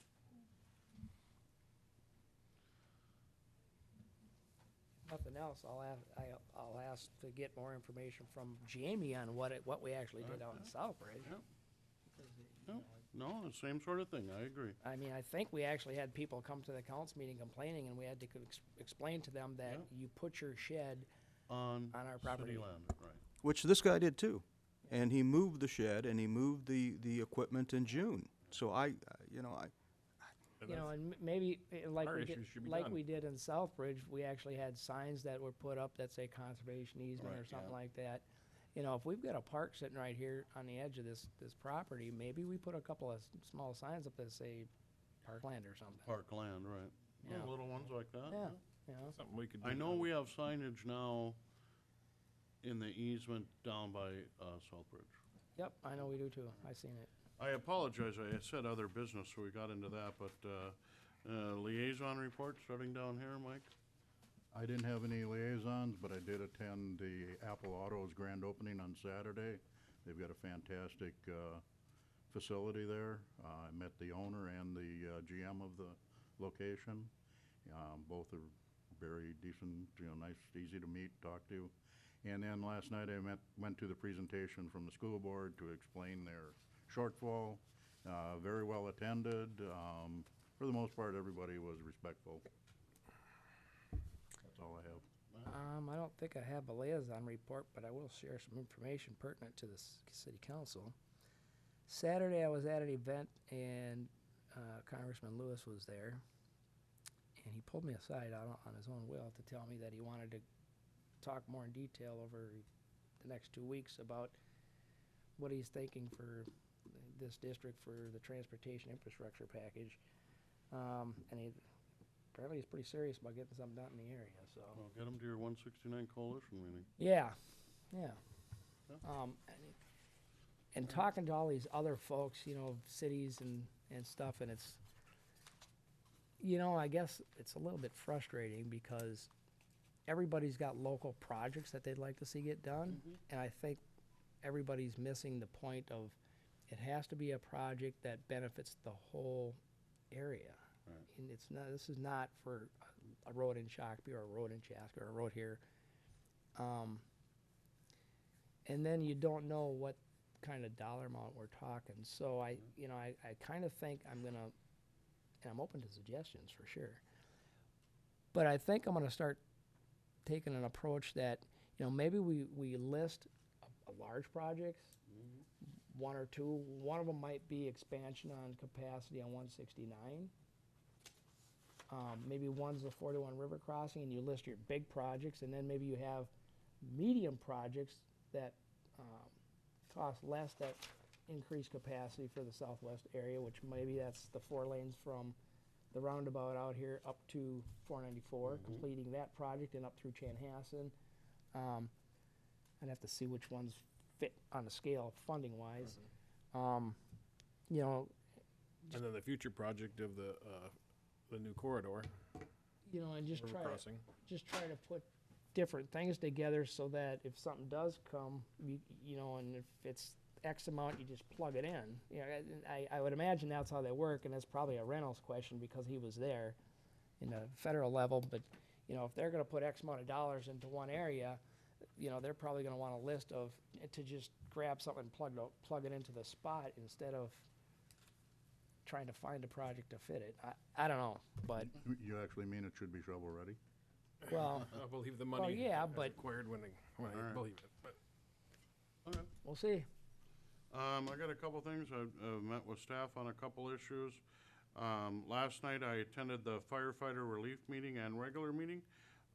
Great meeting. They did swear in 3 new firefighters, but one thing they did, the leadership at the fire department actually made all members sign and swear in their new statement. I don't have a copy of it, but it was a great thing to get them all on board and with the values and their mission statement, so I thought that was pretty good. I know every year in December we get taxpayers coming before us about our taxes and their evaluations. I think last year we had a gentleman coming on his evaluation.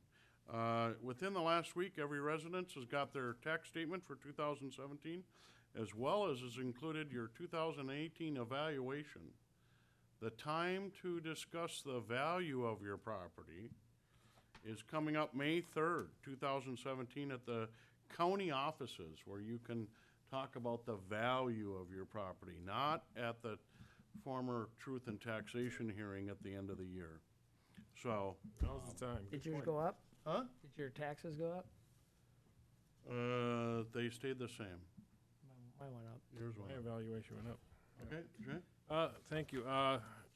On the 9th, I met with the Shakopee Diversity Executive Committee and worked on their bylaws, or reworked their bylaws for some updates. On the 10th, we had a scale meeting, and they talked about the body-worn cameras and how those are affecting different communities. Shakopee wasn't involved in that. Obviously, we're not there yet, but all the other little communities are, and some of the pros and cons to that. Already on their second level of technology. Yeah, they're working. They're way advanced, way ahead of Shakopee, but they only have like 24 little cameras too, or whatever it might be. But and then last night the SPUC meeting, a couple of highlights from the SPUC meeting were there was 3 electrical outages. One on Eagle Creek was caused by a tree. One customer for 70 minutes. There was actually a cable hit out by the high school that affected the high school for 71 minutes. And if you're counting at home, usually I talk about the squirrels, but here's one to think about. This was on the 15th. It was out by Pike Lake. There was actually a rabbit on the pole. Think about how that rabbit got up there. I don't know. But we can add that to our checklist. But I'm thinking maybe a hawk or something. But anyway, they also mentioned that the new City Hall has its permanent service now connected. And they also they have an opportunity at the SPUC for what they call the Tom Bovitz Award, which is a scholarship award, and they give away free money for kids for going on to college. And they only had 1 applicant. So in the future, I'm hoping parents and kids going off to college think about applying for some of these local scholarships. That's free money. So next year, Tom Bovitz Award. Mr. Mayor, was that an invitation to the fire department, or did you just happen to stop in? They have a standard meeting of the firefighter relief. They meet once a month, and then they had a regular meeting with some swearing in. So. Can I get a copy of their pledge thing? Yeah, I can get it. It was a neat Yeah, little- I'll get it and get it to everybody. That's all I have. Counselor Moco? On the 16th, I had my LUAC meeting, and we went over our comprehensive plan timeline, and they also gave us an update on Thrive Minnesota.